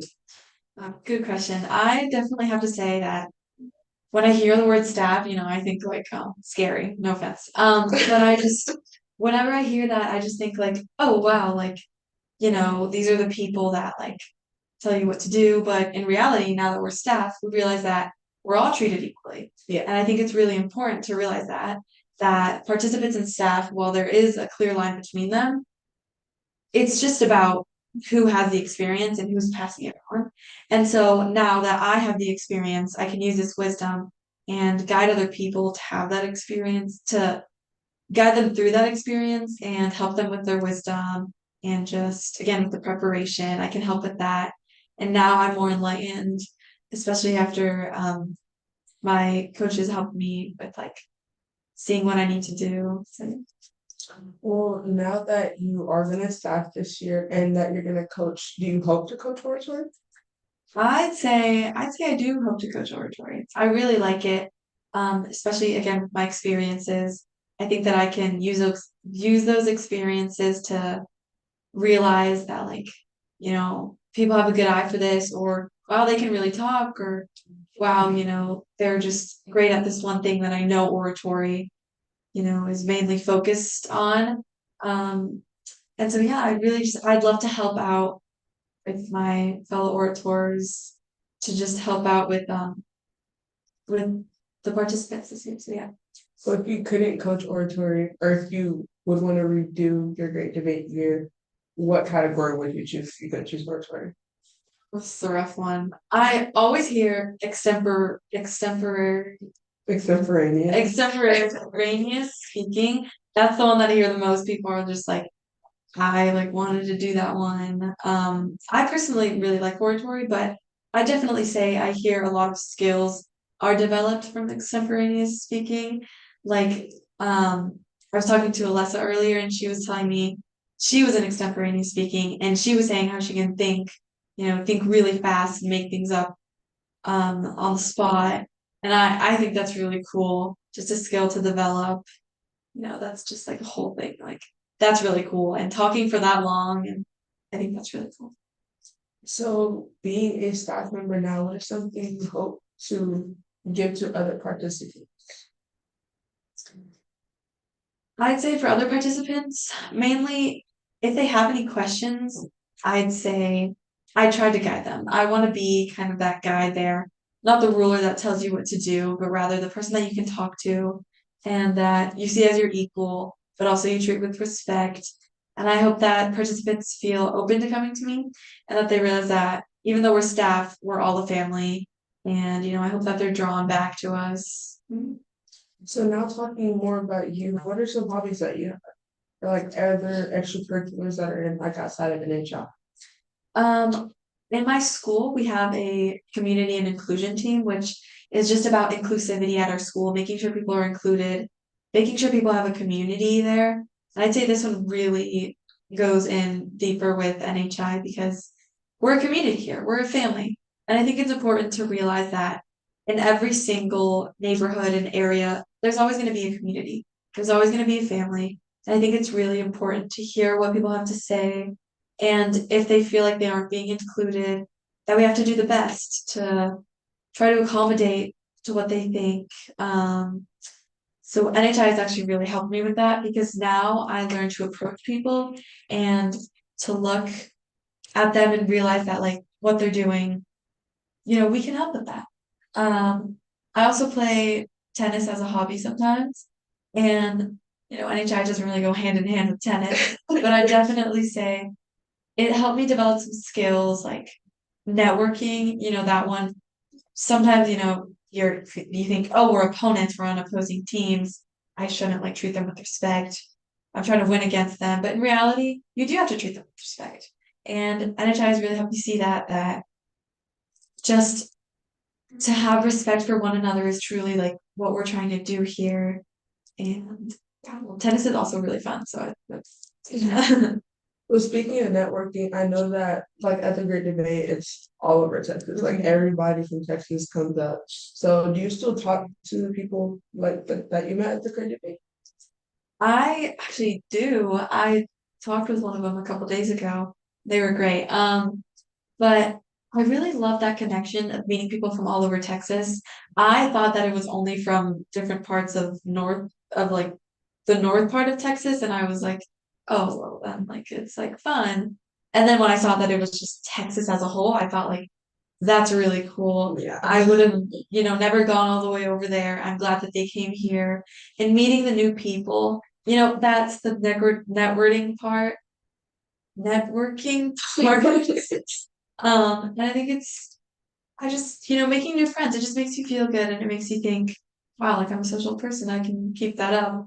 and just seeing how they're going with their lives and acknowledging that while we may have just met once, that we're always there for each other because NHI is a family.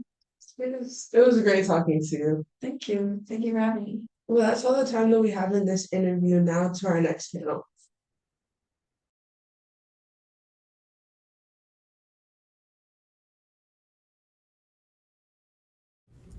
Hi everyone. Before we get started on our next panel, we just want to do a quick share screen of how to donate. So remember, all you need to do is go to the National Hispanic Institute.org, click this little 3 sidebars, go to donate. This is going to take you to the donation page.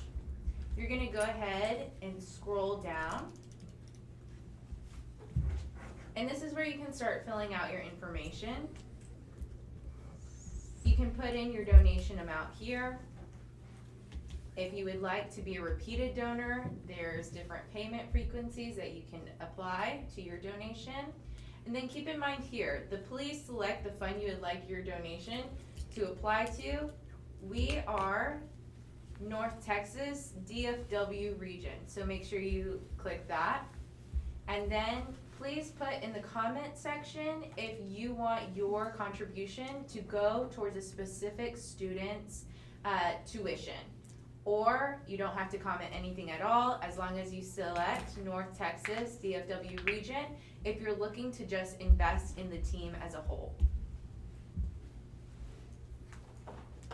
With that being said, we are now starting our next panel. Hola a todos, este es el segundo grupo bilingüe. Yo soy Luciano Vizcaíno, soy un junior en McKinney Boyd High School. Hola, mi nombre es Sebastián García Toledo. Yo soy un sophomore en St. Mark's School of Texas y soy de Dallas, Texas. Hola, yo soy Joaquín Suárez.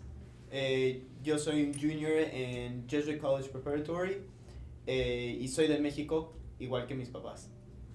Hola, soy Alessandra y soy de Bishop Dunn y soy un freshman. Hola, mi nombre es Mateo, soy un freshman y voy a Bishop Dunn.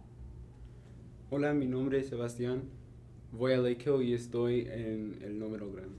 Hola, mi nombre es Adari, soy un freshman y voy a Uplift North Hills. Vamos a empezar hablando todos de dónde somos y de dónde son nuestros padres.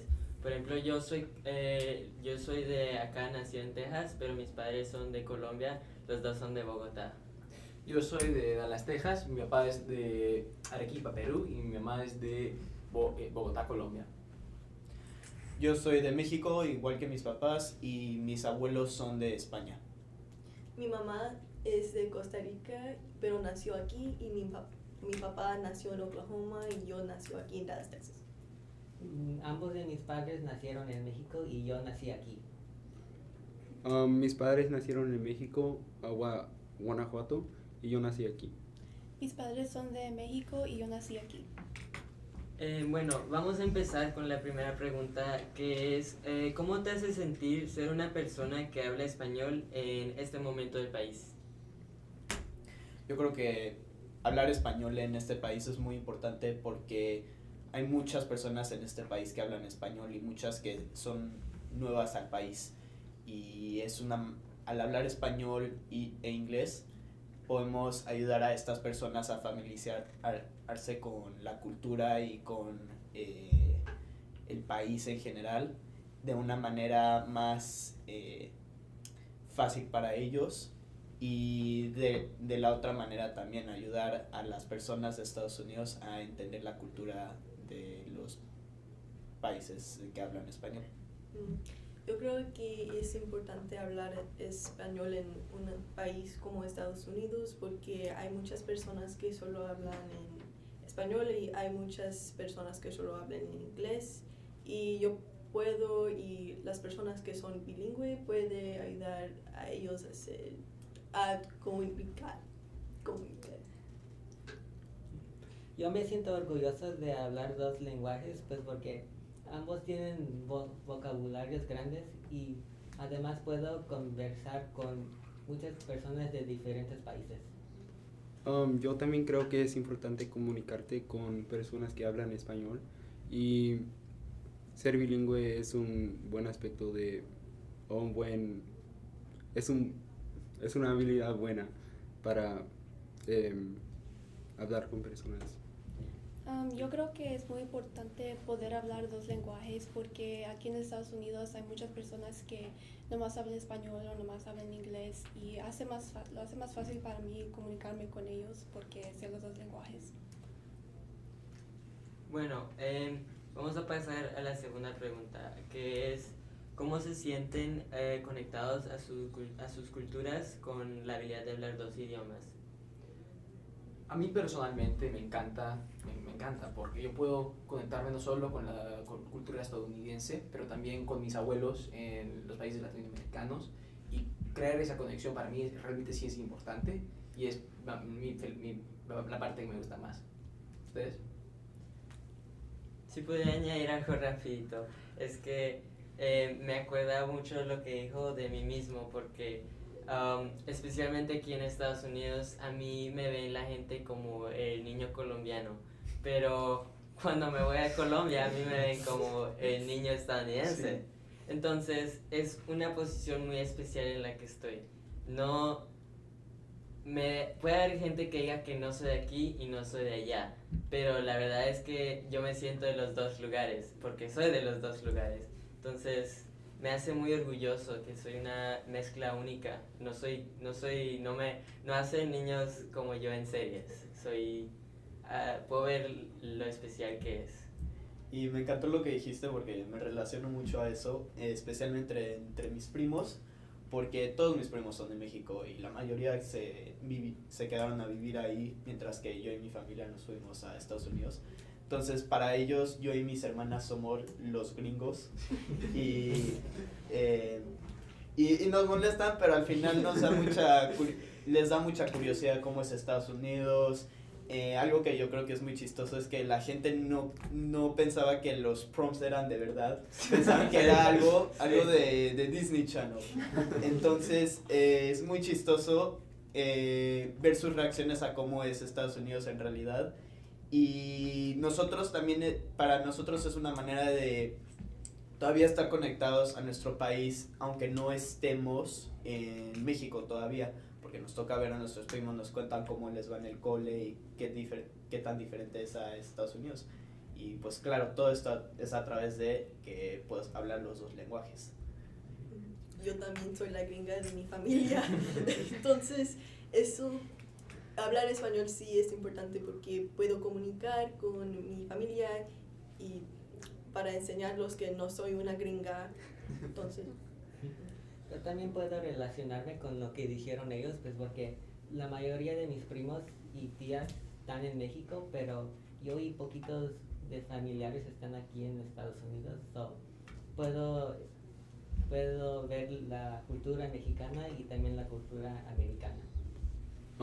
Muchos de mis tíos y tías están aquí en los Estados Unidos, pero también me puedo relacionar a ellos porque yo hablo inglés con mi mamá, pero español con mi papá, entonces es una situación muy dividida, pero también me hace... Es bien porque puedo practicar los dos lenguajes en la casa. Poder hablar español me permite comunicarme con mis abuelos cuando vienen de México porque ellos más hablan español. Hablando acá solo me acordé una cosa, que me acuerdo que cuando voy a Colombia, como ya les dije, me ven como el gringo, pero entonces aquí estábamos hablando de los primos y yo me acuerdo una vez que con uno de mis primos llegué y empecé a hablar español muy bien y entonces me hacían preguntas porque no podían creerlo. Entonces, por ejemplo, me dijeron, ¿qué grosería sabes en español? Los sorprendí, digamos eso nada más. Pero entonces es como una sorpresa tan chévere que podemos darles porque como que se ponen tan felices. Me ha pasado varias veces que estoy seguro que a ustedes también, que como de repente hablan español, empiezan a hablar español y inmediatamente les pone una sonrisa a la persona con la que están hablando, ¿no? Sí, es realmente especial. Me siento como un embajador para las dos culturas. Pero como enseñando, no solo enseñando, pero también como compartiendo como las dos culturas de que yo soy parte y creo que probablemente es lo mismo para ustedes. Y sí, yo me relaciono mucho a eso porque también mi primer año en Estados Unidos fui a un colegio que sí habían personas que hablan español, pero mi segundo año fue en un colegio que era el único niño mexicano que hablaba español. Entonces me pasaba mucho eso, pero al revés, en lugar de que me preguntaran cómo decir ciertas palabras en inglés, me preguntaban, oye, ¿sabes cómo decir tal en español? Y es muy interesante porque muchos de estos niños pues nunca han tenido una experiencia así tan directa con alguien de México y pues es muy interesante poder tener la oportunidad de introducirlos a la cultura. Sí. Yo he tenido una experiencia muy diferente, pues porque yo he ido a 2 escuelas y la mayoría de los estudiantes ahí son hispanos. So, no importa si estás hablando en español o inglés, siempre saben lo que estás diciendo. Bueno, entonces movámonos a la tercera pregunta, que es, ¿puedes dar o pensar en un ejemplo o un tiempo en el que su idioma ha sido un puente entre dos comunidades? ¿Y cómo los hace sentir poder ser ese puente? Vale, pues yo, un ejemplo muy específico que se me ocurre es con mi familia y específicamente con mi abuela, porque mi abuela es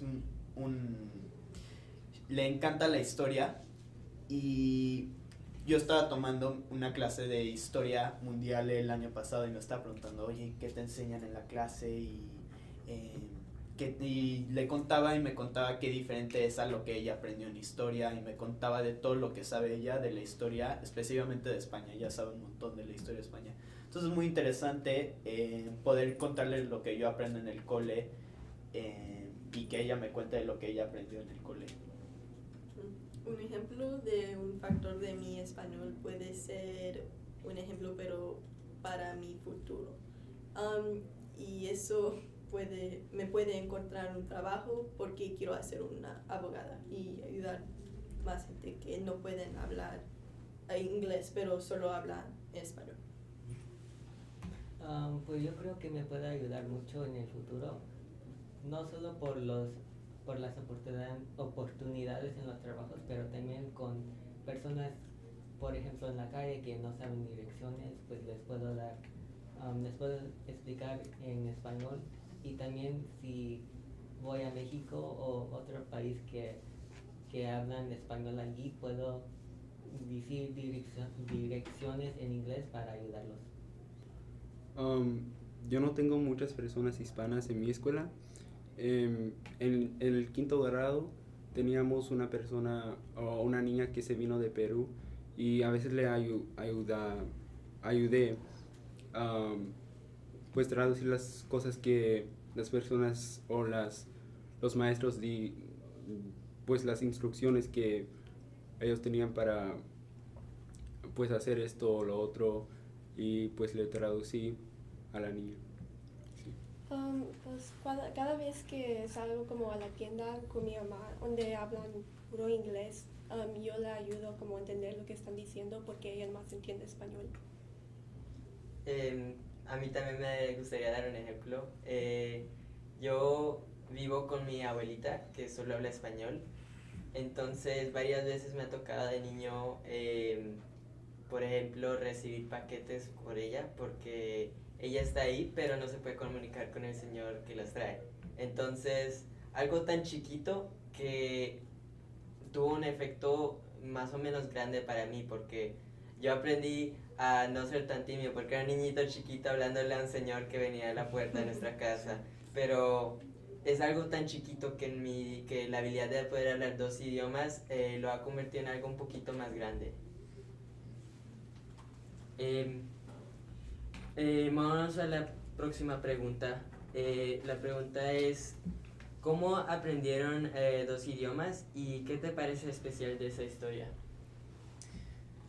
Vale, pues yo personalmente aprendí inglés muy básico en México porque pues se lo toma muy en serio el inglés, o sea, tienes muchísima tarea para inglés, es una de las 2 clases más importantes que tomas en el cole, pero yo creo que lo que en serio me enseñó a hablar inglés mejor fue pues mudarme a Estados Unidos, ¿no? Porque no hay mejor manera de aprender que a través de experiencia. Y fue muy difícil al principio porque pues, o sea, sabía inglés pero no sabía cómo utilizarlo en conversación casual y así. Pero al colegio que fui mi primer año habían otros niños que también hablaban español y que me ayudaron mucho, y también aprendí como a ver cómo los niños de mi edad hablaban en inglés, y eso me ayudó mucho también. Rapito, si te puedo hacer una pregunta, es que me da curiosidad. Tú dijiste que estabas en una clase de inglés en México, ¿cierto? Sí. Entonces, comparando los dos países y las dos culturas, ¿tú dirías que en México le ponen más enfoque a aprender inglés que en Estados Unidos le ponen enfoque a hablar español? Sí, yo creo que es un enfoque muy diferente al de Estados Unidos, por ejemplo, con hablar español, porque para los estudiantes de México, por ejemplo, es muy importante hablar inglés porque es un lenguaje global. Al final es un lenguaje que pueden utilizar para hablar con otras personas que no sean de países que hablan español. Y entonces nuestras clases, a veces teníamos clases, por ejemplo, me acuerdo que teníamos clase de ciencias en inglés, no la aprendíamos en español. Y así de en serio se lo toman, y es un poco sorprendente, especialmente en mis primeros años aquí, lo diferente que tratan el español, porque lo tratan más como una clase separada en lugar de un enfoque total, y fue muy extraño eso para mí porque pues estaba muy acostumbrado al otro, pero es muy interesante al final. Muy interesante cómo es como dos perspectivas diferentes, Sí, ¿no? sí. Porque mencionaste que inglés es un lenguaje global, que es muy bueno aprenderlo y que le pone mucho enfoque en México, ¿no? Entonces, es como interesante porque no lo hacen aquí si español también es un lenguaje global, ¿no? Sí, claro. Entonces, es como interesante, ¿no? Sí. ¿Alguien más quieren que repita la pregunta? Sí, por favor. ¿Cómo aprendieron dos idiomas y qué te parece especial de esa historia? Cuando estaba pequeña, como un bebé, yo aprendí el español con mi mamá y mi abuela. Ellos me hablaban en español toda mi vida, sí. Pero yo siempre respondo en inglés, pero... Entonces, pero yo todavía vivo con mi mamá y mi abuela, entonces ellos todavía me ayudan con mi español. Pues porque el lenguaje principal de mis padres es el español. Yo aprendí primero el español, pero empecé a hablar en inglés por las caricaturas y por las clases en la escuela. El español fue mi primer lenguaje. Hasta tengo videos de yo y mi hermana hablando el español antes del pre-K. En el pre-K sí ya empezamos a hablar el inglés, pero para la mayoría de mi vida he hablado el español. Mis padres me enseñaron el español y aprendí inglés cuando fui al pre-K, porque ahí todos hablaron inglés y en el principio era muy difícil para mí, pero tenía muchas personas como mis primos que me ayudaron. Y yo también quería añadir a tu comentario que me encantó porque me acordé de cuando me mudé a Estados Unidos. No me acuerdo por qué salió el tema, pero estaban hablando de Dora la Exploradora. Y me acuerdo qué chistoso fue cuando les conté que en México Dora la Exploradora enseña inglés, no enseña español. Entonces es como, o sea, es como el punto de Dora la Exploradora, que enseña español. Y pues en México pues siempre fue Dora la del inglés, ¿no? Entonces me dio mucha risa tu ejemplo porque me acuerdo de eso. Cuando yo no hablaba inglés hasta que cumplí como 4 años y entré al pre-K, y mis papás me dicen que yo no hablaba en la escuela, yo no decía nada porque yo no sabía hablar en inglés. Al final del año había aprendido solo por mis papás y también por la escuela, y no me recuerdo de eso, pero creo que probablemente cuando era menor pensaba que era muy extraño, ¿no? Porque te han tirado en un lugar donde realmente no sabes qué estás pasando, qué está pasando, y tienes que aprender de las personas que te están rodeando, ¿no? Y creo que eso fue muy interesante. Porque eso te pasó a ti, ¿no? Ah, sí. Sí, Sí. ¿cómo te sentiste?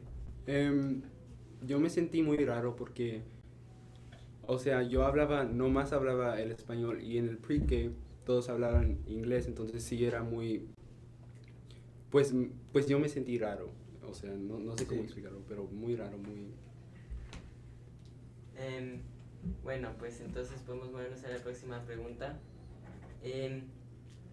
¿Cómo se sienten estar en el punto medio de sus dos culturas? ¿Han tenido una imagen positiva o negativa? Pues yo me sentí, al estar en medio, pues claro que al principio fue un cambio de nada más estar en México y pues todos eran como yo, ¿no? Y después al mudarme a Estados Unidos, pues fue ese cambio de ser un puente entre culturas. Y fue muy extraño al principio porque no estaba acostumbrado, pero al final yo creo que me ayudó de una manera muy positiva porque, como les estaba contando, en el colegio me preguntaban mucho de cómo es México, todas las diferencias culturales que ni se te ocurrirían porque son tan específicas.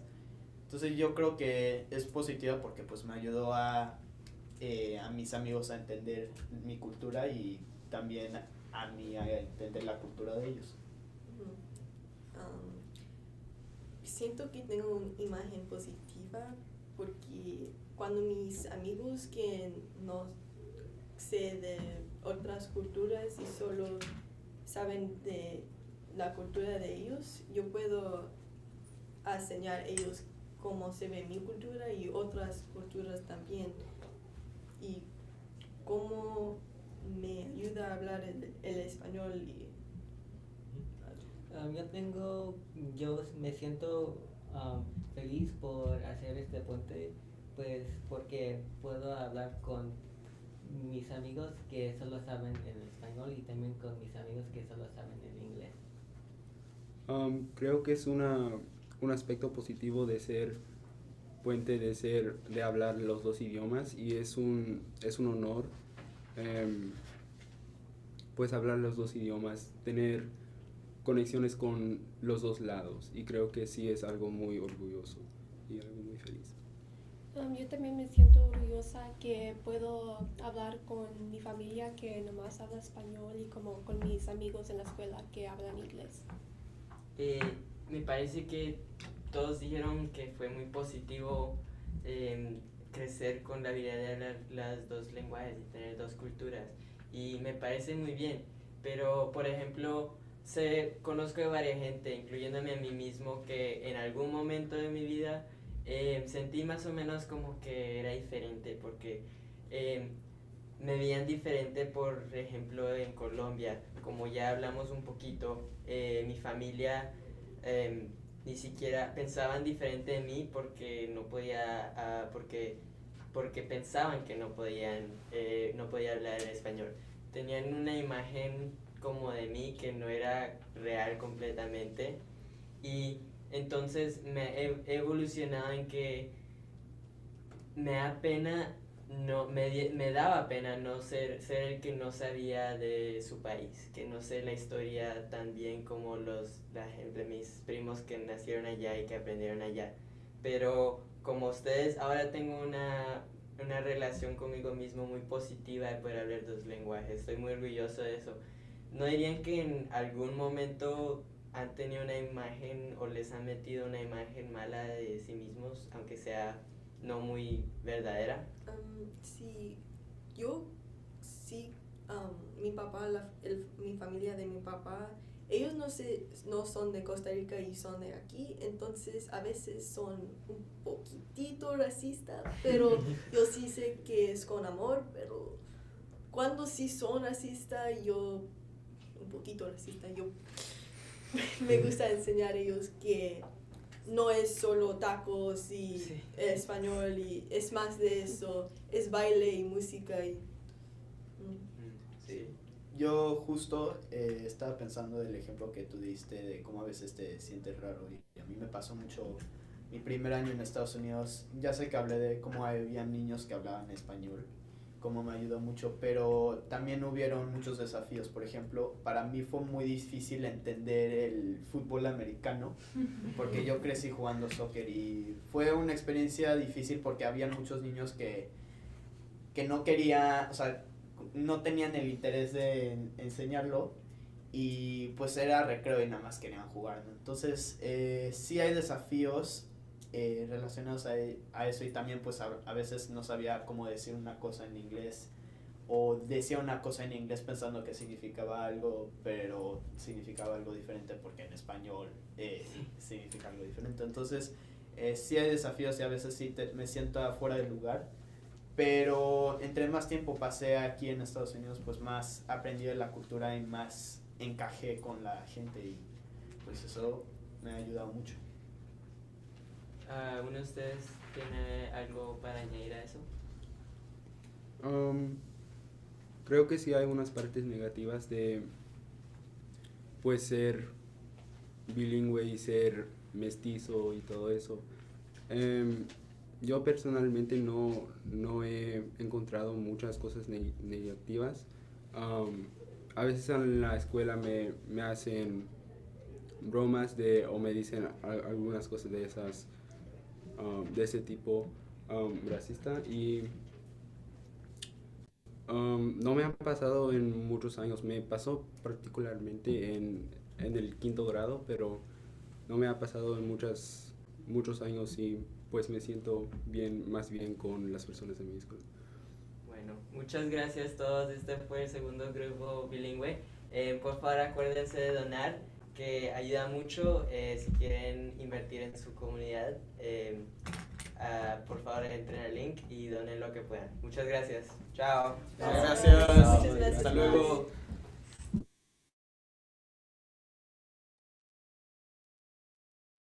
Hello, everyone. Welcome back to another interview. My name is Renee Salazar, and here we have Lorenzo Marquez. I'm a junior at Plano West Senior High School. All right, and as a junior, you've had some experience at NHI. What programs have you participated in? I participated in the 2024 Great Debate, Texas Great Debate, 2025 Colorado LDZ, and I'm going to participate in 2026 Rocky Mountain CWS. That's good. Now going back to your freshman year, what did you enjoy or like about NHI the most that freshman year? Well, obviously the Great Debate, and just when I got to Sherman, just seeing how big NHI really is, it really shocked me, and getting to meet so many new people. That was probably my favorite part about my freshman year experience. All right, and expanding on that, what encouraged you to come back? Well, originally I saw how well I did at the Great Debate. I saw the new connections I made. I saw how well my peers did, and I just wanted to come back and strive for better next year and just build more connections. It's good. And in the great debate, you developed a certain experience, right? But then you came back and you became staff. Now you developed a different experience. What experience did you develop here as staff? The staff, I really got to know the behind the scenes of what really happens at NTX, and I feel like with the knowledge I have now, I am better equipped to coach my participants or connect with other people or be the leader I know I am. And what have you done as staff, like specifically?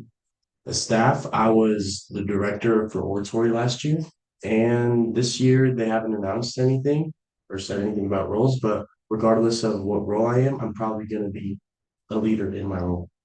And as director of oratory, were there any complications in your position? There was no complications, and it went all pretty smooth. I had amazing participants, I had amazing coaching staff, and it all went pretty smooth. Yeah. Let's say you came back, you did oratory, right? Yes. Do you think you could have done any other category aside from oratory? Well, my original choice was CX, but looking back at it, I like oratory and CX.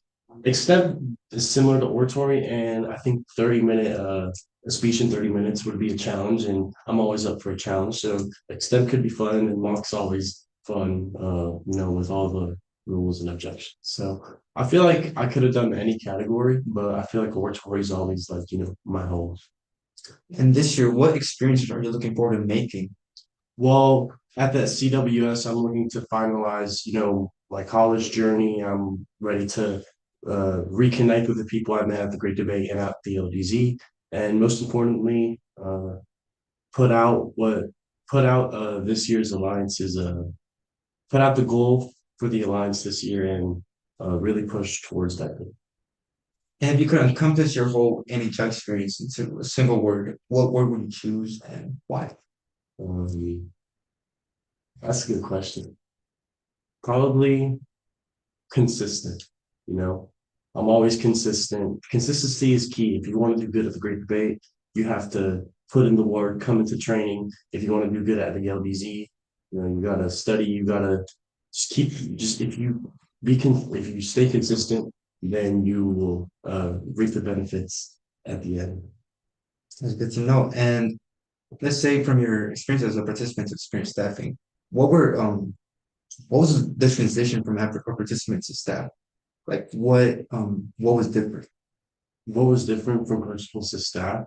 To staff, I definitely had much more responsibility. I had to come in, earlier every meeting. I had to, as a director, I had to have a lesson plan. It's just a bigger role for me to step in, and I just love putting myself in situations that aren't really that easy to achieve something. So I can push myself, and I can become the best version I can with myself. And lastly, I want to ask, being part of NHI, how has this impacted not just your experience within NHI, but how you lead your life? Like, how has this impacted your outlook towards life? My outlook towards life with NHI is much more optimistic. I always tell myself I can do it if I have a little bit of faith in myself, proceed only on faith. And NHI has just been such a great program for me to develop into who I am today. And lastly, what are your aspirations, like your fond aspirations with NHI? For this year? This year, yes. My aspirations in NHI are hopefully, bring that silver cup now that we have a full team back to NTX. Okay. Thank you. Thank you. All right, so this is our last pitch. We're almost done for the day. It's been a really long day, but very well worth it. If you are interested in investing in these kids and their future and their development and in the programs that we do, and you're aligned with our mission, then go to the National Hispanic Institute, all one word, .org, and go to the donation page, and you can go ahead and donate there. Just make sure that you put on their NTX. Right, guys? Yes. Yes. All right, what are we, we got a line of people out here. Who's out here? Oh. We got some special guests coming in. Another guy. Hey. Hey, Come on in. what's Another going guy. on? What's Wait, I know happening? these people too. Hey, what's going on? This is business. What's that? My dollar. What? Oh.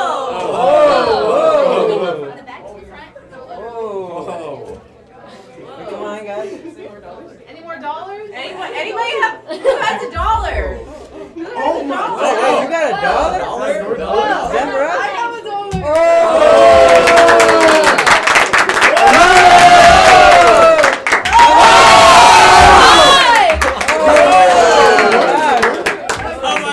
Does anybody else have dollars? That's local in a couple.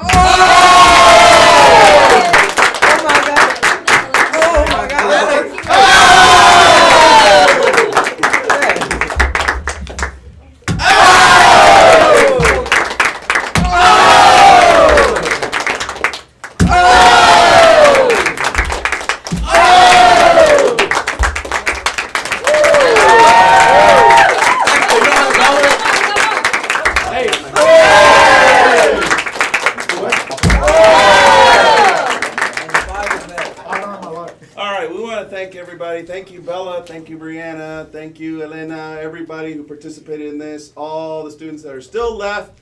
Everybody's still here. We got a bunch of folks who had to go, but the majority, as you can tell, are still here. That's how important this is. You guys, come on, get in the camera as well. And once again, if you haven't had a chance to donate, please invest in these kids, invest in their ability to be able to go to the programs. Have I told you that Alex? No. So go to the National Hispanic Institute, all one word, .org. Go to the donate page. It's on the home page. Select donate. Make sure you put NTX on there. Thank you all very much. Thank you for watching. Everybody, let's say thank you. Thank you.